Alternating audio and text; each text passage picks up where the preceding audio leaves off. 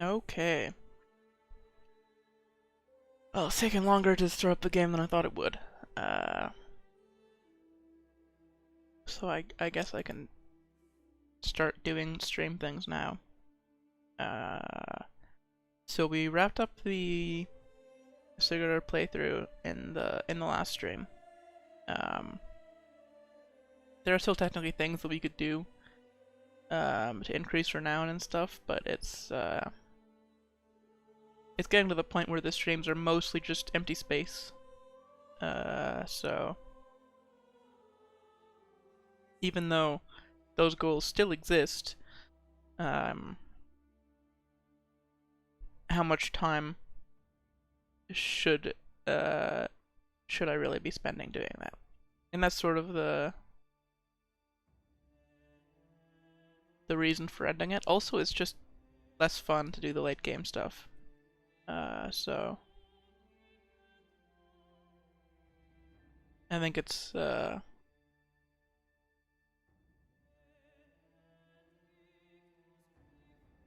think the early game stuff is a little bit more fun and faster as well, because my computer isn't like great. It's only like $1,000 machine from like 6 years ago, so it can only handle so much. And late game there are too many characters. I think we had like 10,000 characters in the Dynasty that were alive at a time. Something like that. Something stupid.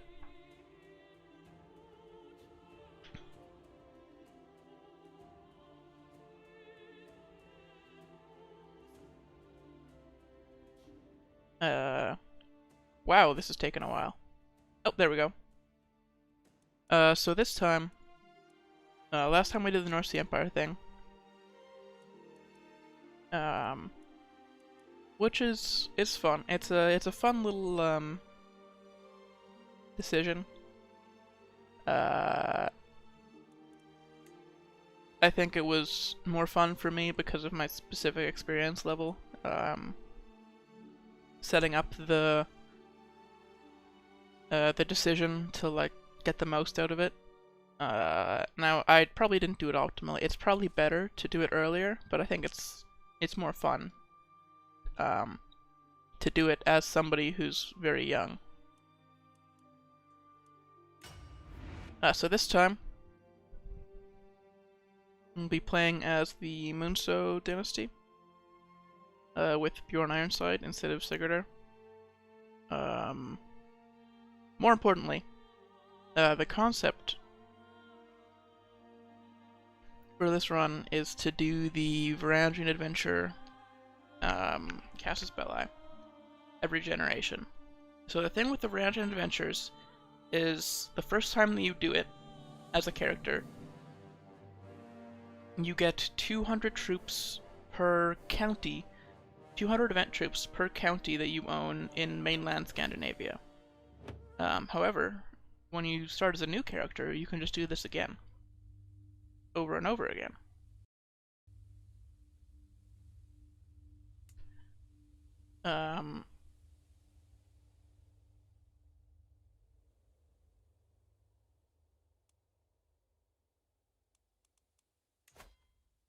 So there's really no,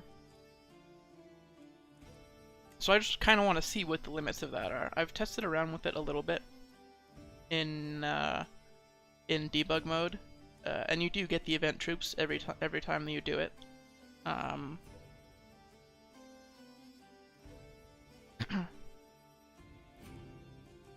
I believe that they stack. I don't know 100% if they replace the old event troops or if they stack permanently. If they stack permanently, then wars become like more consequential. Like every troop that you lose is a troop that you lose permanently from those event troops. So you have to be very careful with them to get the most out of them. So for game rules, we're gonna be doing significant. This is the default rule, except it's AI only on default, and I think we should have to do this as well. When we die, if our land isn't connected up,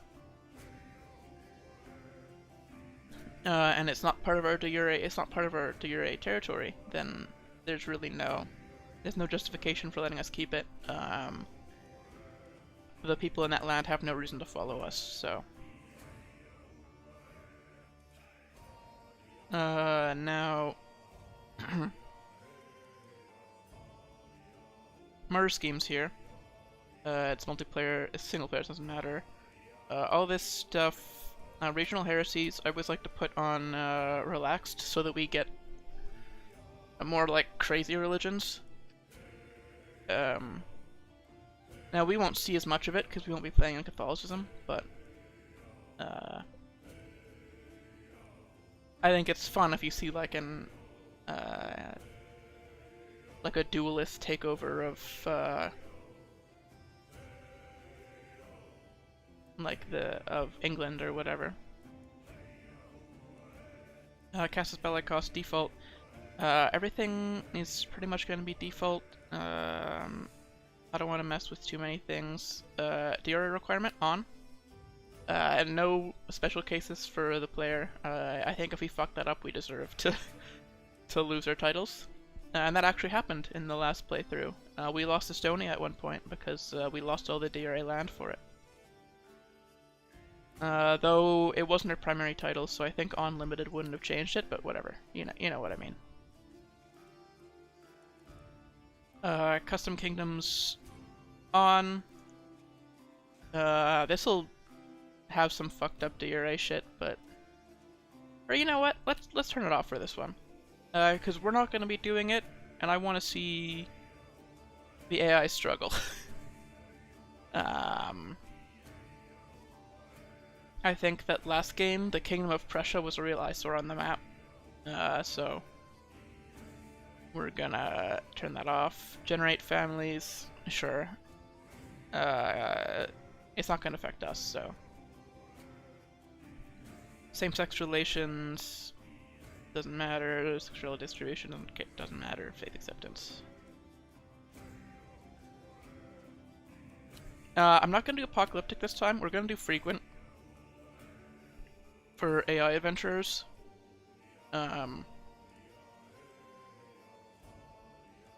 Yeah, just apocalyptic is a bit much, and we're gonna be target to a couple of these, so I don't want to be like spending all of our time fighting these off.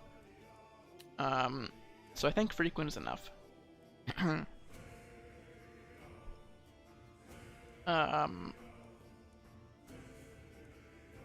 Yeah, because we're gonna be in Russia a little bit. Alright.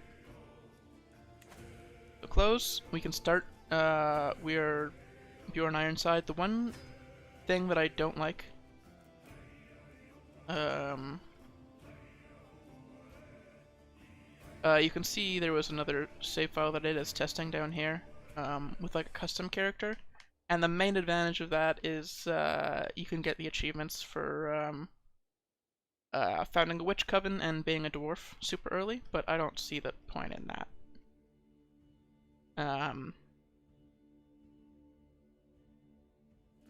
Yeah, just no,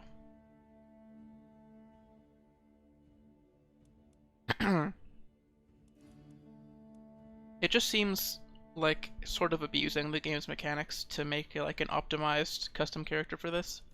And Bjorn Ironside is fine. So let's save. This is going to be very easy to mess up, but I like the starting stuff. Because the first thing that we need, the first problem that we have is we only have one son.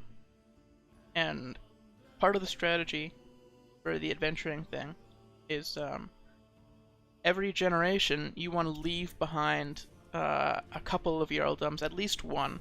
You want at least one son to sort of control your old land in wherever you were. So our first adventure is going to be to Courland, and we want to leave a son behind there who can sort of fend for himself and increase our renown by existing.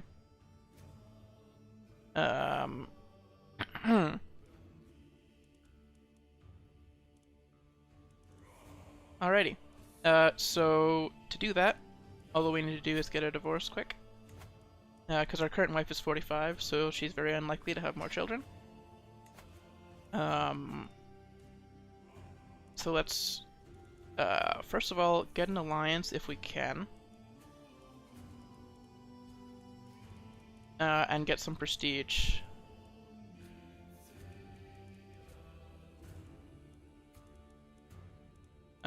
So the High Chiefdom of Minsk. We might need to attack them at some point. Because they're kind of close by. So Lower Silesia is, I think, a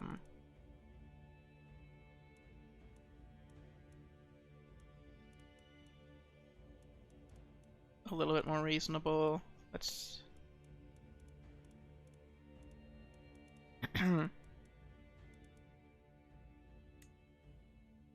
they're not super strong.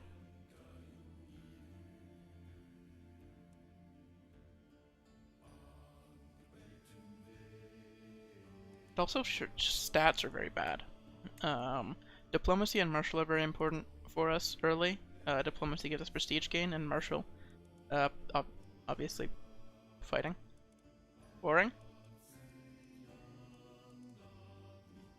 Yeah, so I'd prefer like at least 10 in those. I think we might just take the risk with Minsk and hope that they don't fight Lithuania too much. We can always get a divorce to end the marriage early, if we need to. So we'll get 100 prestige for this. So send proposal. Find concubine. I might not do this right away, and I'll explain why in a second. We'll take a look at that soonish. Now, lifestyle, diplomacy. We got the diplomat. We rolled diplomat, so you can roll your first 8 points in any of these trees as Bjorn Ironside. Now, almost none of these are useful. Like foreign affairs, shorter truces, alliances, defensive negotiations, all of this stuff sucks. So we're going to immediately reset perks and go to the August tree instead. And that's going to get us writing history, which will be very useful, and I'll explain why when we do it. So, reset perks. This is gonna skyrocket our stress, but now there's a debate here between whether we go family focus or majesty focus, because we want as many sons as possible. But also this prestige is a big deal, especially early. I think because we're Norse and we have concubines, we won't struggle too much getting at least one more son. So I'll do majesty. The prestige is, as a tribal, crazy important. And then we're just gonna put all of our points into getting to writing history. This other stuff is level of fame, and our level of fame is low, so we don't need that yet. So for the rest, we can go into family hierarchy and do stuff like befriend.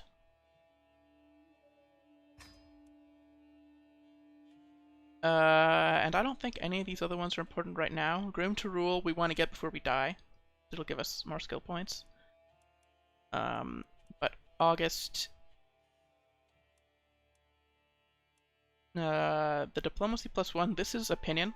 It doesn't say that it's opinion, but level of fame impact is the opinion that you get from your level of fame. But I think the difference in diplomacy is going to make the most difference out of these options in the immediate. It's going to increase our diplomacy to 20. Yeah, which is a +1. It's not great. But that's going to scale. Okay. So we're gonna have a mental break unless we go on a hunt. Now that would... It's probably a good idea to go on that hunt. It'll get us prestige, which we can use for things as well. So yeah. We're gonna go on as many hunts as we can.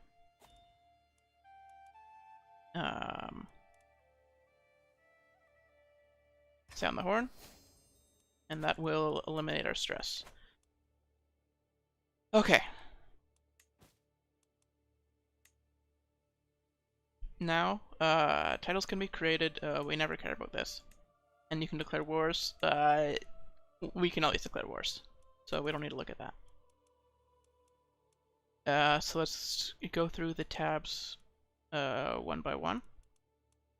So in Realm, we can up our tribal authority right away. Which will allow us to imprison.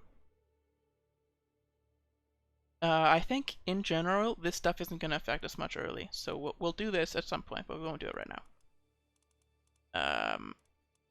Like these bonuses are kind of minimal.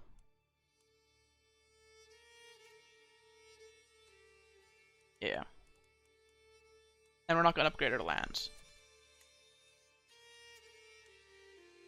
You don't care about our vassals because we're going to adventure.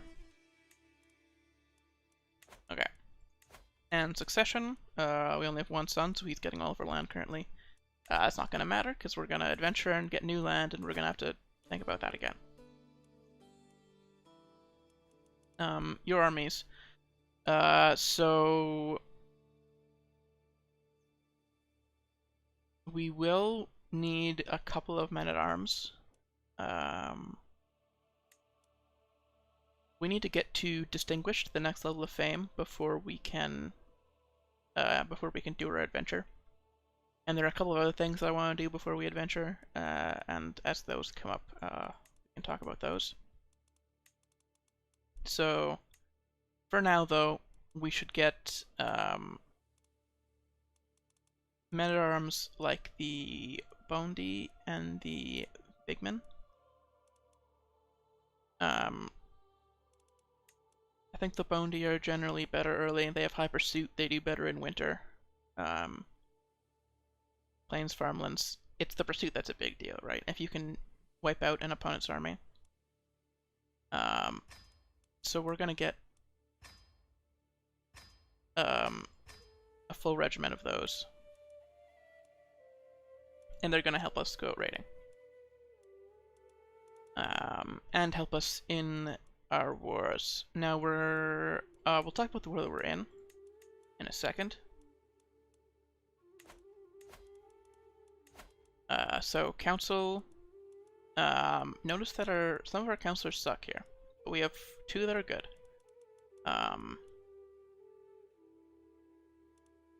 So 16 and 15. 16 is the cutoff point, right? Yeah. So on 16, you can see that we get only positive side effects from our counselor tasks. And what those are don't really matter right now, but we're actually going to switch this to train commanders, because that will... You see how we have plus 1.1 prestige? If you switch to train commanders, it'll up that to plus 1.9, because it decreases our men-at-arms maintenance. And because our men-at-arms are reinforcing right now, our maintenance is super high. So our Chancellor, oh, he also only has positive. It might be because he's the Chancellor, that is different.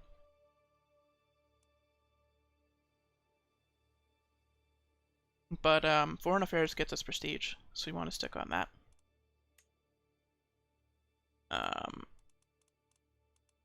Assist ruler is fine. So our steward is just bad, and we need money. So we're gonna try to switch him out.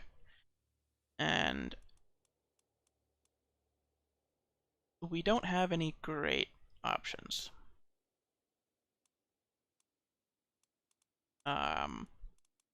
14 is okay on this guest. We'll look at the tasks for now. We'll switch these people out later. because first we have to deal with our court. So, in our court we have a bunch of courtiers. So this is my ex-wife.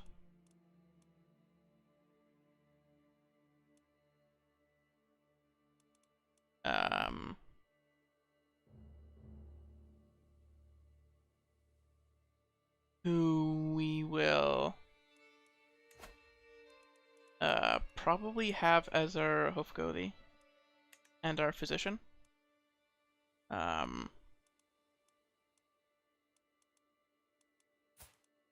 Hofgothis can marry, so that won't be much of a problem.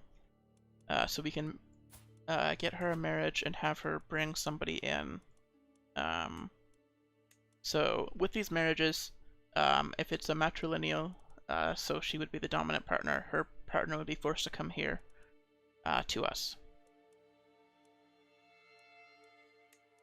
So we want to get people who will do a good job in our court. So this guy has a 19 in stewardship, so we would make a good steward.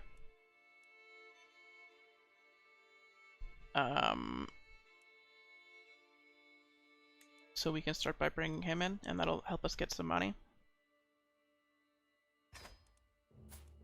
This courtier is already married. This is my daughter-in-law. Yep. And this Hofgothi is the only other woman in my court.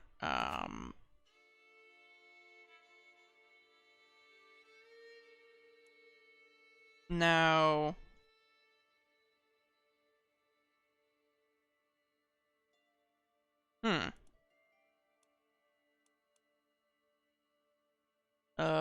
we will use her to bring somebody else to court as well.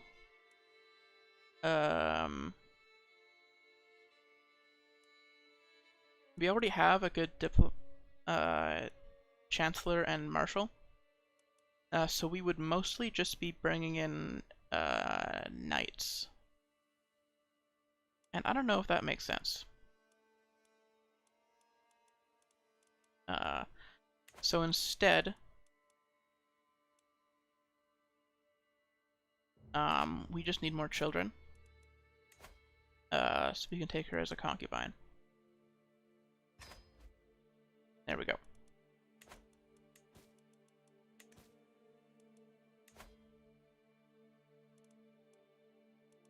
So court physician, it says that we have to search for a physician, we don't. So if we just pick somebody in our court, we can appoint as physician. It'll cost 10 bucks. There we go. Okay, so while we wait for those marriages,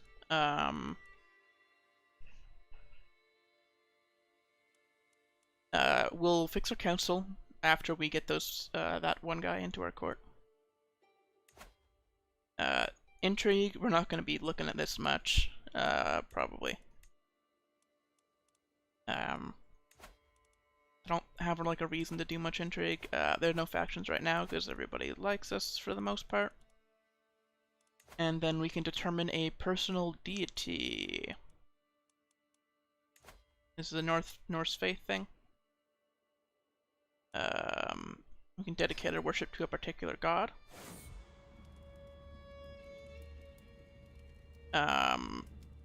And I think, oh, that's right, we don't get, now if you're Danish, if your capital is in Denmark, you get a different option here. So we have Uller instead, who is Marshal +3. And I think that's fine. It would be between that and like Freyr, for the fertility and control growth. Control growth will be very big after we get our after we adventure, and fertility will be big for getting more children. Yeah, I don't think 3 martial is going to change that much. Although the bonuses are pretty strong.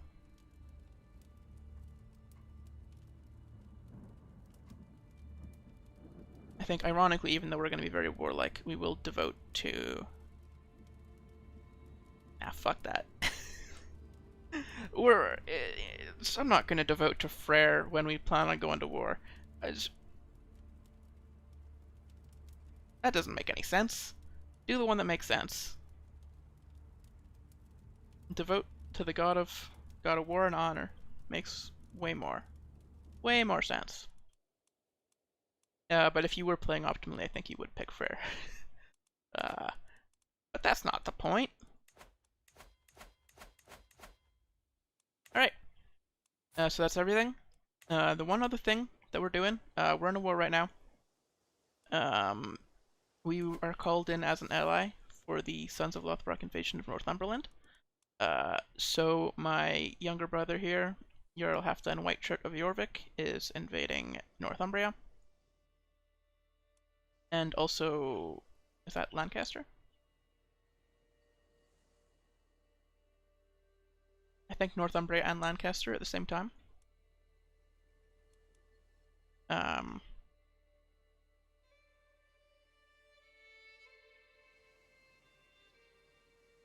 So we're gonna help him out. Mostly because we will get prestige for helping him. So we'll raise the troops, and and also we can take hostages, right? And we're stuck in the war, so we need to have it end faster. So we're just gonna sail right to the capital. Okay. Stressful situation, but we got out because we're going on a hunt. Okay, got that marriage. Till death do us apart. We will go in debt a little bit, but we'll get it back.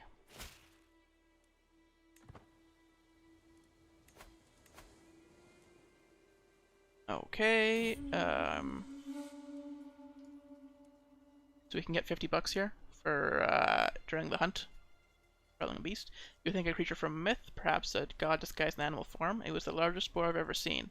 Even after the beast was wounded, the chase lasted half a day. It is still an imposing sight, lying dead before me. This one will fetch a fine price. Yeah, we're selling it.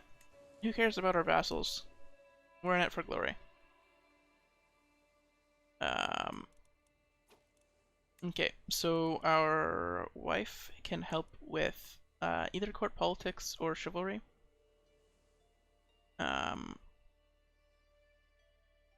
I like the idea of politics more. Assist ruler is giving us 1 to diplomacy and 2 to martial, which is important as well, and the 2 for stewardship. I guess we'll keep it on assist ruler. We want her to convert at some point.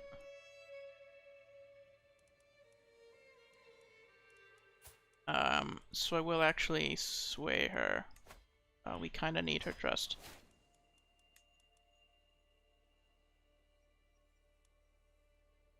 Okay, and then we got our new steward to court. This guy. Put him on the council and ask him to convert. And we have our new Hofgothi, which is my ex-wife. There we go. We're all set.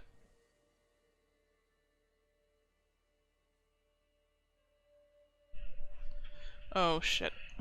I left my water upstairs. Okay, at some point I'm gonna have to run up and get that, because I will dehydrate if I don't drink anything for the whole stream. Okay, we're back from the hunt. I skipped over the event, because it's a fairly common one. So one of the first things we want to do is commission an epic.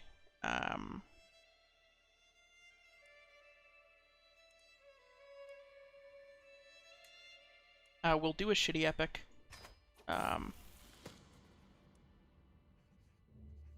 Do the $2 one. So low chance an exceptional epic. We don't need an exceptional epic, we just need an epic. Maybe next time we'll have enough money for an excellent one. and we want to focus on renown. Now, usually I would do prestige this early, but we want to get to 250 renown very quickly, because if we can get this Wanderlust legacy, we will receive bonus troops when adventuring. So if we can get that before our first adventure, that'd be great. And there's no real rush to adventure like immediately. We still need children to give out land to and stuff.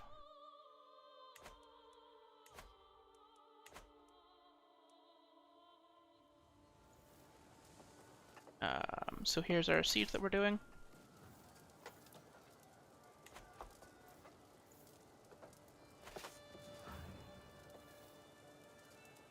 My mother died right away. She was 65. So that happens.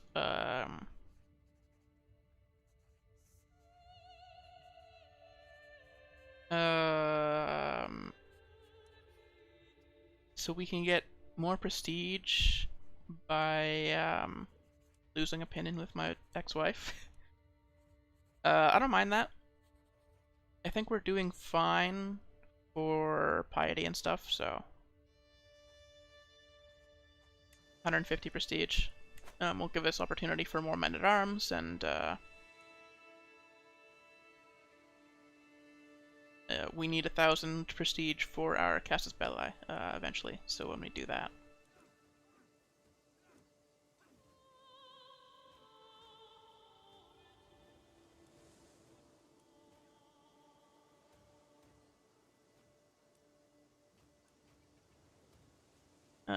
So we're gonna siege this out, and then we're gonna walk over here. We're being raided. That usually happens.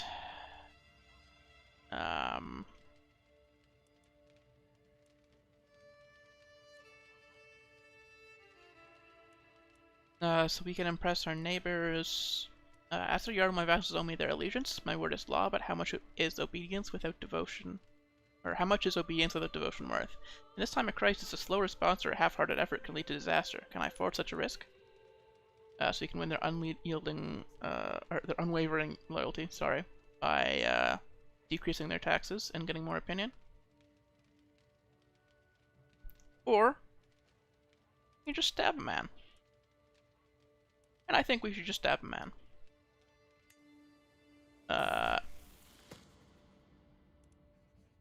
Because those taxes are important.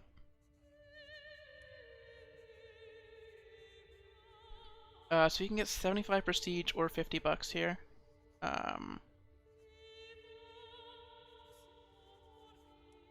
So Elfgeir is telling my spy master, Chieftain Ricklefur, about some exciting details he's discovered about my ancestors.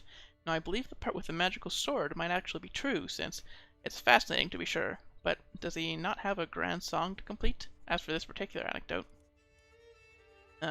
we can share some stories, or just put it in the song so it's done faster and we get more, and we get money. I think the money is very important to us for getting more prestige. That could go towards our next epic, that could go towards our next hunt, that could go towards our next feast.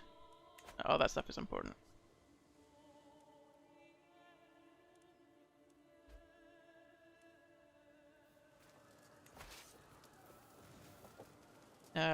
Do we have a better commander?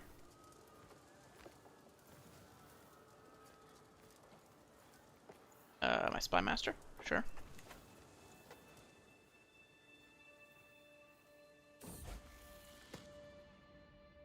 Family epic. My spy master, Chieftain Ricklefur. Listen to it. Okay, so we can get 10 dread, stories of intrigue, and 300 intrigue lifestyle experience. Oh, your great-great-grandmother was a fascinating or social figure, he tells me. If you let that be known that you're even half as underhanded as she, people would think twice before acting against you. So you can gain some dread, or claim she was honorable and outstanding and get more prestige. Which we will do. Because that'll get us closer to distinguished, and then we could adventure. Now I don't know if we're going to do it right away, because we sort of want to get to 250 renown first. before we do our first adventure. But if we do that, then we won't have too much time until we have to go on like a conquest rampage. Because we need to adventure and do a whole bunch of conquests before we die. And I think we'll be like 51 or something like that before we're done there. Before we get to the 250 mark. So we get 2 prestige from. It seems I was wise in choosing Elfgaither to compose the song of my family. Despite its challenges, the completed work is quite impressive. My ancestors stand at its core as a shining example of what it means to be a ruler for our time. For out time? For our time. I actually don't know what it's trying to say here. Yeah, even if it drags on in a few places and the part with a magical sword is utterly ridiculous. Still, I am proud to keep this in my family library for generations to enjoy and learn from. What a story history can tell. So we get prestige per month, a bunch of flat prestige, and a bunch of renown. And our glory is widely known.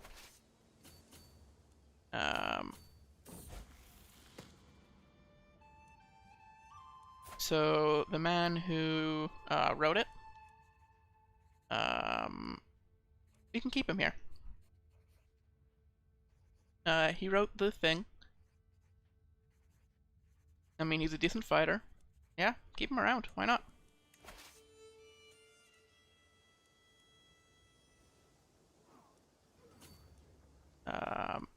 Where are your vassals?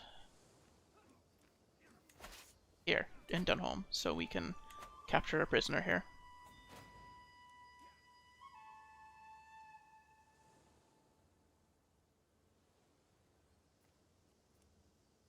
And just keep doing those sieges. Offer of concubine. This could be good. Yeah, so we need as many concubines as we can get, because we want a lot of children, and we get prestige for it. So there we go, we're at plus 6.5 already. And we can afford another full men-at-arms regiment. I think we go for Vigman to counter other people's skirmishers. Well, let's look. We're going to be going into Lithuania to fight. They are using archers. Now, what counters archers? Light horsemen. But we're not going to take light horsemen, so... we have our Bondi spearmen. I might actually just go for another set of these. Right? These are quite good.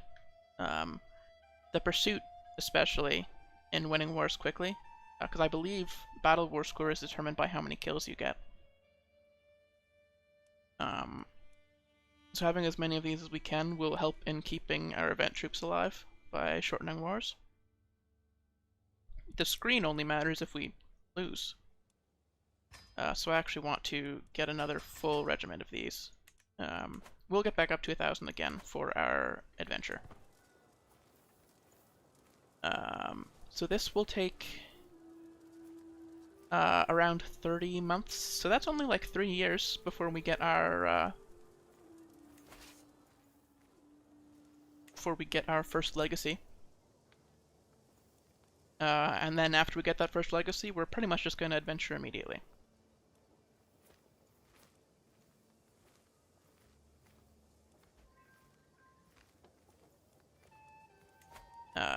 Sway the wife. Maybe she will convert. Yep. She'll convert if we ask now. Now, she doesn't like us because we have concubines. And that was against her religion before. She's still kind of salty about it.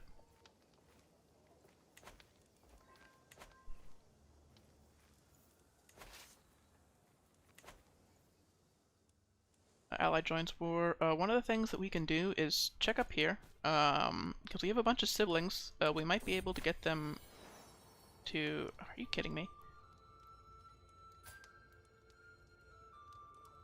My wife is with child and I should be overjoyed. However, she's been acting strange. I cannot shake the feeling that something is wrong.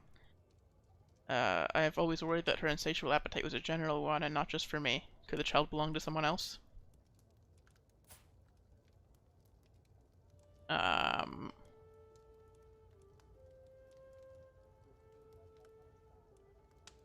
Gonna have to ask her.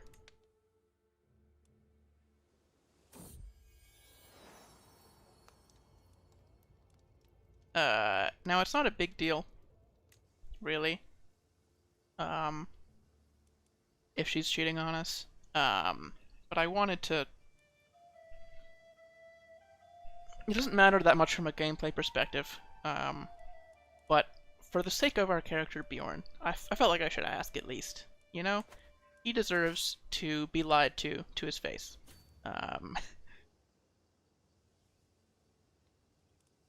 Oh! Look at that. Aethor has already died, so, Alfred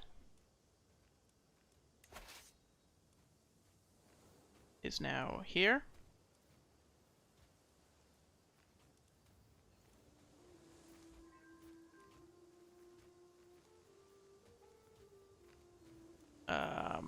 So we're doing this battle to try and win the war faster, get some more score, get some prestige. There we go.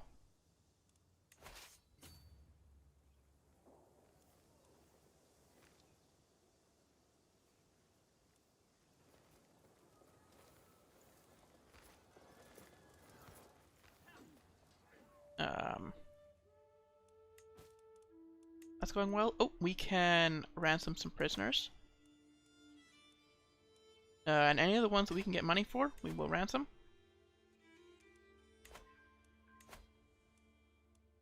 $50.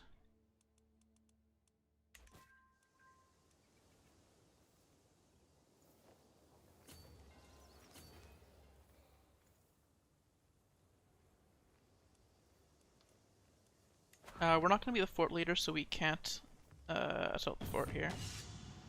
Oh, here we go. We got a lot of money. So, a Jarl's Longship says much about him. It tells you how rich he is, how successful, what image he wishes to project to the rest of the world. Look at my current craft and deem it lacking. As if to punctuate the thought, a piece of the rigging comes loose with a crack, and the whole vessel creaking ominously as it redistributes pressure. Commissioning a new ship is simple enough, but is a simple replacement good enough? Don't I deserve a vessel that tells the world about me? So we can get a Leviathan, which will get us more loot capacity for when we go out raiding. A monster, which will get us tax contribution. Or a dragon.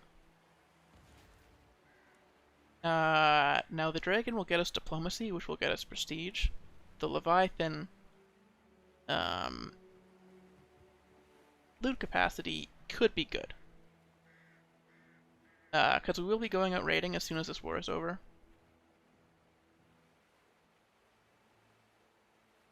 But I think the diplomacy, this will get us 4 diplomacy, I believe. We're at 20 right now. So if we click a dragon to roar my name, 24. Which will increase our monthly prestige by a few percent. A couple percentage points. It's not like massive.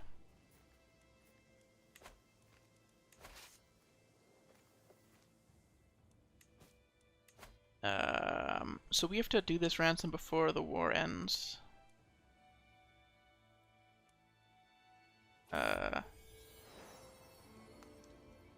So we may as well do it now. The war's about to end from this siege. A daughter! So give up Bjorn's daughter, Munso. May you grow strong and wise. So we're more looking for sons.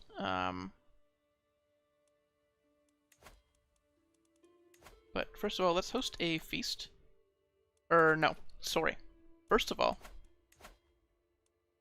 let's recruit some people. So any decent fighters in here?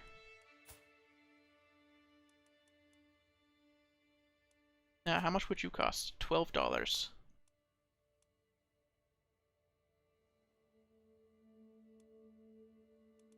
So he's a decent fighter. So we will recruit him. Just people in our court, and then these 2 women are useful for the purpose of marriages, right? Um, and concubines. So we won the war, so we'll deal with that in a second. Um,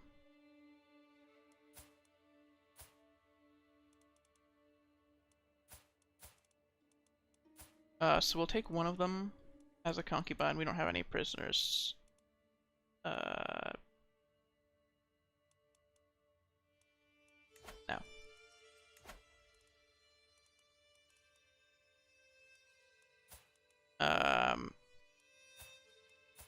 So we'll take the younger one as a concubine. So we can have a few more children. And then the 43-year-old we will marry to a knight who we can bring to court. So this guy has got 22 prowess.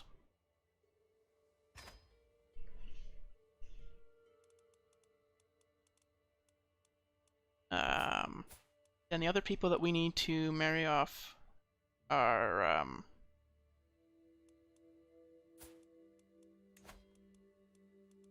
this guy.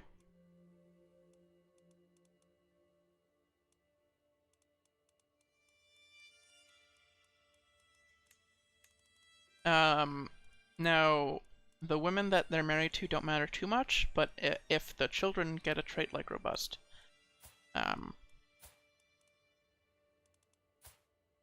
then the children themselves will be better. Assuming they have a couple children.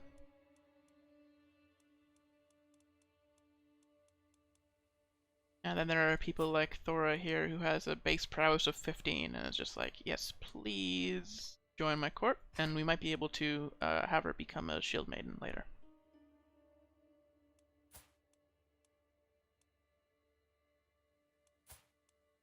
I think that's everybody.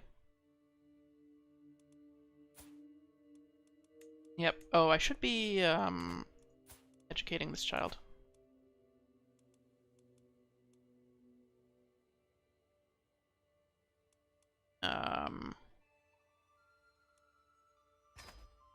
Because he will take the throne one day.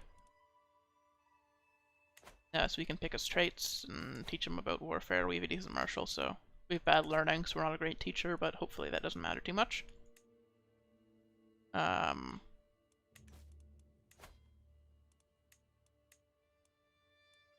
Right. I said we were going to host a feast. What we need to do is invite champions. First, and also host a feast. So be it. Disband all. Yep. So my rival, who was the I'll read that out. The twists and turns of fate have not always been to my advantage. Odin knows that I was cursed the day I met Petty King Aela. Today, however, that curse has been lifted. Fate has smiled upon me and has brought that lecherous troll to his grave. So I forgot to talk about this at the start, but this guy is our rival because he killed my father. So not one day too soon. And welcome, friends. We got our feast going.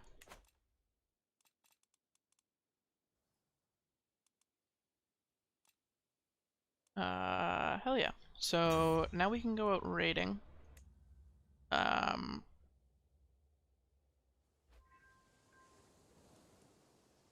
wait for our troops to finish reinforcing. Let's just get a pin in with my wife. Yep.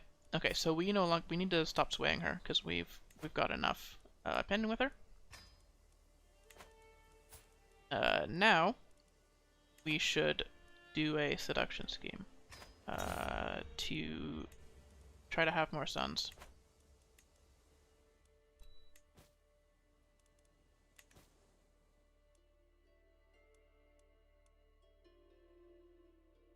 $235. So we're getting close.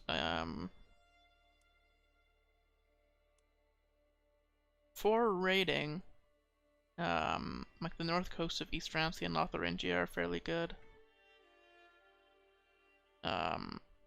We're gonna go to Wessex though.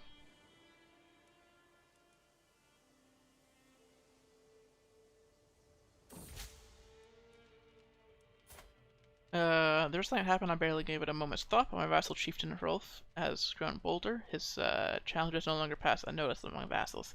He's setting my limits. The others are sure to follow unless they give him a taste of his own medicine. Then we can mock his insistent whining and shut him up. Okay. So this one you do if he's self-conscious and cares what other people think. I don't think he does. Do everything as power to get the task done, or he wants people to think well of him.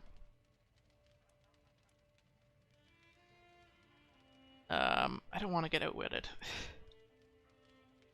I think we just yell at him. Screw that guy. How dare you challenge your Jarl?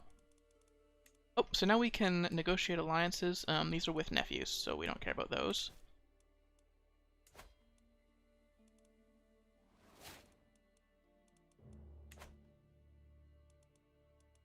Wife is pregnant, there we go.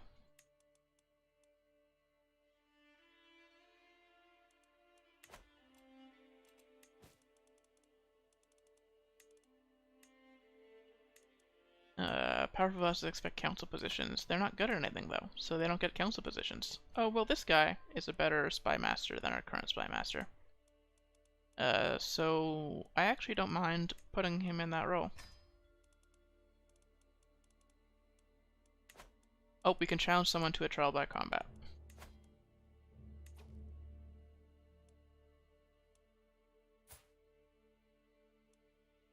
So he is severely injured already.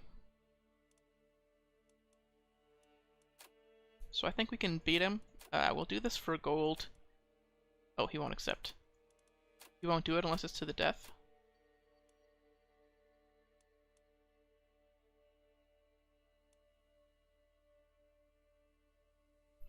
So he's an adulterer, which we think is a crime against God. Or gods, sorry. So we can fight him about it. He has less prowess than us by a significant margin. I think we can win. Yeah, let's fight him to the death. Yeah. I'm probably gonna regret that because I did a early in the last playthrough. I did a fight to the death, and we sort of kind of just died. Find a chieftain. Helgerskin is already waiting for me, along with a small entourage of witnesses. Whatever else he may be, Helgerskin is fit to fight and willing to risk meeting me man to man. Formalities are brief. We know why we're here, and we're long past the point of talking. Weapons are handed out, and our retinues retreat to observe from a safe distance. May the best man win. For a few brief moments, Chieftain Helgerskin and I pace in lazy half-circles, each watching for an opening. I have my axe, ready to defend myself, while he clutches his axe firmly in hand. Only one of us is walking away from here today, and I intend it to be me. With a sudden twitch, our rout begins. Helgerskin stays stock still, seemingly hoping I'll just throw it in my axe. So he's done a low-medium. So low success, medium risk of injury. So if we can do, we don't want to do this. So this is very high, very high. And that will give us a high chance of just losing automatically. We want to go for something that is high medium. So that's gets us closer to winning without having us any closer to losing due to a critical failure. So the dread one. Methinks I need to make an example of you. You make a show of your cruel skills as a raider. You gain 9 dread. Let's go.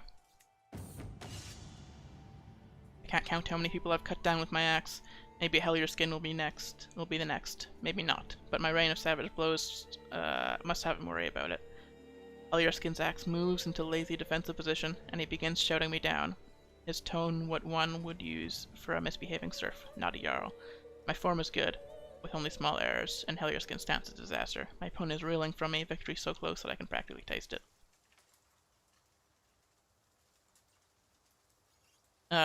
So he did a medium. Oh no, he did a no and low.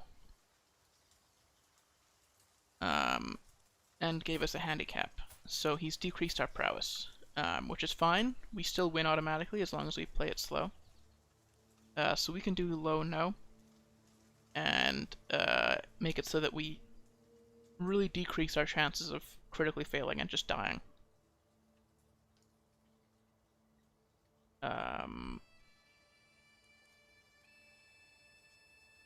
Yeah, that's the best you've got. You can't even hit me, so we'll try to tire him out. And victory. Taking my time, staying calm, mixing relentless parrying with infuriating dodges, I inexorably erode my opponent's energy. It's quite a while before a suitable gap opens in Helliarskin's guard, but when it does, it's all I need. With a single powerful cleave from my axe, I tear through his belly and into his stomach. Gore, bile, and my opponent's last meal flood out, showering my lower half, and he lets out an ear-splitting scream. It is perhaps a kindness when I end Helliarskin's suffering early. Goodbye, Chieftain Helliarskin. There we go.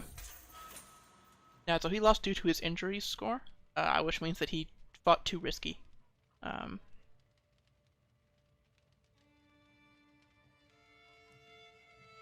And critically failed. So resting back in Signita, I excelled in my success, my axe laid across my lap. Chieftain Helliarskin's blood still cakes in fresh grooves and notches along the weapon's haft, reminding me of the man's last moments. Yesterday we put our quarrel before the gods, and the gods answered wisely. Justice is served. Okay. So we have all our men-at-arms. Oh, and we got our diplomacy lifestyle perk. We're gonna do Life of Glory, just to get to August. Which will give us prestige, diplomacy, and martial, all stuff that we need. For now, this will make people like us more, which is fine. Not like the most useful thing. And now we have few champions, so we invited knights a second ago, and now we can recruit them. So recruit, and recruit, they're both fairly good. I think there's another one that's coming, because there's usually 3. So those 2 new recruits.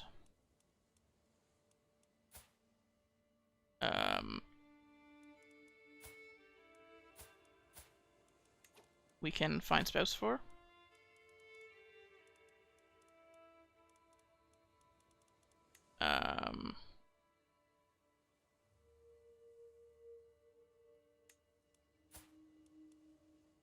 So this person has 8 base prowess, which is quite good genetically, and also the Viking trait, so they might have more children than usual. So let's see. They're gonna need it, because I think he's asexual, right? Yeah, he's asexual, so...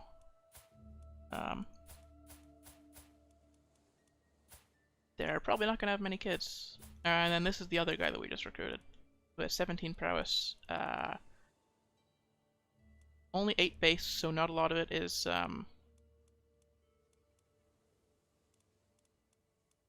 genetic.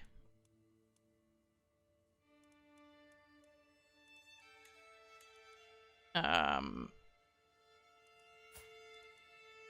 so we'll get somebody else with 8 base, and hopefully they can have a couple of 8 base children. Okay, so we got these prisoners to worry about during that big old war.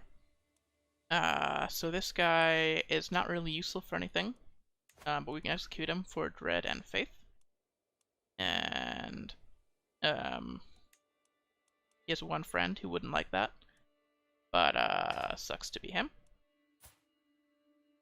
And we have this person who is like decently useful because of marriage, but we also get Dread and Faith for executing. And then this guy who's just useless. So, and Dread and 50 Faith. Piety, right? Piety. Okay, and now we raid.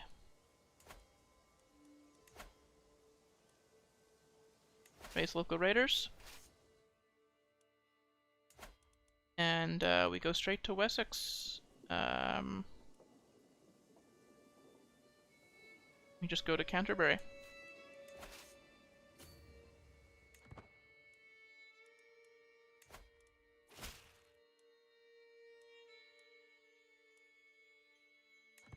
Excellent. So we got those marriages. We can go on a pilgrimage.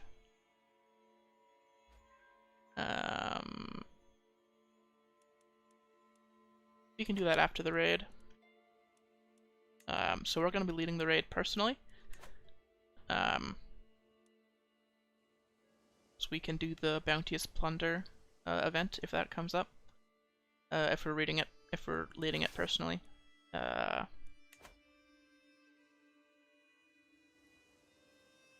So what is the loot here? It's 52. Oh, so he's become humble. This grandson. Honest, zealous, and humble. So he'll be getting a lot of faith.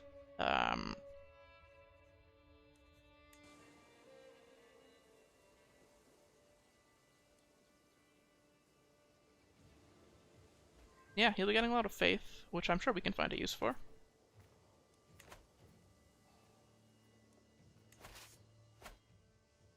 So we just stop in Canterbury and then probably head out and go somewhere else, because we don't want to run into the Wessex Forest troops who are up here. So where do we want to go next? We can make a very brief stop on the northern coast of France. First of all, how much can we carry? 226. Loot. So we can terrorize Brittany because they don't have enough troops to stop us. How about Lotharingia?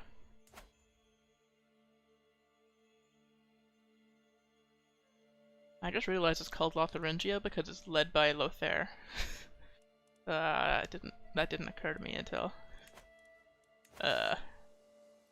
named after him.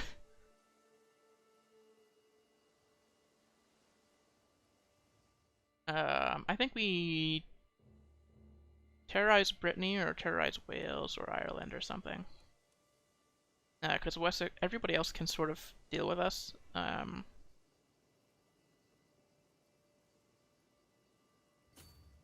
Brittany cannot.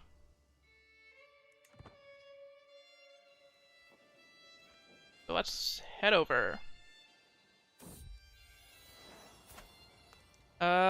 Second son, there we go. Niall, we will actually keep that name.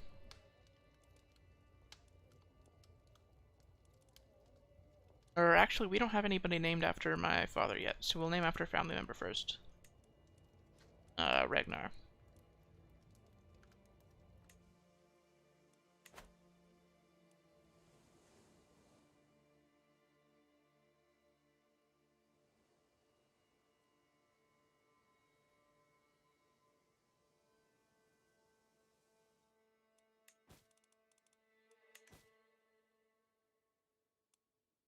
So we're still doing that seduction scheme.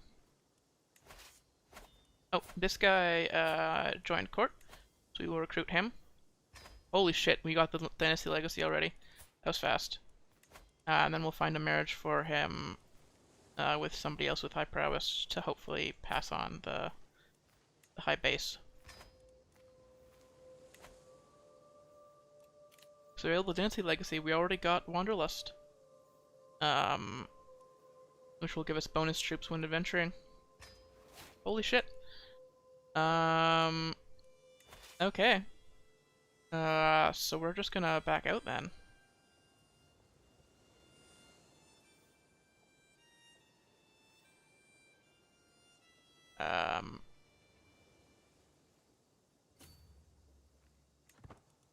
we'll just finish this raid and then head to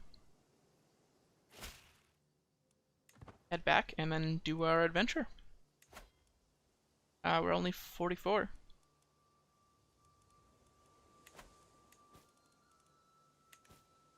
Now there were some things I was going to explain that I just forgot what I was going to explain. This always happens.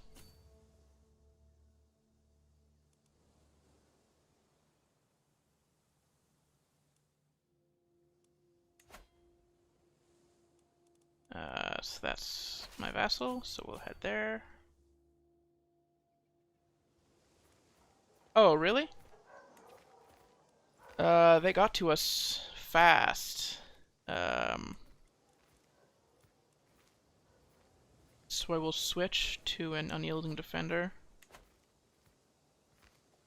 And we might have a chance here.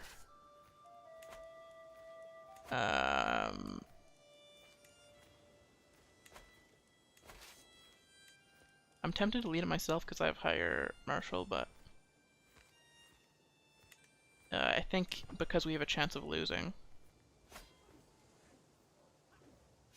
the unyielding defender perk is going to be better.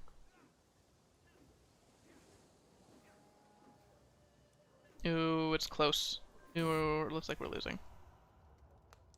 We're doing a selection scheme right now. So we can do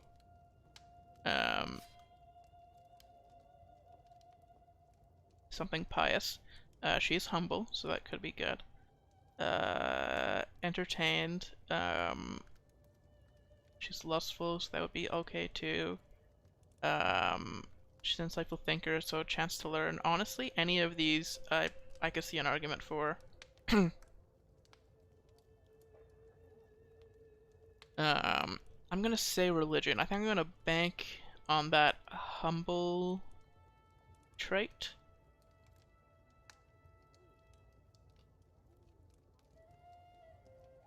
Nah. We'll do a chance to learn. No. Entertained. Her diplomacy is higher and she has the lustful trait.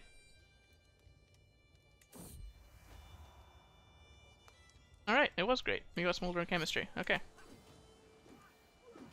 Yeah, it looks like we're losing this. That happens.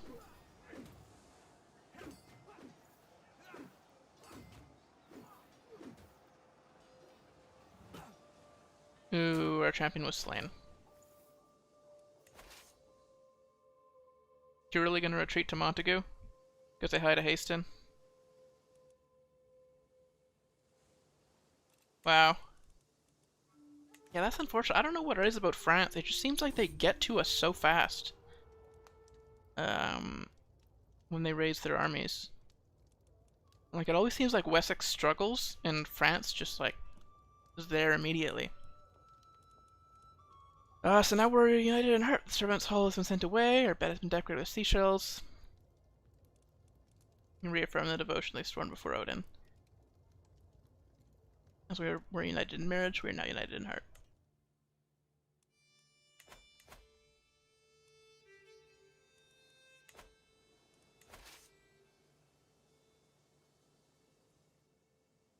So we lost all of our money that we went out raiding for, but oh my god, we're really raiding Montagu right now.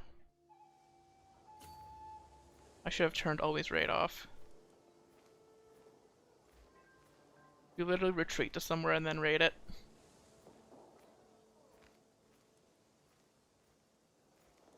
Well, he's in a war right now, isn't he? Yeah, he's invading East France, yeah, so he's not here. He's also losing.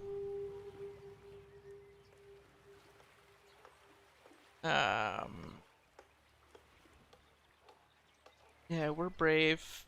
We can just...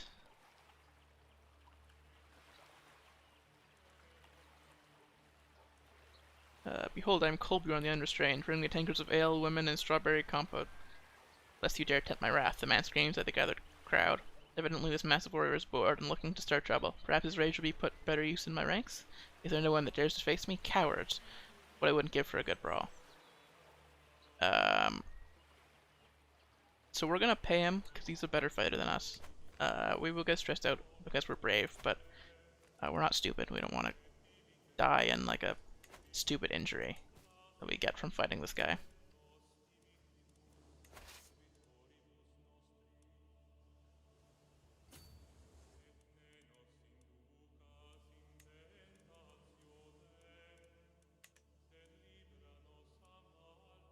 Okay, I'm just never gonna raid West Francia.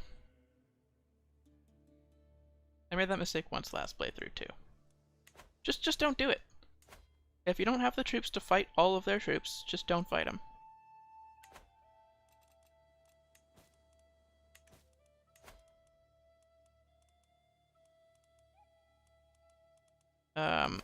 So we can go on a pilgrimage before we go on our adventure.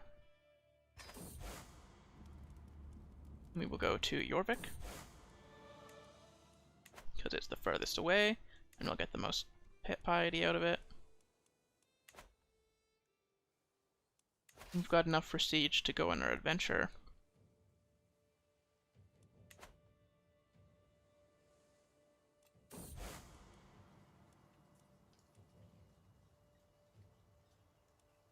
This is all for the sake of appearances. Worldly pilgrimage will get us diplomacy, and the gods would wish me to, which would get me piety. The worldly one, diplomacy, will get us more prestige. We're at 7.1. That'll put us to... not anymore. Okay. Let's expand the army and just let the troops recover from that.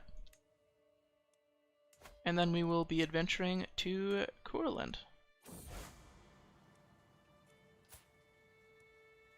We've been brought together by the gods. We've made a friend.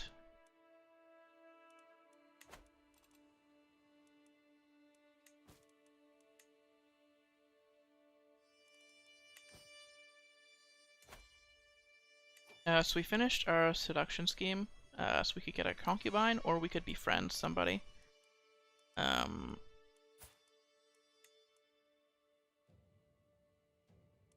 Oh, he's a claimant on my land, eh? So he won't join an alliance with me. Figured. No, they're all claimants. So I can't negotiate alliances with any of them. Oh, that sucks. So before this adventure, I realized it's still paused, which, you know, wasn't on purpose, but I'm going to quickly go and grab my water. So I'll be back in about a minute. It's just gonna take me to go get that. So, see you then.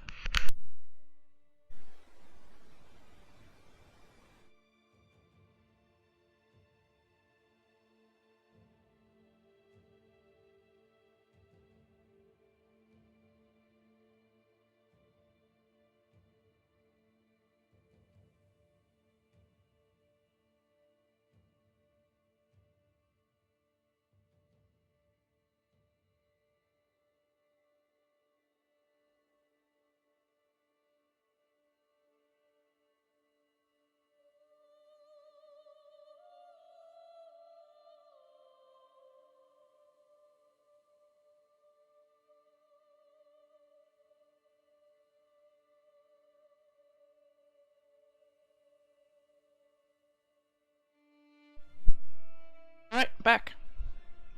That was probably under a minute. I didn't time it, but... yeah, it didn't take me any time at all to find it. Walk the holy path. So you got the pilgrim trait. Known for dedication to faith. Nice. So that piety might come in handy later. Not 100% sure.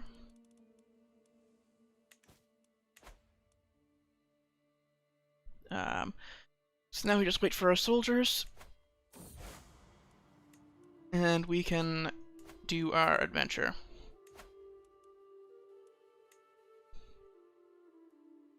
We're not going far.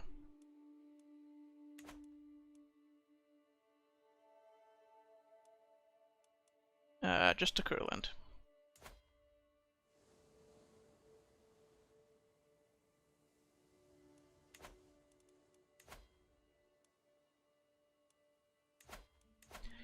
And it's a location for forging the Jomsvikings as well.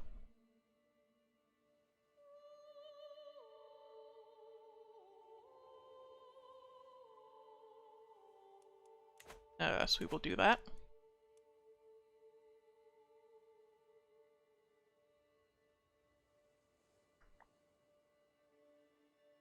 So part of the reason that we're doing Courland is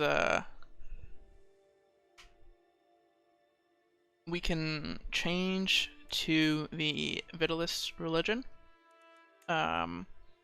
which has the unique decision Defenders of something, which I think is interesting that we can do that as a Norse character. And then when we adventure again in the next generation, we can change to another religion. Let's say we go to Finland and we change to Ukonosko, and then we can do their Defenders of Ukko decision.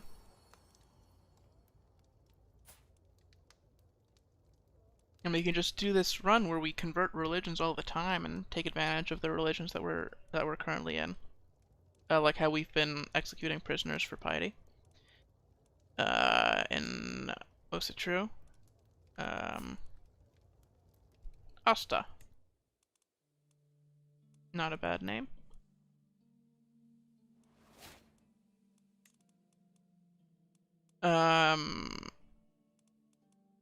We could probably marry off these daughters for alliances.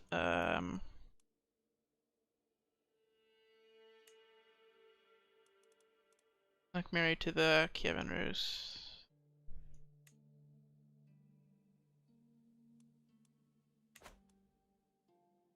I won't be doing too much of the matrilineal marriages for renown stuff. Oh my god, they've already converted. They've already settled to Sloviansk and Russian. Novgorod too. That was fast. It's only been a couple of years since game start. 4 years, right? Hey! Wait a minute. This is cause for celebration. Bjorn Ironsight has survived longer in this playthrough than Sigurd Snake in the Eye did in our last playthrough. We already played him for a longer number of years.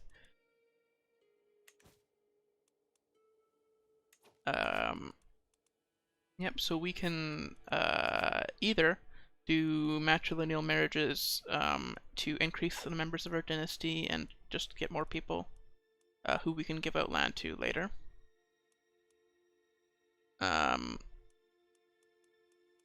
Or go for big alliances to someone like Kiev or now Samogata will be fighting them. Yiland.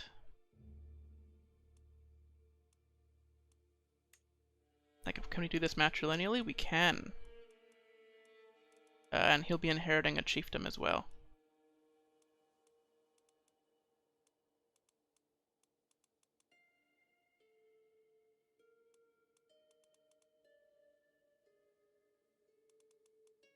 He's heir to Alberg, which is this one. Yep.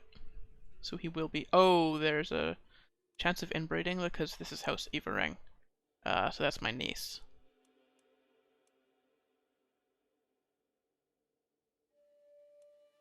Well, it's a good marriage.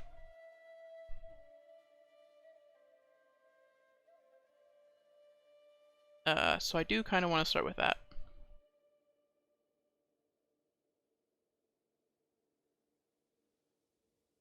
That'll get us a solid alliance.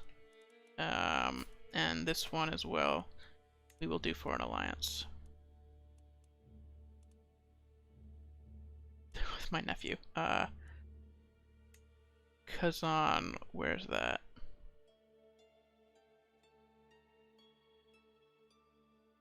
That's pretty far.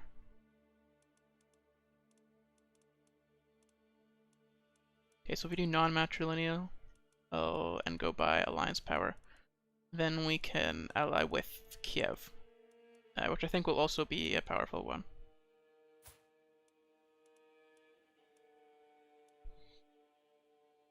They're related, but the children won't be of our dynasty, so this one's actually less of a thing, less of a problem.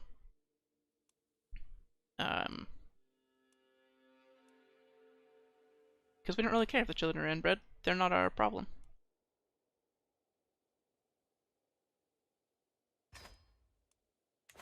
we go.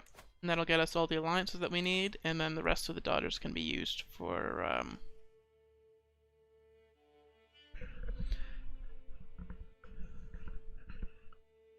the rest of the daughters after that can be used to increase dynasty members and bring strong traits into the dynasty.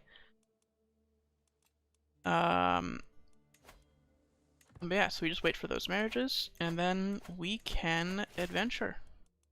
I can't think of a reason to delay it any longer. So, Courland, declare war, varangian adventure, 1,000 prestige, gain 200 bucks, gain the trade adventure, gain 150 fame. Let's go. Declare war.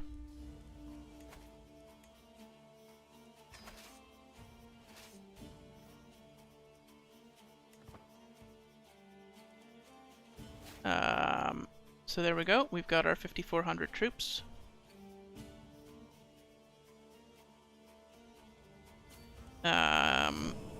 So we want our personal troops to do the siege, and the other troops to stay nearby.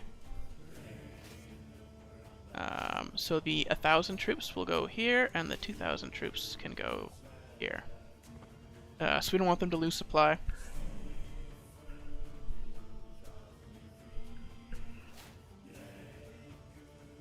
So we have enough prestige to call in an ally.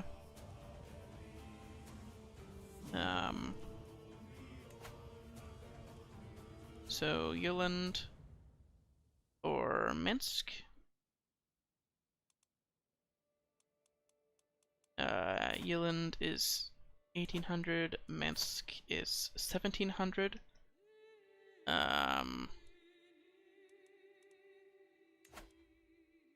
We will bring Jutland in.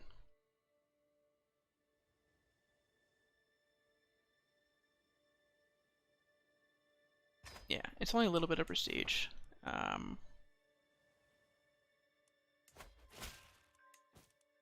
Actually, we'll just bring both in. Whatever. We can go negative prestige a little bit. We'll get it back. Oh.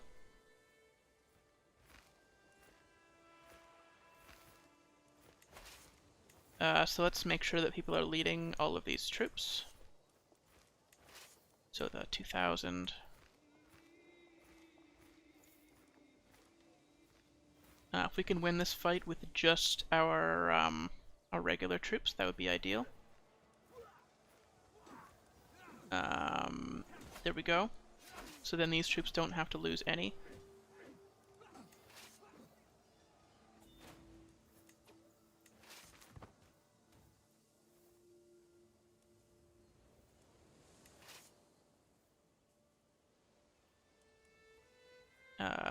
And there we go. We can station besiegers and send the remaining armies to go and siege here, so we can siege more places at once. Get our diplomacy lifestyle perk. There's August, which will give us more martial.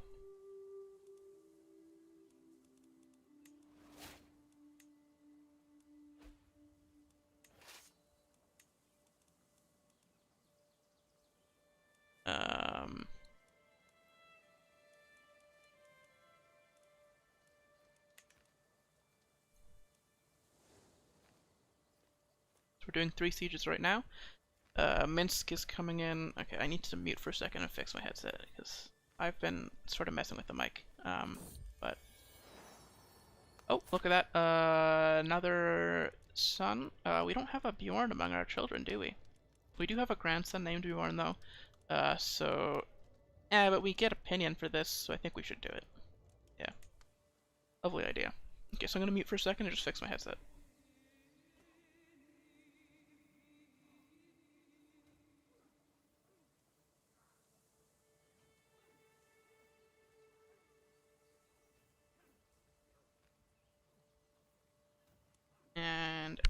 there we go.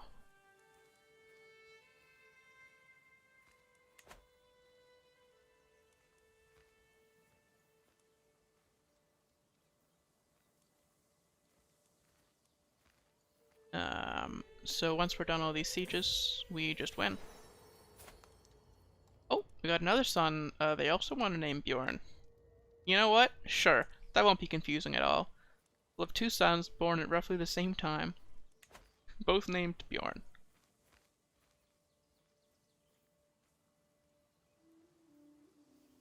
They'll both be Bjorn Bjornsson.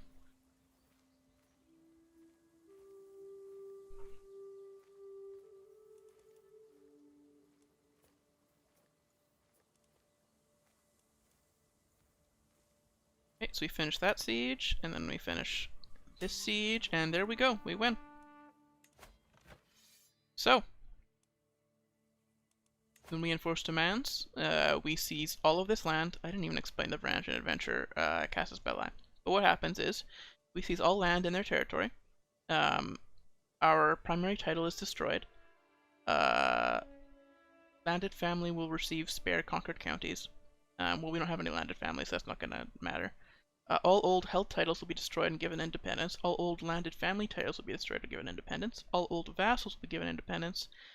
You gain 200 gold, you gain the trait Adventurer, you get 150 fame, and your allies share 150 prestige based on their contribution.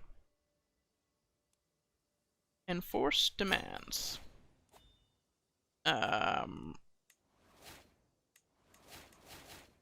So, the cocky Jarl Bjorn.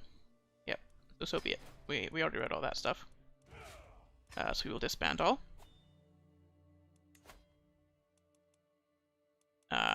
So now, all this land no longer belongs to us. It was given, our vassals got to keep their land, and the other counties that we personally controlled were given out to local lords. So basically just randomly generated characters.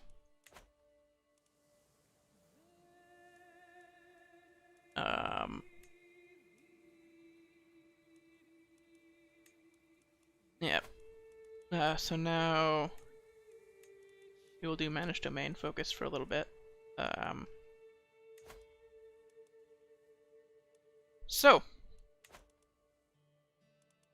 This is our new land.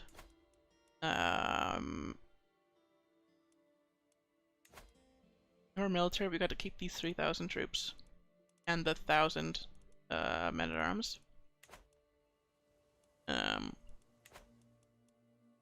So now our goal is to take all of Lithuania, but not create the kingdom title. We want to basically divide up Lithuania and give it to our children. Our sons.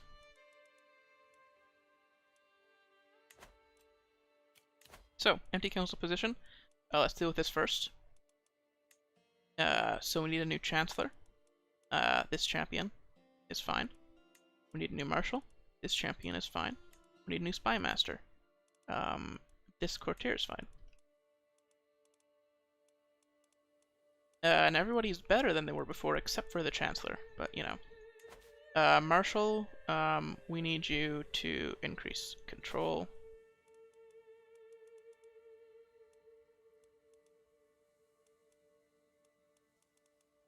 No, we won't be converting faith. There we go. So we can call a hunt. I don't think that's really a priority. I think the first thing we need to do is raise the runestone. We'll unpause for a second, and then look at the control, and you can see that the control everywhere is reduced. So we want to fix that.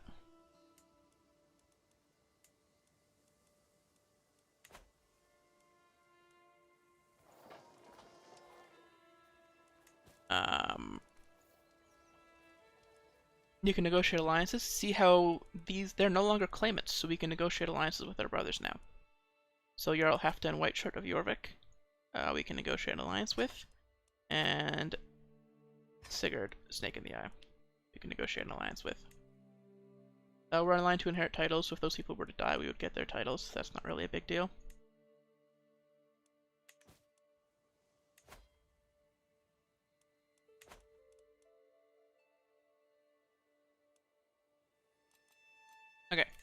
And we will now raise a runestone.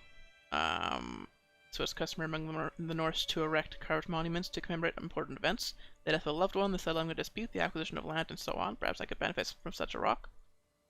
So we're going to erect a monument to our victory in this adventure. So what to carve? So monument will speak of my vanquished foe. And we can put it in one of these places. Now it will increase control growth. The main thing is we get piety and prestige. But this will help us increase control. So places that are likely to have low control are what we want to focus on. So these two are on 50 control, which is quite low.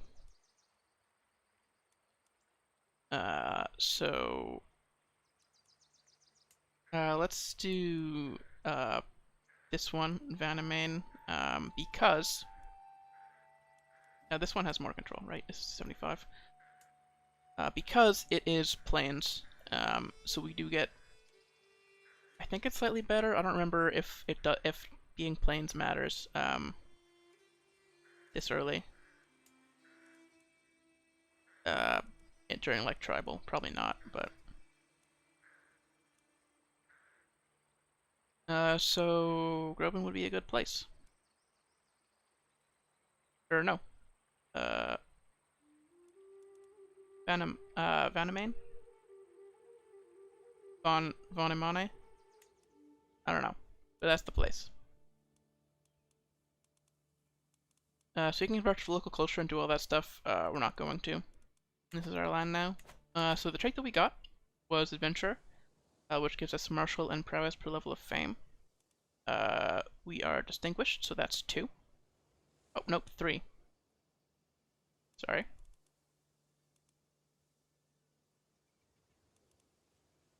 Oh no. It's plus 2. From Adventure, yes.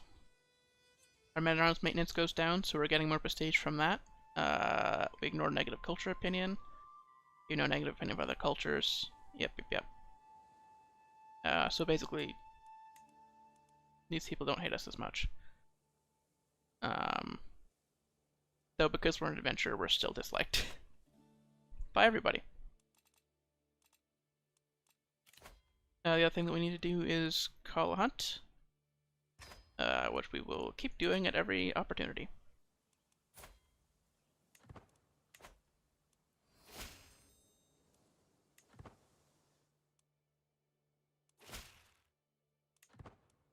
Marvelous news. I'm no longer the culture head, yeah, because we no longer have any Norse counties. But we never really cared about that.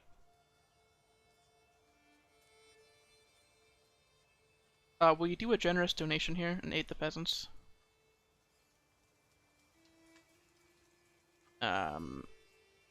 Just to keep popular opinion high, because we will probably have a couple peasant revolts and stuff.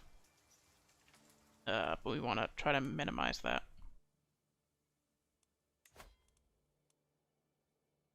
Okay, so we want to forge the Jomsvikings. We are short on prestige for it. So in the meantime, let's go raiding.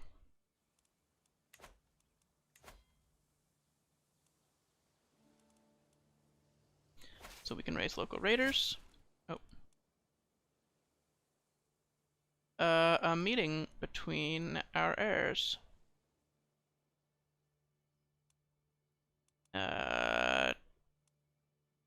What a delightful idea. We have enough money to be the host. So the arranged meeting between Bubulus and... is that Bubulus? And Erikr is the perfect opportunity to craft the foundations of a long-lasting friendship between my realm and High Chieftain of Velnius's. We should be very careful when planning the encounter. Yeah, so we'll invite him here.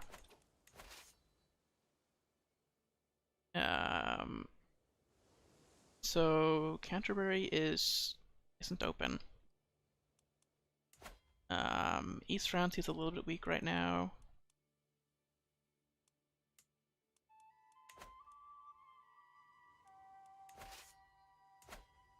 Wessex isn't. Oh wow, near death. Alfred there, suffering a little bit.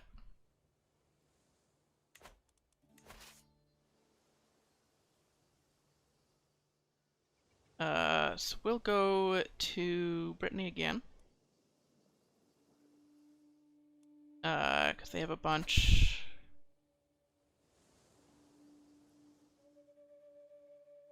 There really isn't anywhere closer. That would be, like, great. We could go to Elba. There's not a lot of loot. They're tribal too, remember. So yeah, we'll just go to Brittany.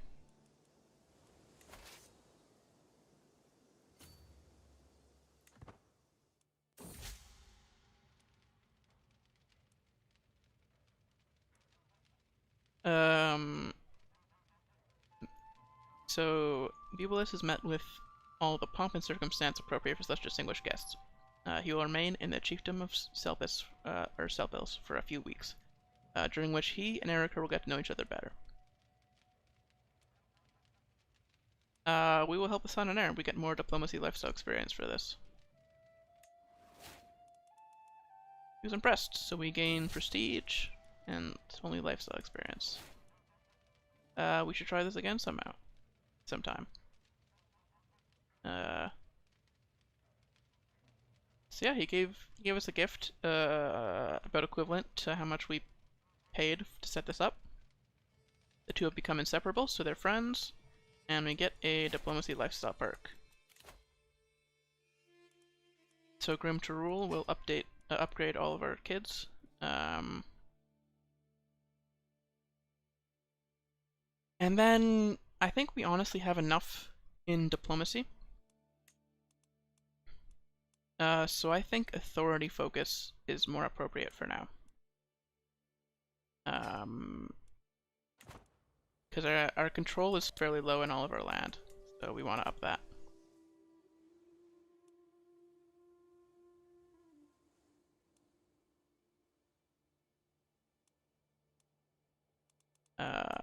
So the firstborn got 3 martial.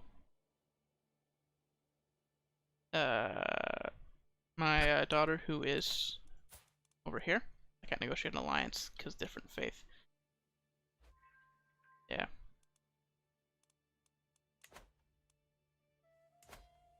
But you know, you get it.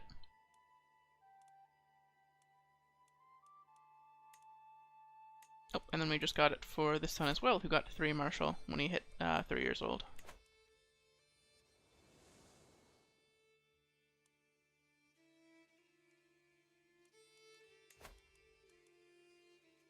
So he is our secondborn. We want to make sure that he's getting good education. So it seems like he's going to do martial. So our marshal can look after him.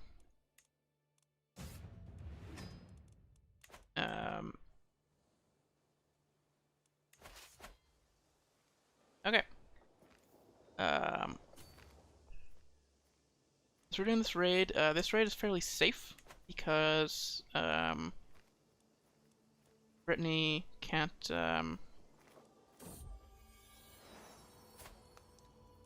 they can't fight us. Oh. So this is a son of my heir. His name is Burger. It's a good one.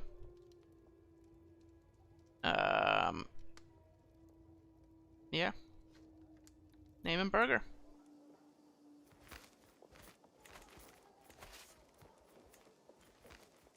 So I was gonna personally lead this, but I'm a little bit concerned. So this guy is an open terrain expert, and he's fighting in plains, so he should be able to win this.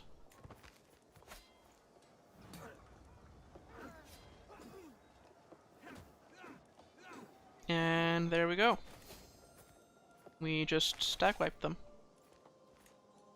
So we'll look at what that got us. But we got a level of fame and a level of piety. So you look, that's 313 prestige and 156 piety. You can dismiss. And keep raiding.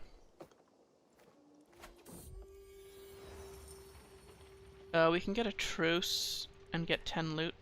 But there's not really a reason to. We can't, they can't stop us. They don't have any troops.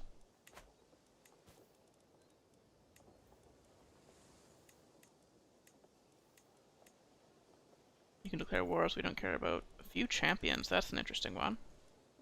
So let's look at our court. And see if we can get any more champions.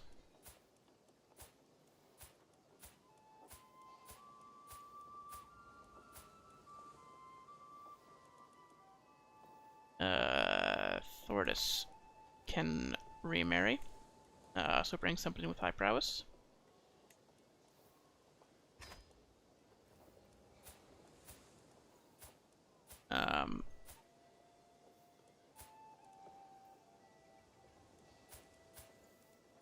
Kolbjorn can marry. I don't think he was ever married. Just marry someone with high prowess. 6 isn't great, but more children that way. Okay. Excellent.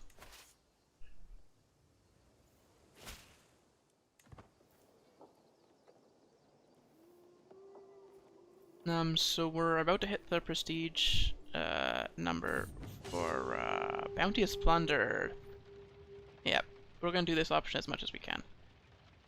Because we're migrating every time that we adventure, right? So we don't care about increasing development, we just want money.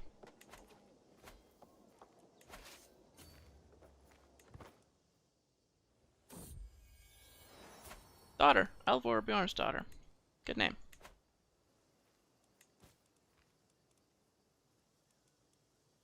In line to inherit titles, we're not gonna abuse that.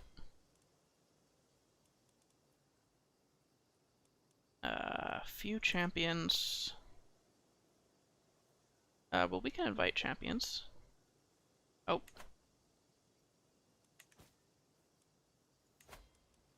So the only reason that we can't force the Jomsvikings is because we're commanding an army. So I'm actually going to uncommand that army, briefly.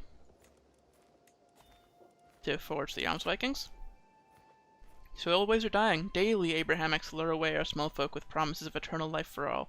Our adventurers and colonists adopt foreign gods wherever they land, and even reformists within Scandinavia want to make us more like the peoples of Cross and Moon. No more, all loyal Asatruans must band together to guard against change and blasphemy. Valhalla for the worthy alone.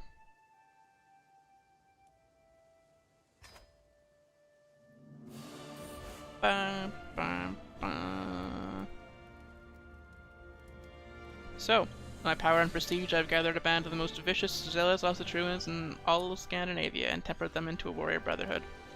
Across the waters of the sea and the lands of the Slavs and the Balts, these Jomsvikings shall prosper. Raiding and conflict with the locals will make them fierce, and encourage only worthy adherents to seek them out. I in turn will reward their honor with warriors and loot, and punish cowards, converts, and reformers, from this day until Ragnarok Asatru shall come.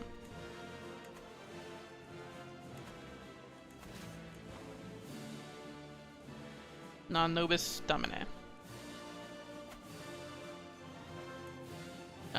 So we will go back to commanding that. Finish raiding, and then get back to conquering. We want to conquer all of Lithuania if we can. Oh, we ended a truce. That was a truce with one of the...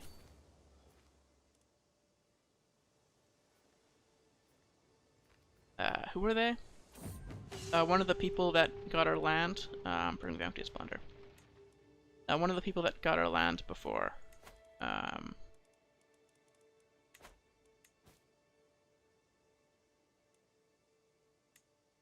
Prisoners can be ransomed for 200 bucks. It's a lot of money. So now you can't afford for the other ransoms right now. We're having a little bit of lag.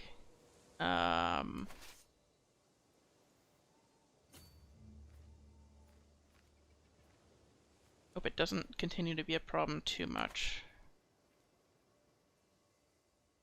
Because we can turn down the graphic settings again. It's not a big deal. It does just sort of lag the game out for a little bit and waste some time.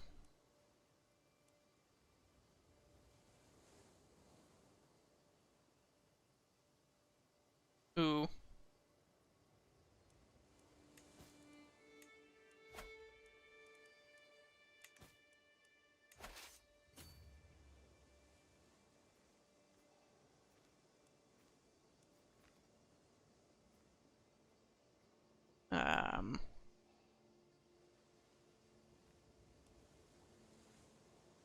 Yes, we want to conquer all of Lithuania before we die, and also conquer back onto Scandinavia.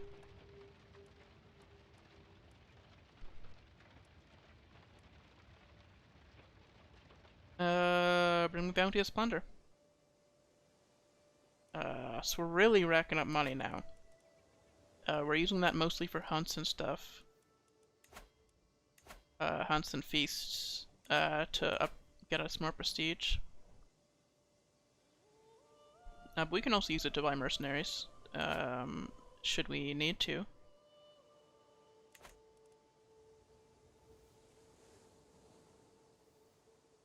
Oof, okay. Yeah, this is pretty bad. So I'm gonna pause, and we're gonna turn the graphic settings down. We're gonna sit here for a little bit, and I'm gonna try to see if I can find things to talk about while this fixes itself. So we're gonna put this on low, and I'm gonna switch a couple of the things so it looks a little bit less ugly. Yeah, so the plan is to conquer pretty much all of Lithuania, as Bjorn Ironside, and then split up the land between our children upon inheritance. That way, we get renown from all of their existences.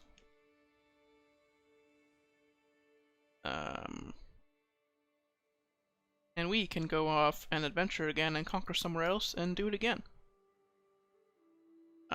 We're also going to convert to the local religion. I know I did just forge the Jomsvikings, and I was sort of being a little bit gamey doing that. Forging the Jomsvikings when I know that I'm gonna convert religions.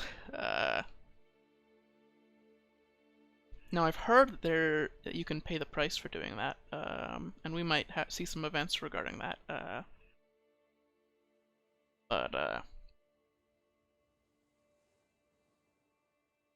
Yeah.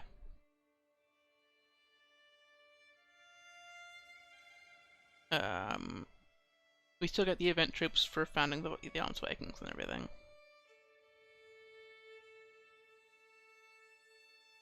But we're not loyal to any gods. We're just loyal to being Norse. We're trying to stay Norse for as long as possible, which could be a problem because Norse might progress into the next era. If the Norsemen in in the British Isles, who have feudal land, become the culture head, because then I believe it's mainly just Jorvik and the Danelaw. I guess it'll be the Danelaw soon. I don't know if it's the Danelaw yet. That will be feudal. Oh, I thought it was going. Not going. We're still waiting.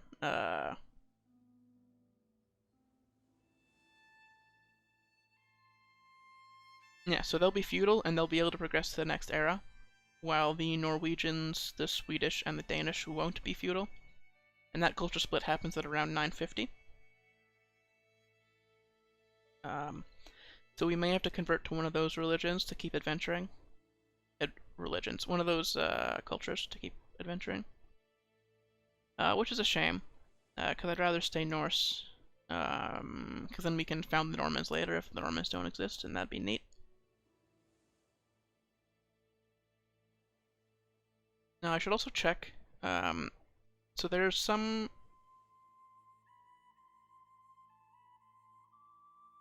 I wrote down some events, or some, not events, some decisions that we can do.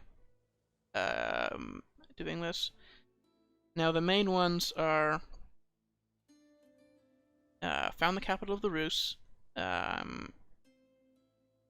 which we will do eventually. We'll adventure down to Kiev or somewhere in Russia and find the capital of Rus. We'll probably do that earlier rather than later. I'd like to go straight down to Kiev.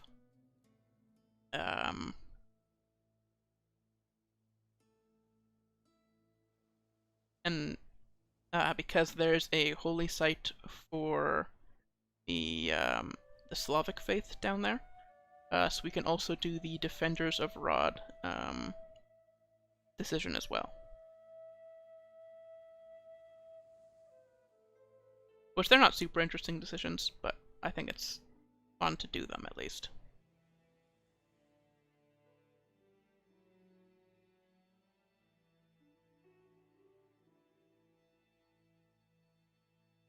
I'm really taking a little bit here.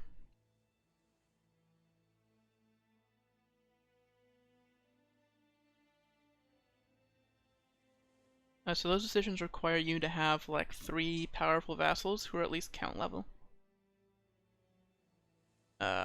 So we can't do them immediately. And that's when we're going to convert, is when we can do those.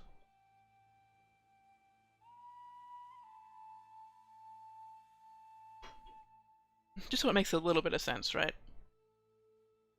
We forge the Jomsvikings right when we land in Lithuania. And be like, oh yeah, we're gonna keep the peace with the old ways, keep the peace. We're gonna keep the old ways, we're gonna still worship the Norse gods. But as we stay here and we govern people who don't worship the Norse gods, we integrate. Despite literally founding the Jomsvikings. I sort of like that narrative. Well, it might just be me justifying game mechanic abuse. Who knows? What else can we talk about while we wait for the settings?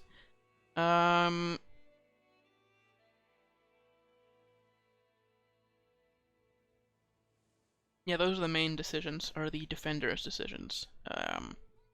And you can do each of those, I believe.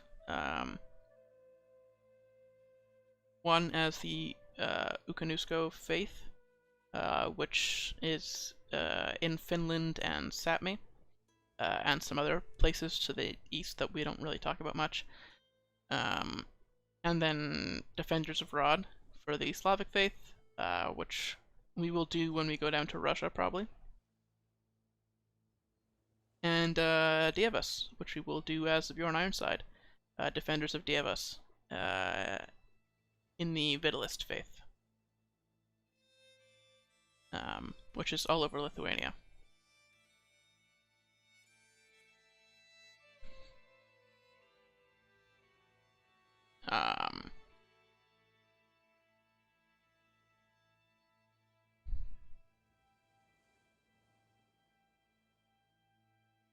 We won't have much time to raid from here on out, probably.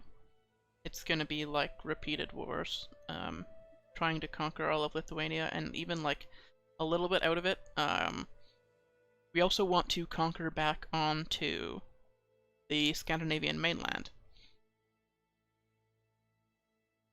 Because we want our primary heir to inherit a duchy on the mainland. So that we can adventure again, and get all of the bonus troops from adventuring from the mainland, from Scandinavia.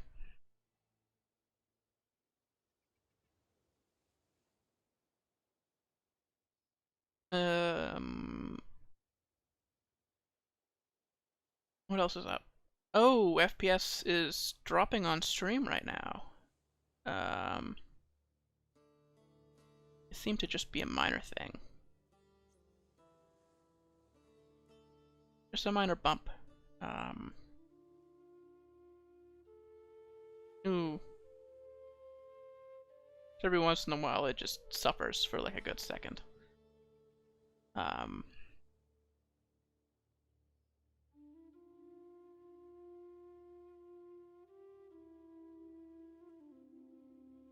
Yeah.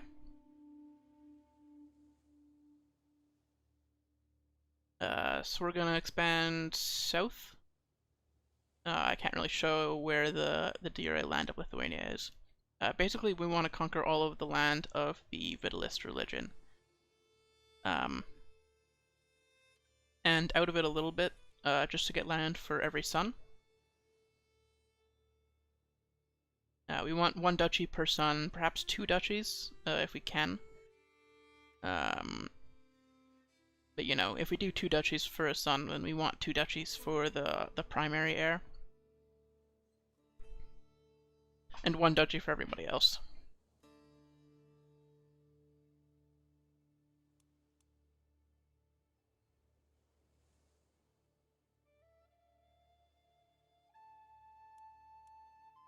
Oh, this has been done for a while. What the fuck? Okay. Oh, I'm so dumb sometimes. Alright. So the things that we're gonna change, texture quality to medium, so that the chainmail doesn't look as bad. And we will also do animated characters, so they don't look out of place. And we hit OK, and this will take a little bit as well.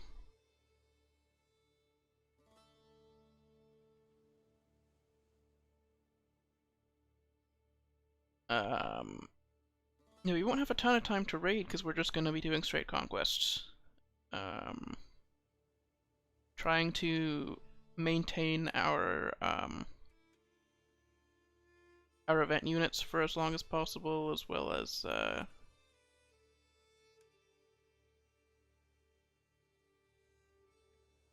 we need to make sure that our kids are good as well, because we want them to, when they inherit, you know, be able to look after the land that they have.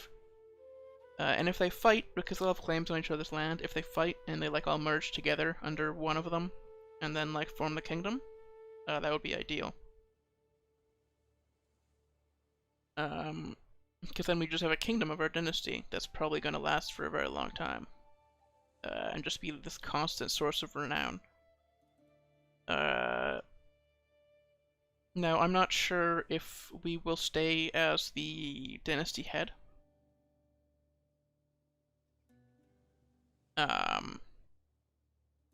Because our troops will be mostly event troops. I don't know if those count towards the calculation. For Dynasty Head, I think it does. I think the stuff that doesn't count are like Holy Orders and Holy Orders and Mercenaries don't count.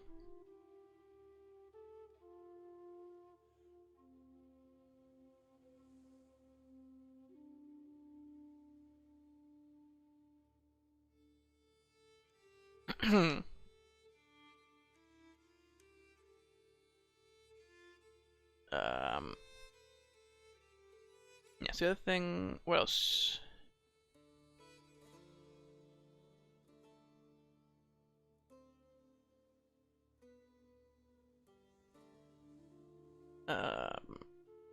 We're trying to get to a max level of fame as well.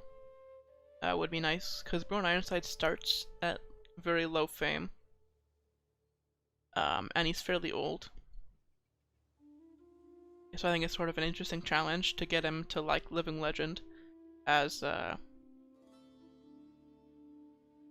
in like the 20 odd years that you get to play as him. Yeah, this takes a while. Like I said, 6-year-old computer, so um, a 6-year-old computer that wasn't even that expensive. It was like $1,000, which for gaming PCs is not like a. People spend more.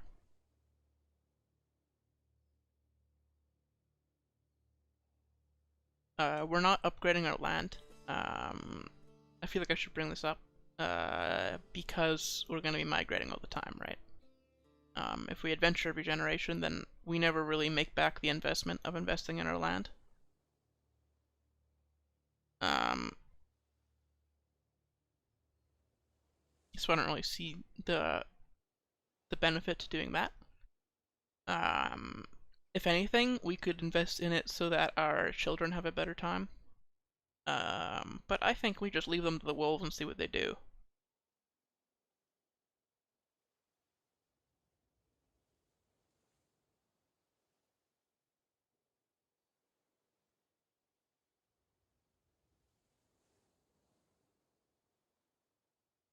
One of the side objectives, if we could have a primary heir who was a dwarf, we could get the dangerous business achievement without using a custom character.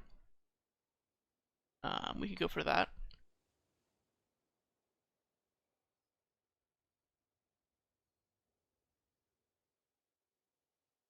Um,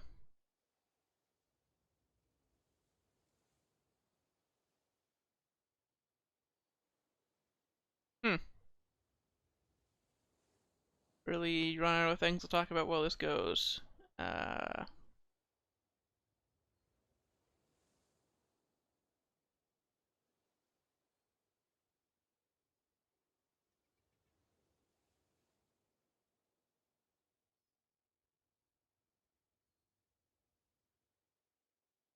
One of the requirements for the defender's decisions is you need to own a holy site.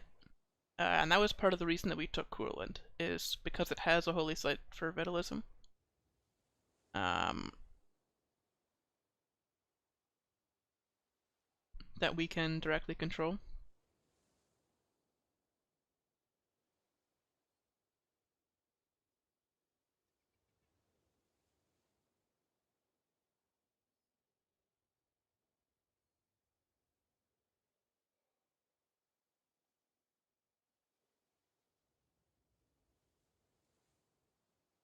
I really should have done this before starting. I thought that with the early game it wouldn't matter too much if we had the high settings, but it's really lagging, it's really struggling. So I thought this would maybe fix it.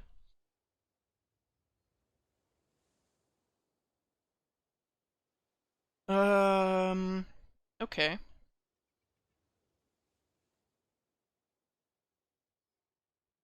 I've already talked about how we're staying Norse culture and we're going to be changing religions all the time.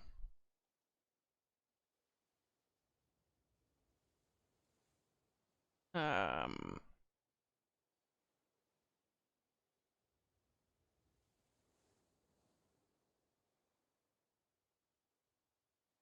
Now the adventure every generation title.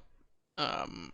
I'm not dumb. I know that this isn't like a realistic thing that you can do. Eventually, you will have to go to the next era, and you won't be able to be tribal anymore. And you can't adventure if you're not in the tribal era. Um, so now we can delay this. I think like well into the 11th century, maybe even into the 12th, by changing cultures from Norse to Norwegian or Danish or Swedish, whichever one stays tribal the longest. Um, my guess on that is going to be Swedish, but I could be wrong.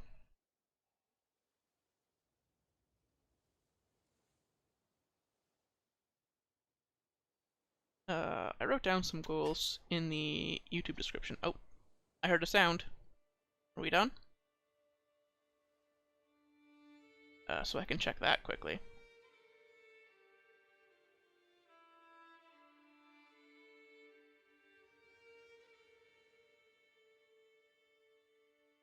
Yes, we're building up event troops. So part of the important thing here is that we don't really fall behind. You would think that by constantly purposefully losing land through inheritance and adventuring, we would fall behind on troops, we would fall behind on income, we would fall behind on, let's say, renown. Maybe not renown. You do pretty well on renown doing losing land on purpose. But we shouldn't, because we get event troops every time that we adventure. And I believe those stack. We'll find out in the next generation. Even if they don't, it's a lot of troops. Okay, so we can resume. You can see the difference on the map.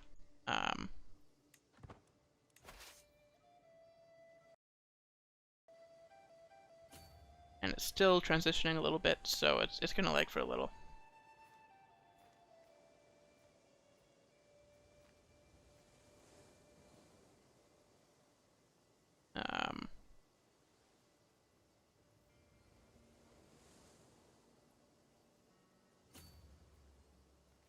So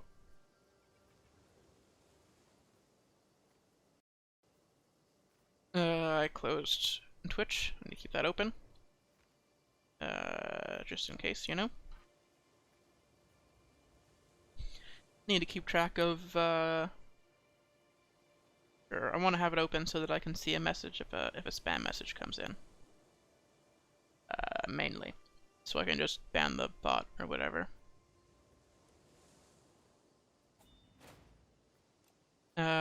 So ransom. We have a couple people that we can ransom, hopefully. They can pay.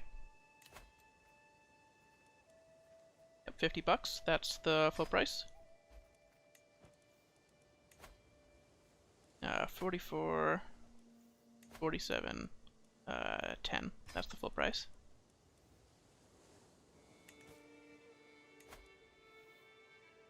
Oh, we are finishing our control increasing. So let's pause and reset that up. Or set that up again. Reset that up. Doesn't sound right.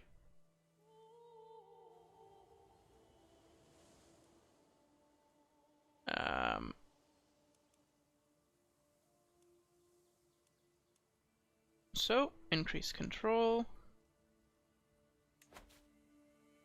in Groban.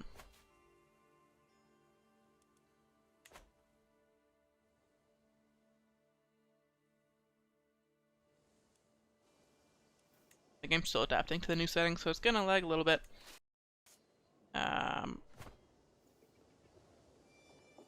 Unfortunately. Oh, that is the end. Oh, there we go. So bring me Bounty of Splendor. Recently sacked. And then we can head back. We got 91 loot for that. Which loot, it appears as just money, but when we get back we get it as prestige as well. So it'll be 91 gold and 91 prestige. Which we can use for our Casus Belli to attack Samogata here. So we're gonna be going straight for them.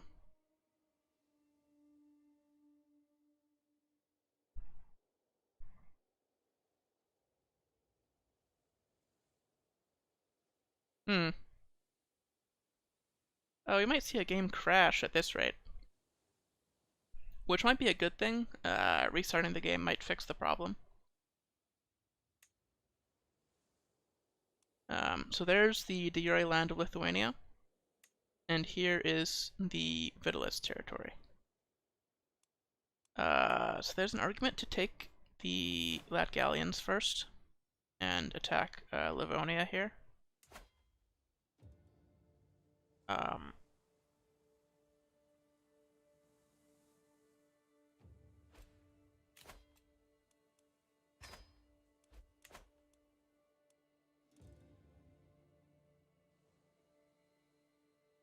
There's our raiders.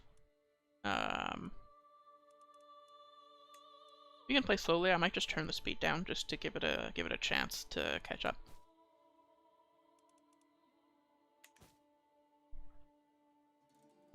We're gonna be doing a lot of warring anyway, which is fairly slow compared to just waiting around.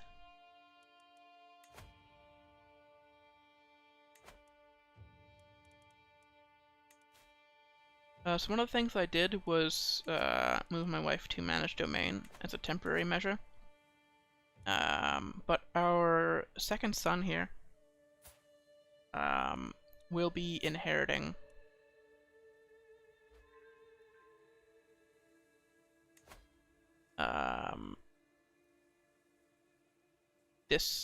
these counties.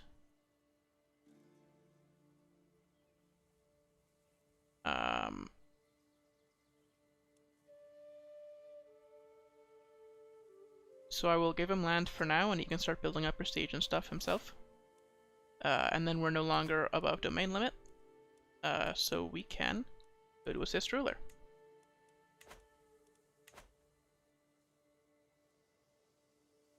Okay, so let's expand the troops. And we want to take the Duchy of Latgalians. Unfortunately, it will have to be done in 2 wars.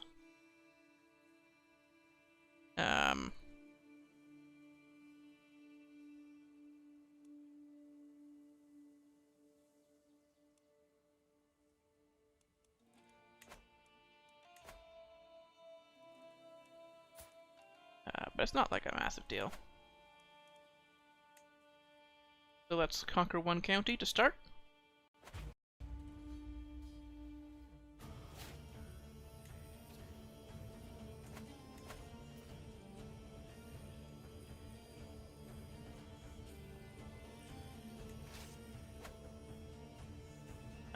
So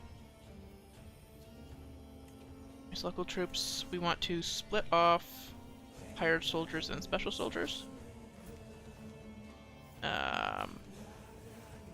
And move them back while the main force goes and does the war. Because these guys, we don't want them to take an escape. Since they don't replenish, we should focus on using these lesser troops.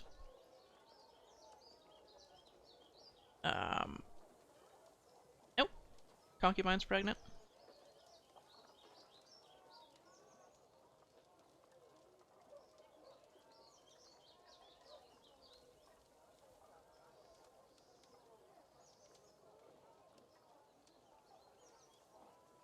Oof. Really that bad, eh? Oh my god. Oh, the stream just crashed too. That is not good. Well, the stream seems to be back, so not much of a problem. My evening has been consumed by an aged explorer, Thorbrander, wishing to tell me the exotic stories of their exploits and adventures in the Atlantic Ocean. By his age, Thorbrander's eyes remain sharp as he tells me of a vast land to the far, far north, where all matter breaks down.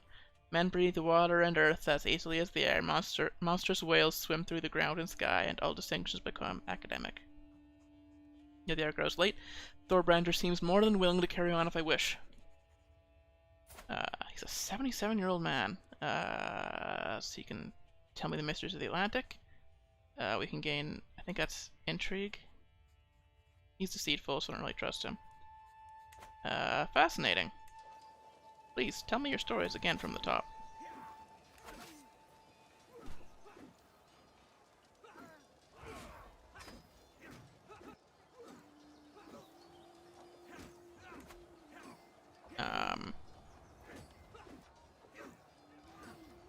So hopefully we just capture him in this battle. We did not.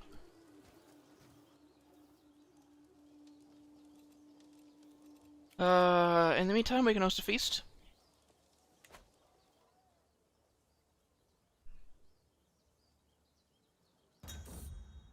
Welcome, friends. Are the Prussians really coming up to raid us right now?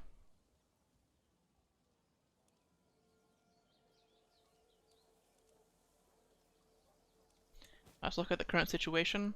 You can declare war, you can call allies to war. None of that stuff really matters.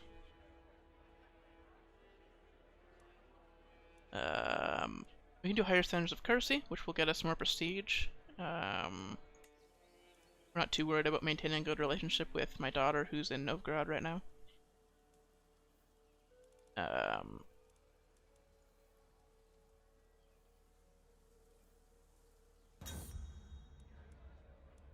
Household efforts.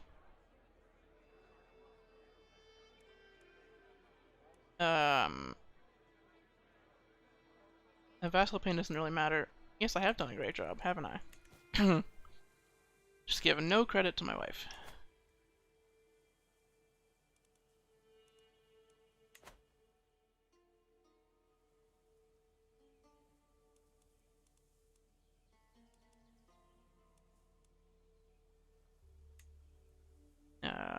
So 5 months left on that siege. That's, oh, we can designate a guardian for, my first daughter.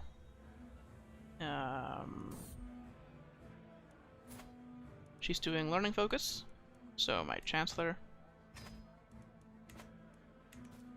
can teach her. And until next time, so all of our guests gain opinion of us, and we get a bunch of prestige. So we're approaching Exalt Among Men, which is the second highest level of fame. We've got a lot of prestige now, so we can do another set of Bondi.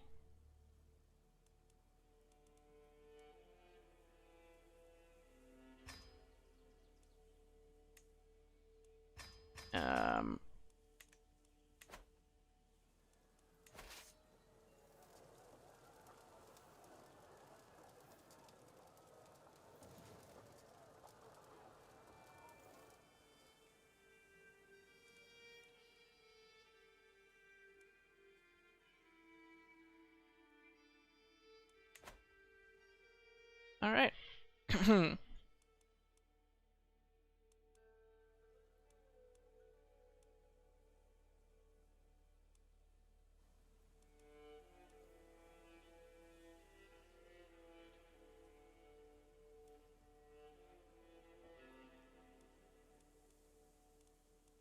It's taking a little bit. Yeah, you saw the outline. We're taking basically this area. And we're going to hand out the duchies to our children. Or rather, we're going to let them inherit them. We're going to hand out the counties to the children, and then the children are going to inherit the duchies.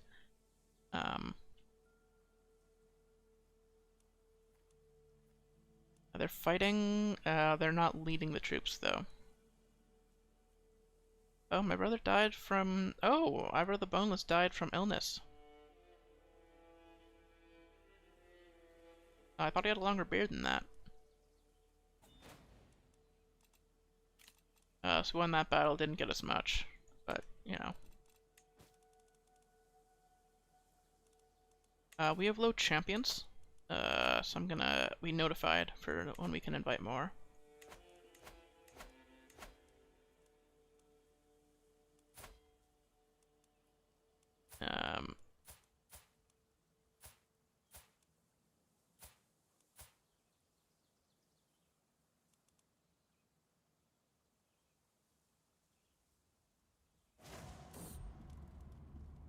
Life to remember. We have the money.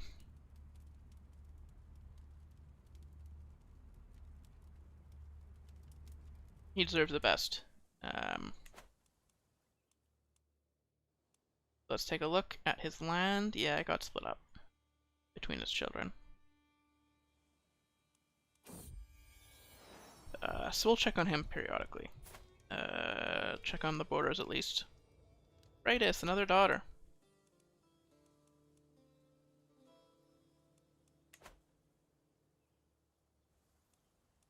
Looks like this siege is almost done.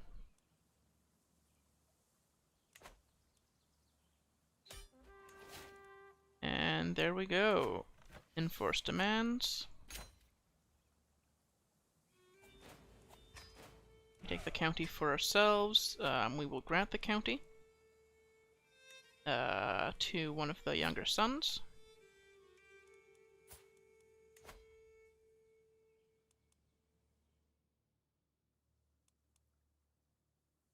There he goes. And then we will conquer the rest of the duchy.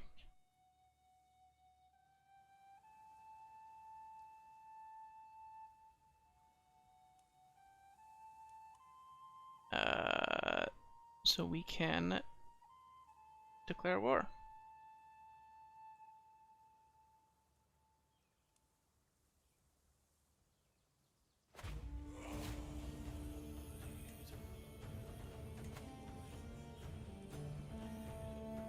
So we will raise all.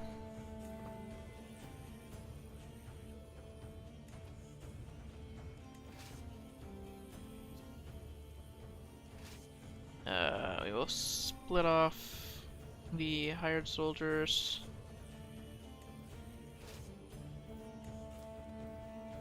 And walk everybody else over.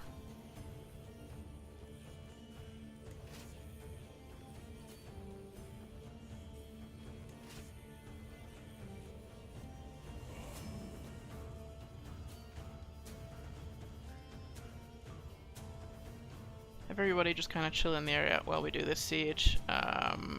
So their troops will probably just come towards us, I imagine.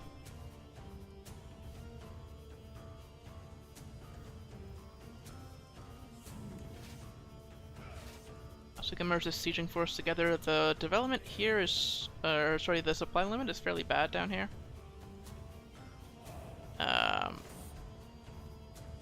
Close the mound. 350 prestige for that.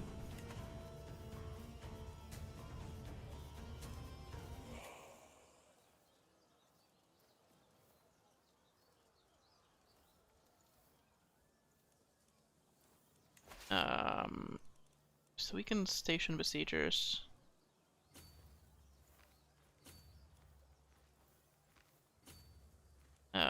And walk up and do this one as well.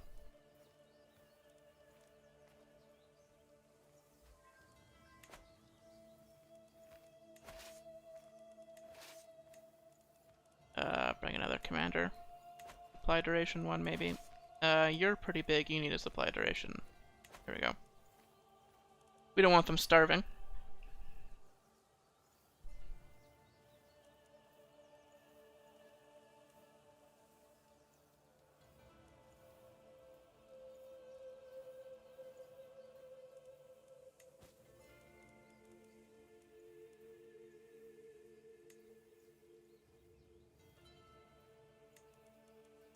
So we can call allies to war, but I think we just win this one. Their main alliance is with Samogata down here. But I believe they're busy in their own war, right? Yes, they are attacking Prussia.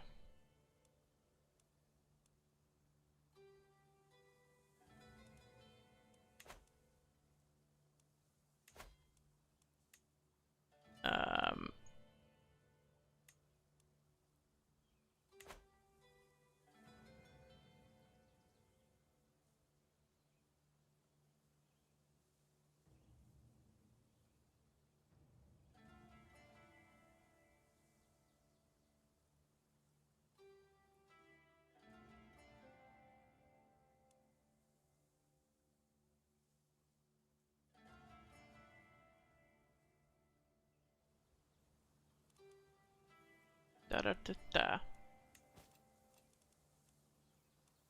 And we have a few champions, but we can't invite more, so...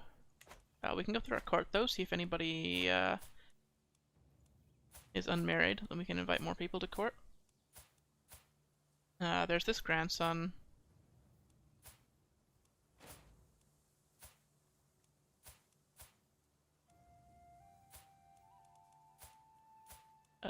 Who is about to come of age, who is our heir's heir. So 2 generations down, he will ideally be our leader. Unless he dies, of course. Okay, it's just that one grandson who is not married.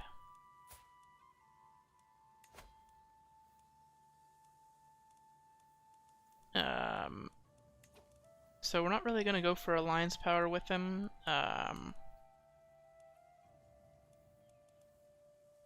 It is mainly prestige gain.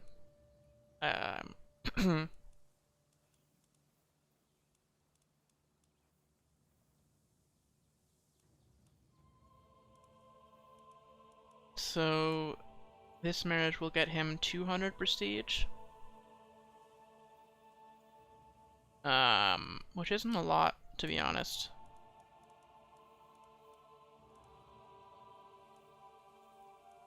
So perhaps marrying for traits would be better if there was like a good genius who was around.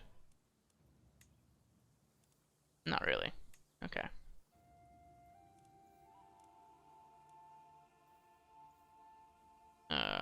Or marry a giant.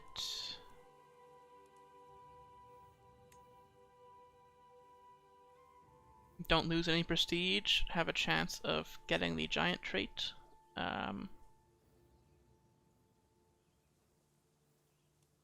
Which isn't really like that positive of a trait. Okay. You know what? Let's go for prestige gain. I think that makes more sense than optimizing for like genetics and stuff. There we go.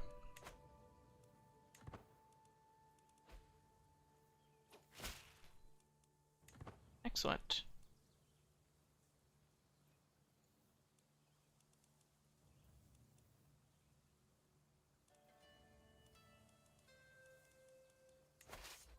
So I'm actually going to station besiegers here. And,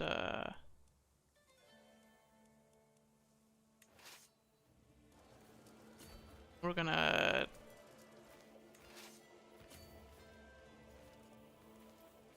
take a walk to the capital. Actually,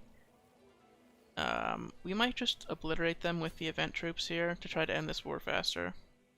If we don't... Oh, no, they're joining up with their allies. Okay.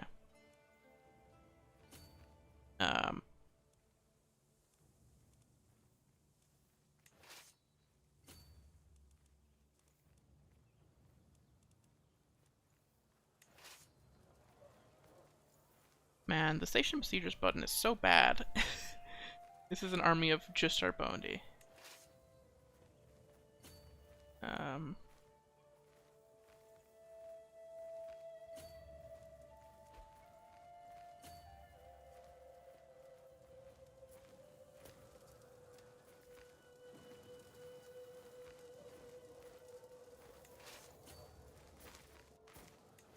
Okay, so we're gonna catch them here.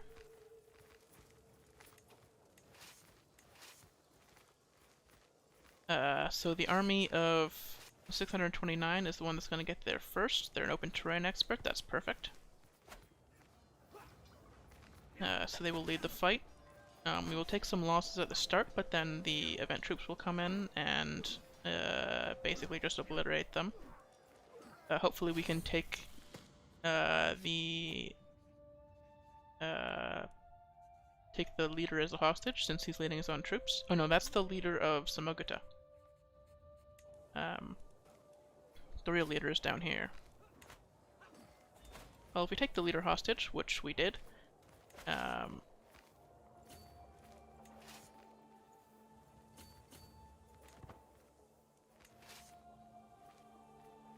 we can at least ransom him back.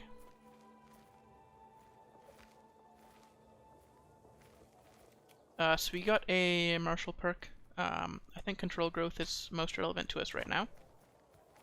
So we'll take 1 point into the overseer route to get that control growth bonus, so that we get more taxes and stuff from the land that we are just conquering. That we just conquered. And we're gonna need that when we conquer back onto the mainland as well. Okay, there we go. We won. We took him hostage. So we can enforce demands. Disband all, and look at how many event troops we lost.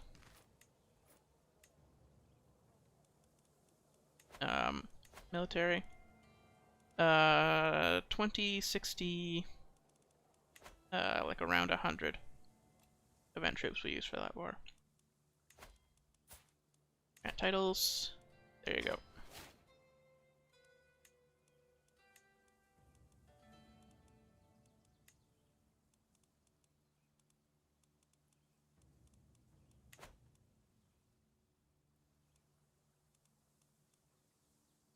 So we will increase crown authority because we can, and we're not losing that much from doing it right now.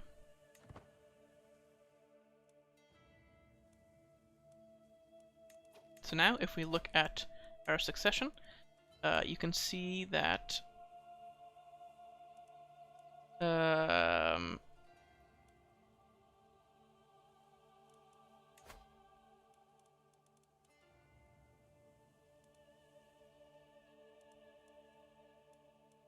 it's not creating duchies. Oh, because we have to usurp it.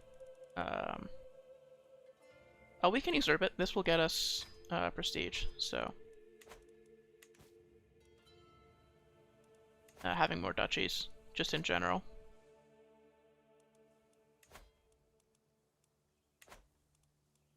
So let's put these people on the council.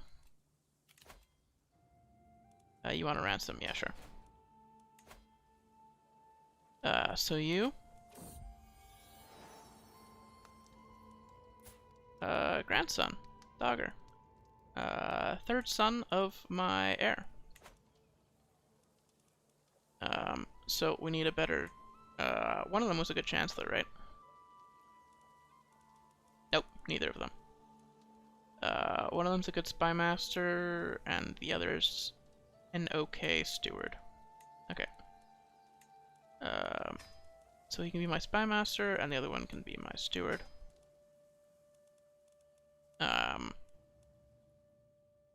Now...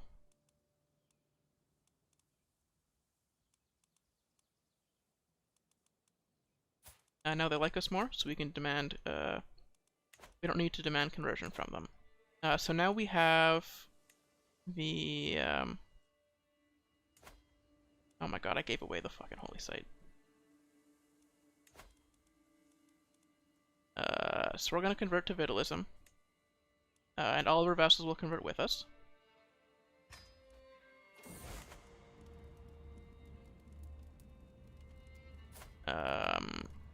And we can bring this guy with us.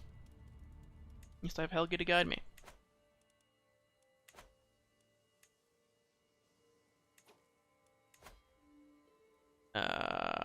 So now, to do this decision, we have devoted servant. We don't hold a holy site, so we'll need to take another holy site, because I gave this one away without thinking. At least 3 of your vassals is a powerful vassal and has at least 60 opinion of you.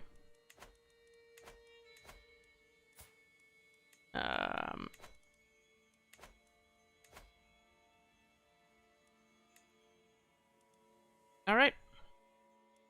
So we need another holy site. We can get one by doing our conquest against Lithuania here.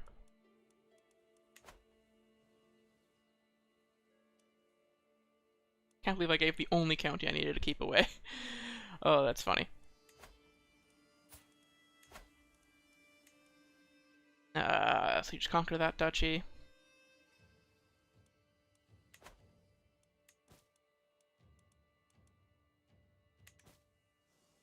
We have low county control here, right? Yeah, we're working on it.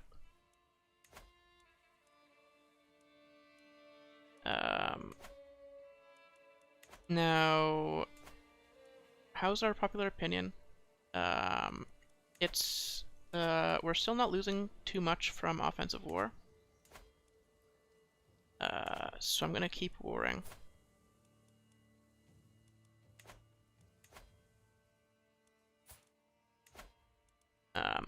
We can conquer this duchy for 250 piety. Oh, I should look at the benefits from converting. So as vitalists, our newborns will get more prestige. We get more long reign bonus. Our pilgrimages will give us extra bonuses. A lot of like minor stuff. We have more fertility and less complications for pregnancy, and sanctity of nature, which will give us advantage in forest and jungle, which there's a decent chunk around of forest and stuff. So we'll get used to that. Out of that. So let's conquer.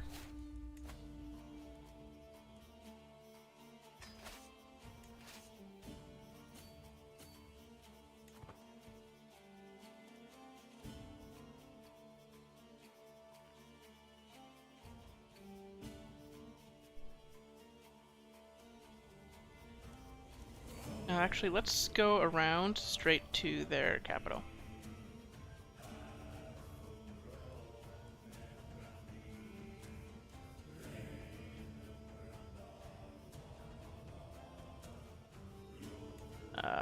Oh right, so we have a new violet dude here, but we will replace them with this guy, who is much better. He's unmarried, let's get somebody with high prowess in. There we go. And the people who are in our court, we will need to demand conversion from everybody who will...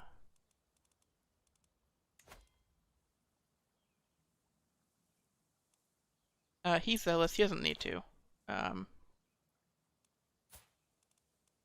He's our grandson.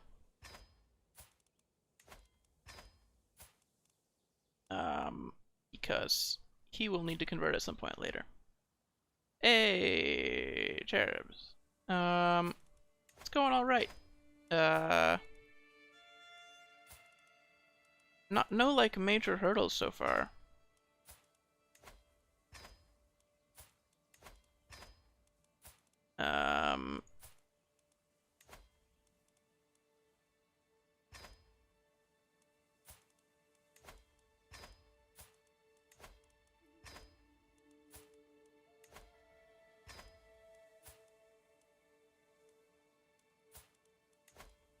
So,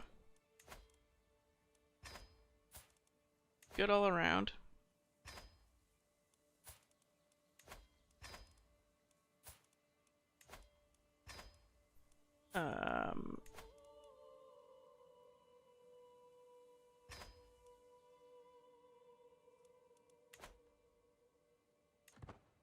It's been all right.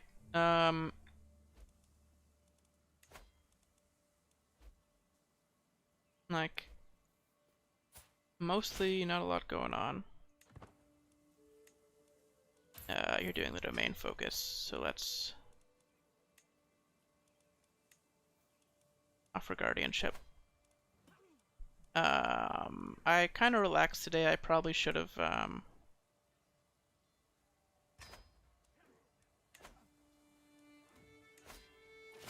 probably should have not relaxed.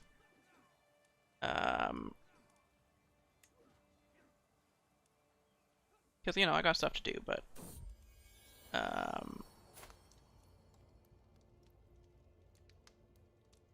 not doing so bad. Ingvar, not a bad name. Another son to give land out to. That's good. We need more. Succession is safe. Yep. It sure is with all those troops. So yeah, I just, I had class in the morning, and then just,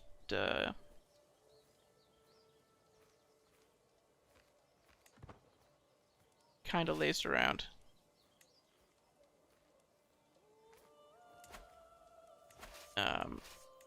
For the rest of the day. Until it was time to stream. Or I did some, group organization, because I have a couple of major group projects this semester. So I've been trying to set up, like, meeting times with everybody.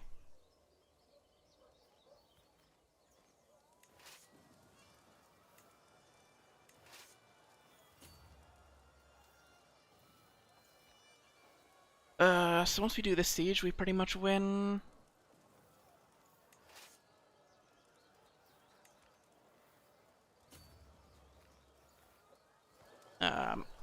But we'll do an extra siege just in case. To get the whole war target. Oh, we finished the increased control task, so we'll finish it up here as well.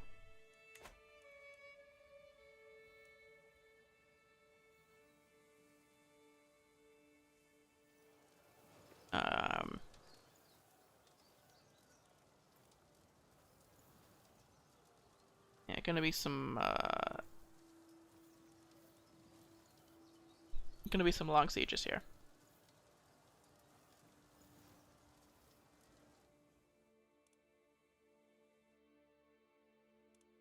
But yeah, once we take Lithuania from Lithuania, we can go for Samogata.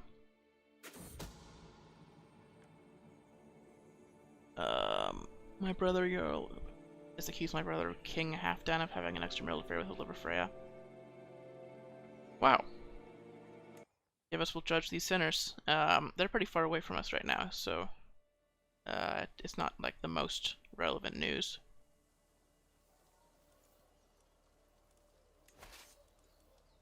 Put somebody in charge here who helped with supply loss, since they're a little bit over the supply limit here.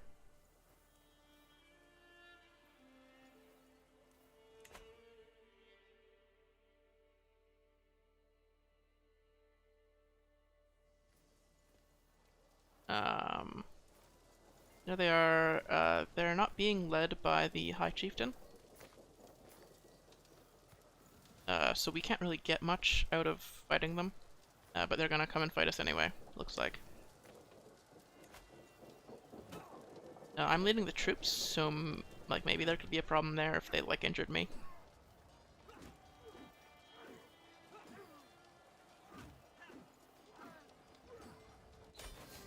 Oh, we took their air hostage in the battle there. All right, so we can enforce demands. So we get all that land. Now for defenders of Dievas, all that we need is our vassals to like us more. So we need to keep this county of Breslau, so we will give this son this land. Asatru will be destroyed, it won't be. That's a lie. They still haven't fixed that, that little bug there. So we will change our control increase to here.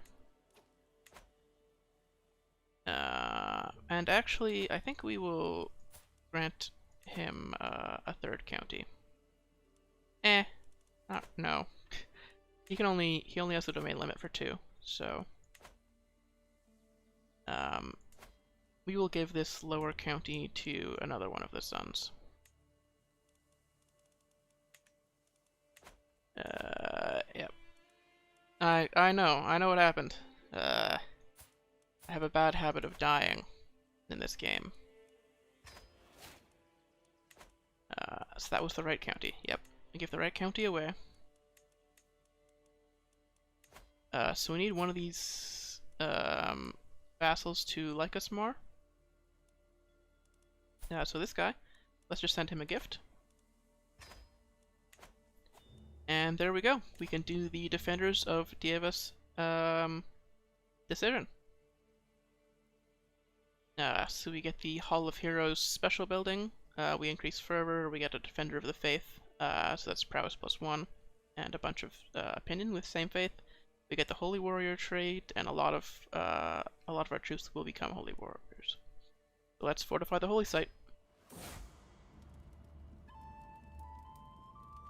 Hail Perkinus. So we get the nickname the Defender of Dievas.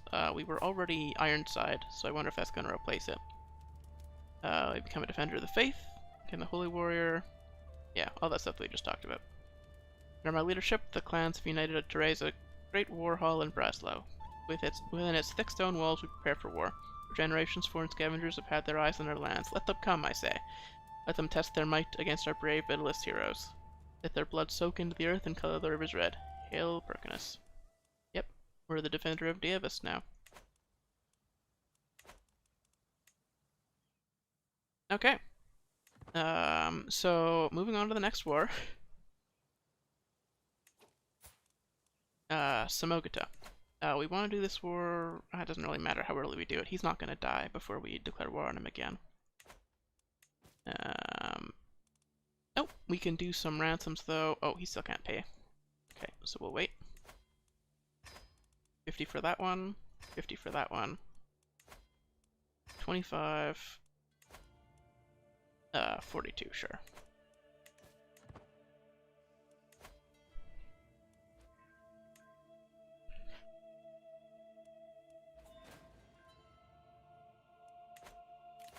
So we can ransom. Sure. That guy out for 25.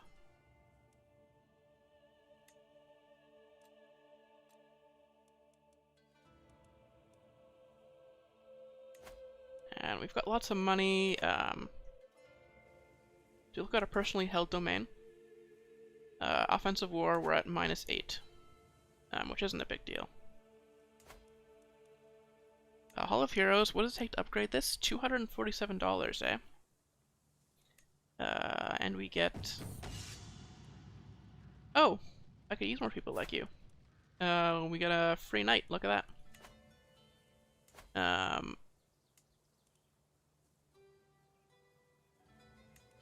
I will actually upgrade this.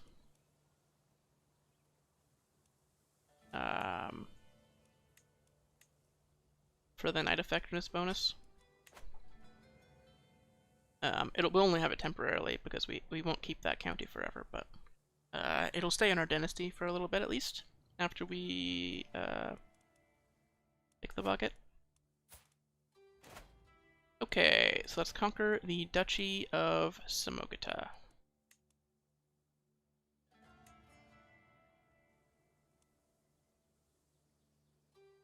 Let's go. They're pretty low on troops right now because they're in other wars.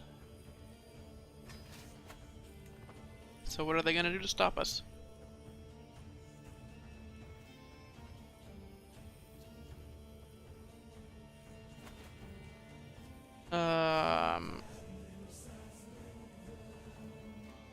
Oh, we're being called in as a defender to help my brother-in-law here.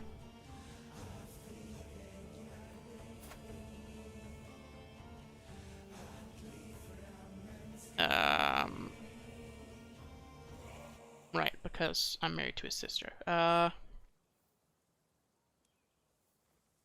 Sure. We'll accept. I don't know if it's a priority to go over and help, but we will be in the war by name, at least. So let's split off our hired soldiers, and just walk right down and take their capital. Try to end this quickly.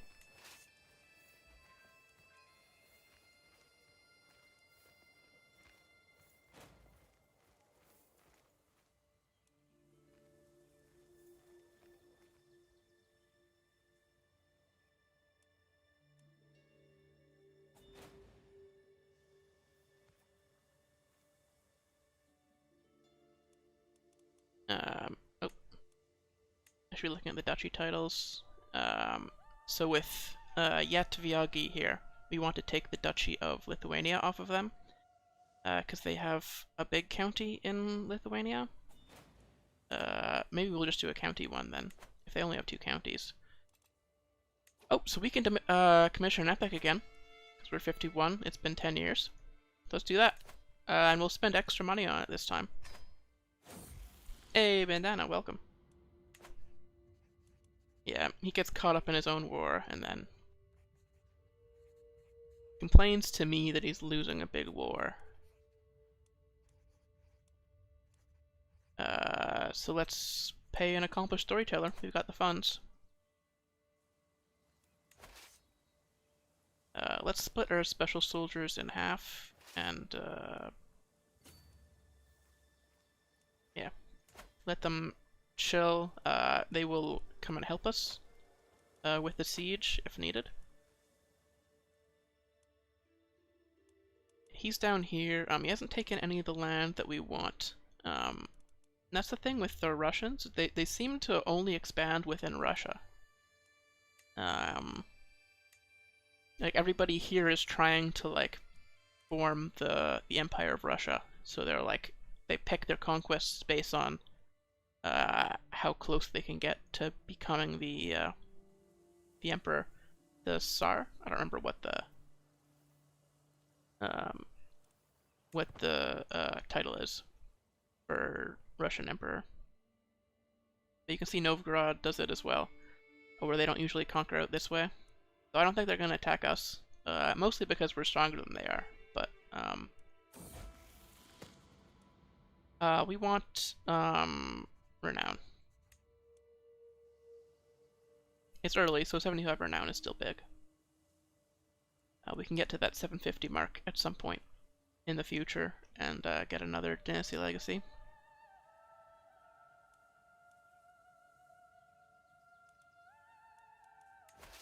Oh. Okay, they locked in.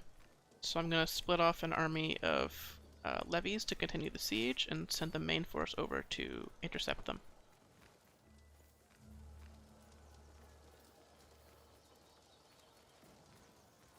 And it looks like we're gonna catch them.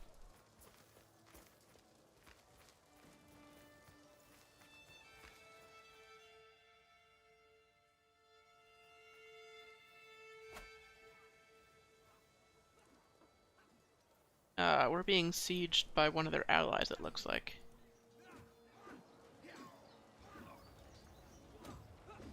Which is unfortunate. Oh.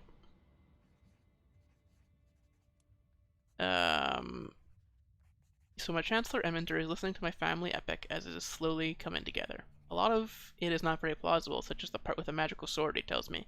On the other hand, who's to say what the past was like? If you are already doing embellishments, why not take it as far as we can? We're gonna lie. It's important that we tell a good story after all, even though we're honest, so we'll get stressed out from this, but we get renowned for doing it.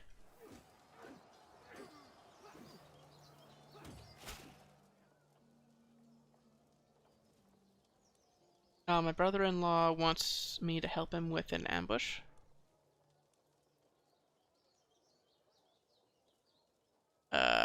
Sure.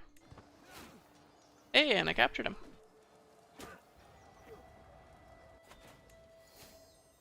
And I gained a level of fame there, so we are now exalted among men.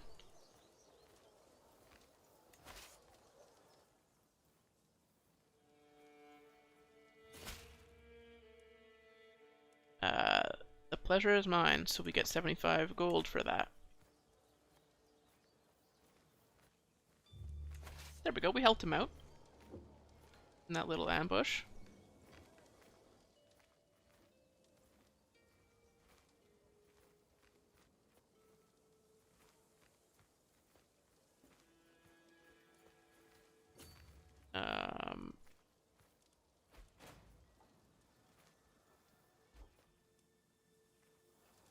These assholes are trying to siege our lands, so I'm gonna try to intercept them.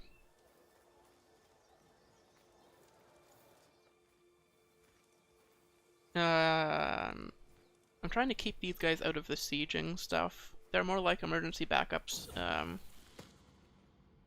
We only really want to use them if we can end the war faster by using them. I don't know if like doing sieges is a good idea. We get more prestige from this one. Ancestors were pious.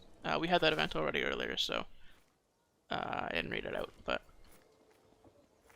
basically the clergy was like, oh, you should, you know, be nice to the gods.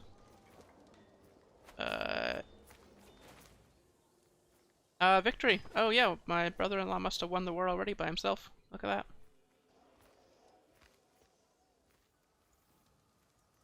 Nope, there's the High Chieftain. We're gonna go try to catch him.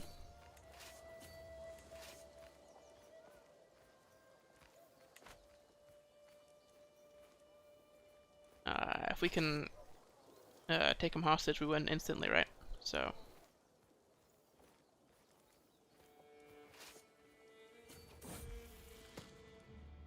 Inspiration strikes, so we can get advantage or martial lifestyle experience. The advantage I think will actually come in handy. Yeah, so now if we lead the troops, we can end this much faster. Oh, was that our decision? Oh, we can't do it because we're leading the troops now. That's fine.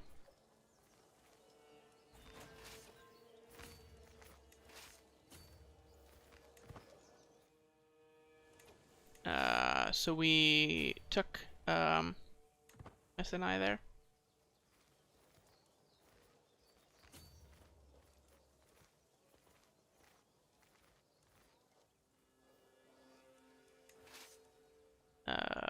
Looks like we scared them off, or fought them, I don't remember. So we can go and do another siege. We captured Stuart, but we didn't get to capture him, unfortunately.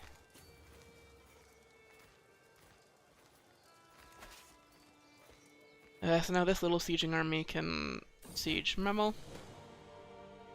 Elfgar has completed my family epic, and what a glorious song he has composed. It has high drama, moral quandaries, intense duels. Everything my family has been forged from is in there. Even the part with a magical sword, seemingly so far-fetched, it has become a touching moment outlining the destiny of my house. Maybe the greatest song ever written. So we get 5 prestige per month, 75 prestige flat, and 75 renown.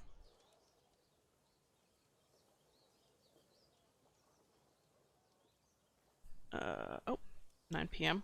My computer just went into blue light mode.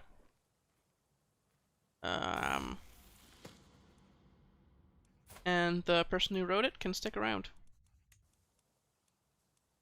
as my friend.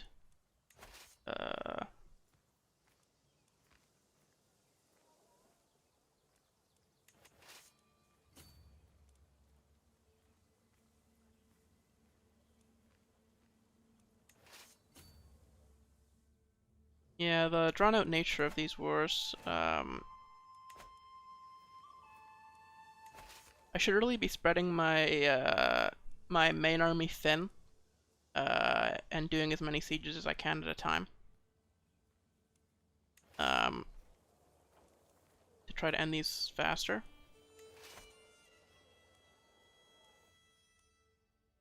Novgorod's expanding.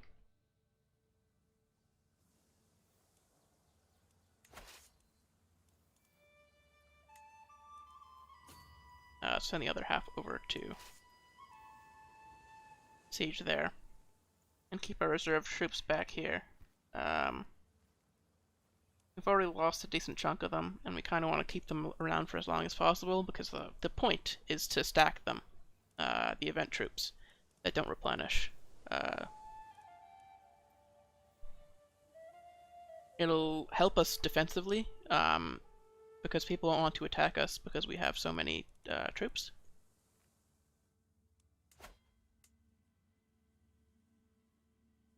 We're at like 7,000. And also offensively if we have like a tough war that we need to do.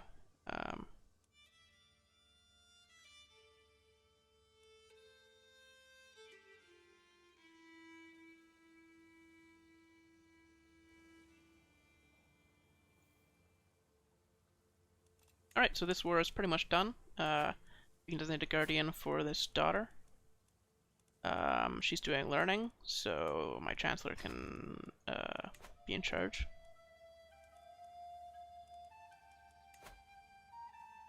We're just gonna ransom this guy out, because he seems to be losing money.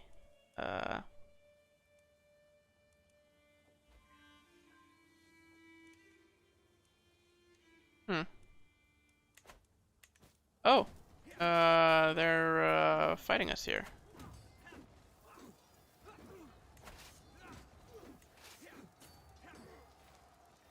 So we should go and try to win that, and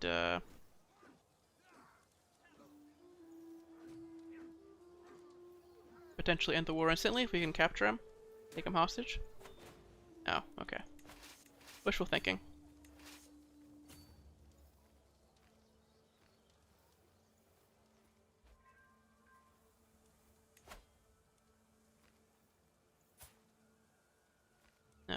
So this son already has somebody looking after him. Somebody needs to teach this son. So he's probably going to do diplomacy focus. So let's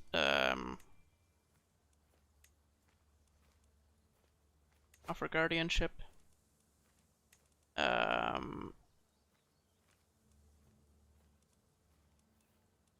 He already has a guardian. How good are they?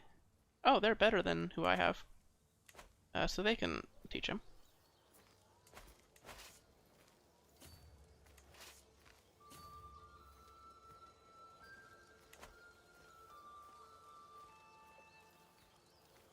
Okay.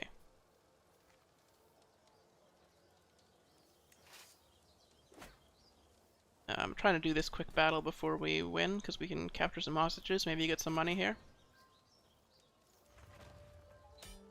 And there we go. Enforce demands.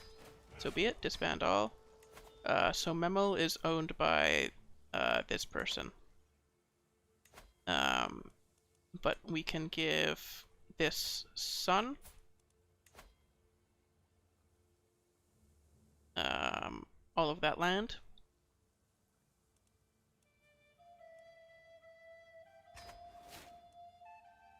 Perfect.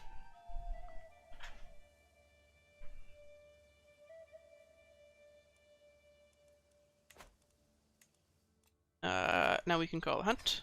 Got the money. We can use the prestige. For our last men-at-arms regiment, I'm going to go with the Varangian veterans. They have high pursuit.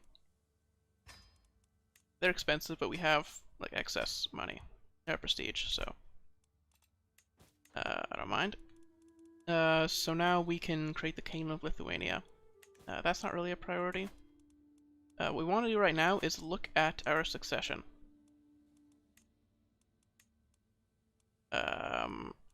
Okay, let's just use our High Chiefdom. Oh, he's fighting a war, so we can't. Okay.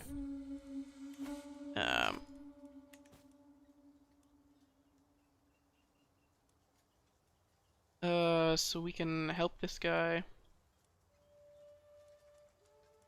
There's no time to lose. The boar is escaping. That should be our priority. Oh, he's severely injured. So his daughter might inherit.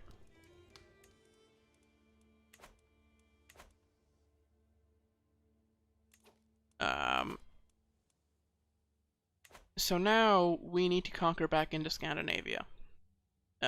So the way that it works, the Varangian adventurer Casus Belli, is you abandon all your land, and for every county you have that's in mainland Scandinavia, which is this big area here, you get 200 troops up to 2,000 troops maximum. So next generation, we want to have land here.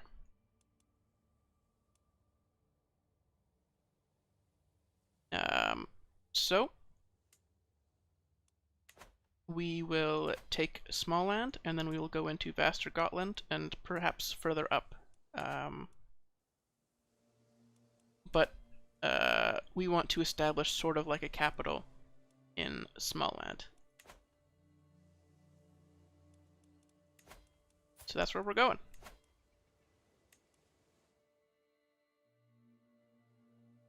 Conquer Duchy. We could also use Third Kingdom invasion here. I don't see a reason. We might use that on Prussia instead, I don't know. Because we would only get one extra county. We would kinda get one extra county. You would get one extra county. Kinda. That's hilarious. So are our troops? No, they're not really replenishing. There aren't that many of them. So let's declare war. You know, life's only so long. We're 52. Let's go.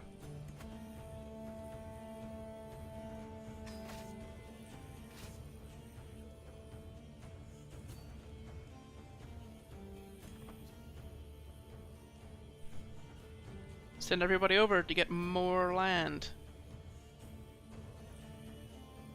Haha. More. It's. It. Yeah.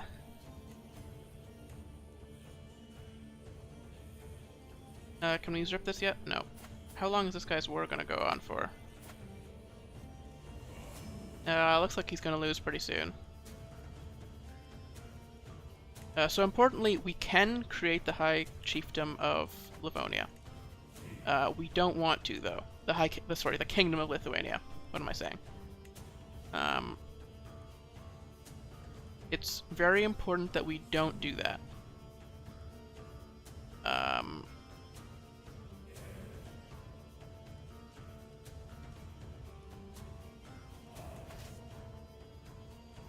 Because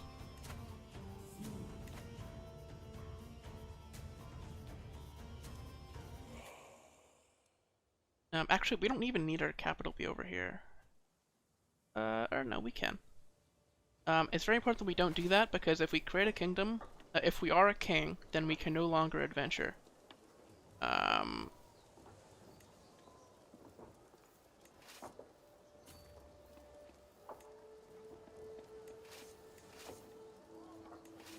Here are hired soldiers who can just chill here. There we go. So I don't know if they're gonna come and fight us, if they have like allies or something.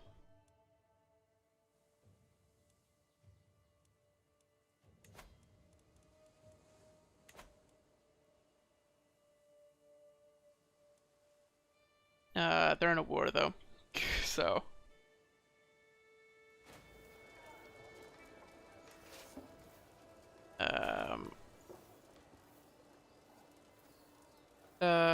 Sure. I'll help you in your war.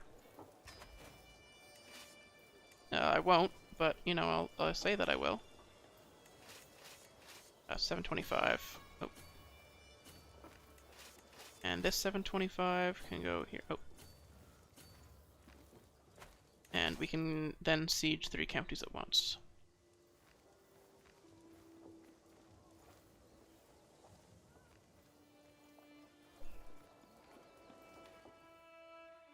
Which should speed up the war a little bit. So Yeland is expanding down here, which is pretty casual for them. We can take a step back while we're doing this and just sort of look at what's going on in the map. So the Danelaw has formed under King Halfdan, as it usually does, with the same land that it usually has. England is sort of in the same situation. Alfred died fairly young and passed the kingdom on to his young daughter, who's almost certainly going to get assassinated. As children do in England. Navarra down here.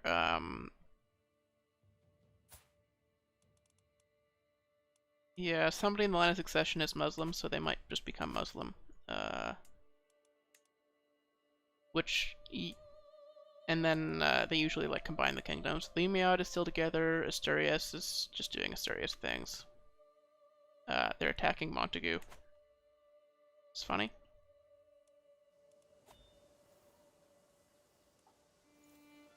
Oh, Counselor died. So we can assign our old Chancellor. Oh, we can invite champions now. So we can have a couple more knights. They're called champions in Norse, but Italy seems to have retained most of its land under Queen Ermengarde. I guess her father died fairly young, age 36. East Francia, or Francia, I guess it's called.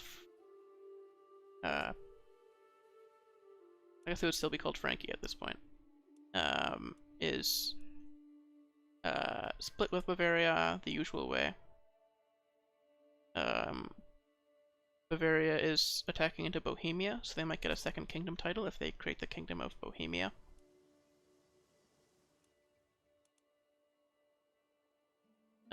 Hungary, the Byzantines, the Abbasid. Armenia looks like it's in independent. Yeah, not a ton going on. Pretty standard stuff.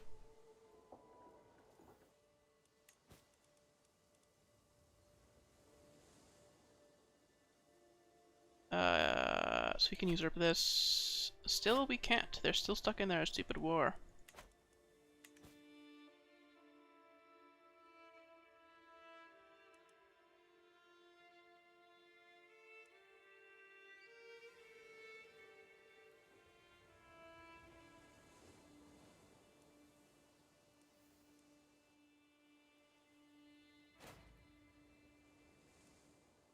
Alright.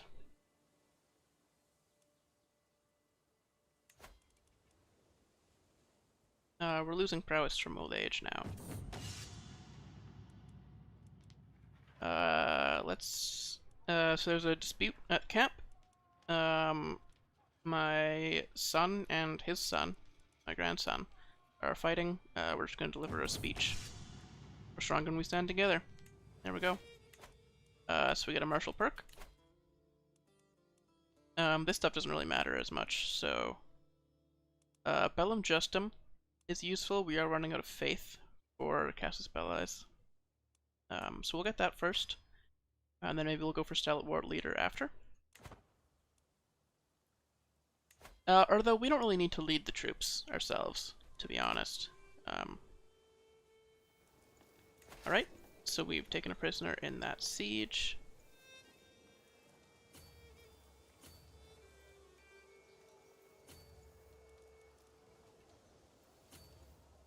Now we can go over and do another siege. Hopefully catch this guy. It looks like the war that we joined is over already. Full occupation. It was a fairly small war. They didn't need to call us in. But Dryland is getting big.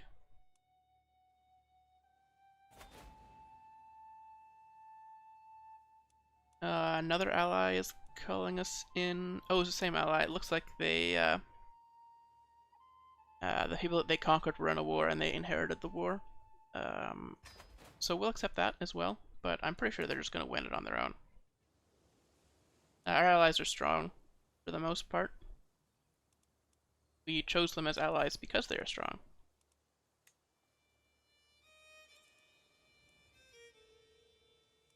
Oh, so we get the Duchy of Samogata now. So we can create that, and that gets us more prestige, which we can use to get more varangian veterans.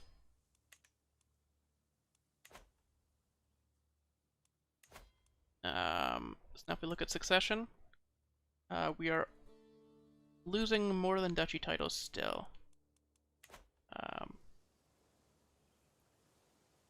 But once we create this duchy title,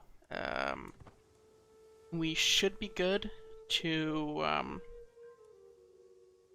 give some land out to the heir.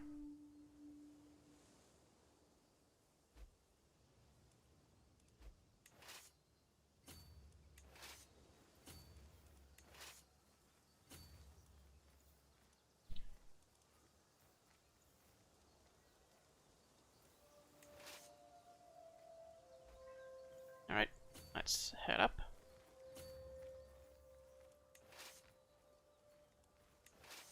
With pretty much everybody, may as well go up and try to fight them up here. Because if we win that fight, I think we just win the war.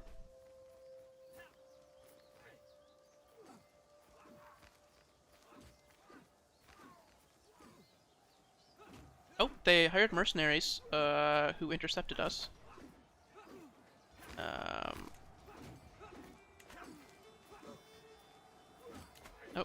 So our spy master died, so we can get a new one.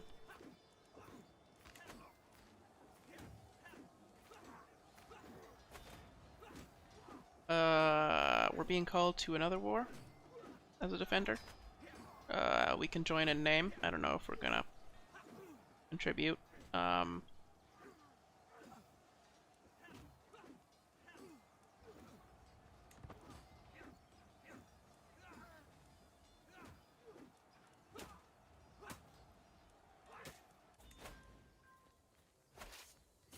Alright. Let's head up and win this fight, and then I think we win.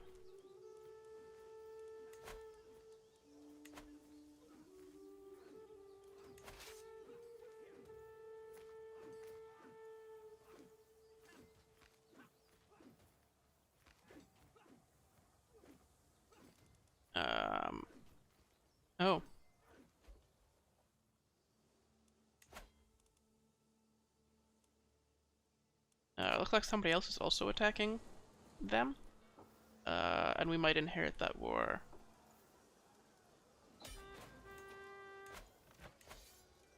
Enforce demands. Yeah, new war. So let's just send everybody over to end that. So we've got 7 more counties. No, we've got 7 counties now. So let's create the duchy, or usurp the Duchy of Smallland. And now if you look at succession, we want Smallland to be our primary title. Because that's the land that we want to keep in succession.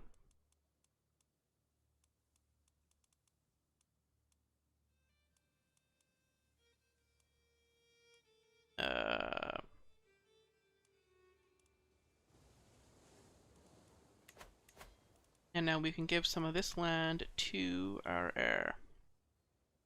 So first things first, this kid can have this land, because he's going to get it eventually anyway. And then our heir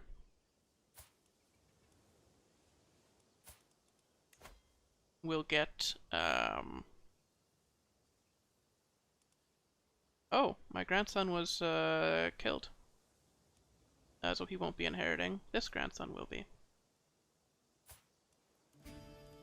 He's doing stewardship focus, which is fine.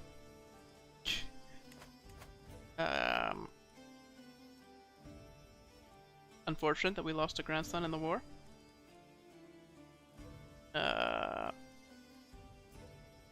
So our firstborn, we want to grant him titles in Scandinavia. So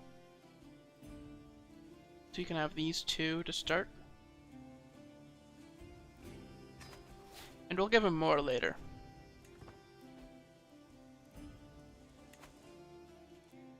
Oh, so his wife was my court physician.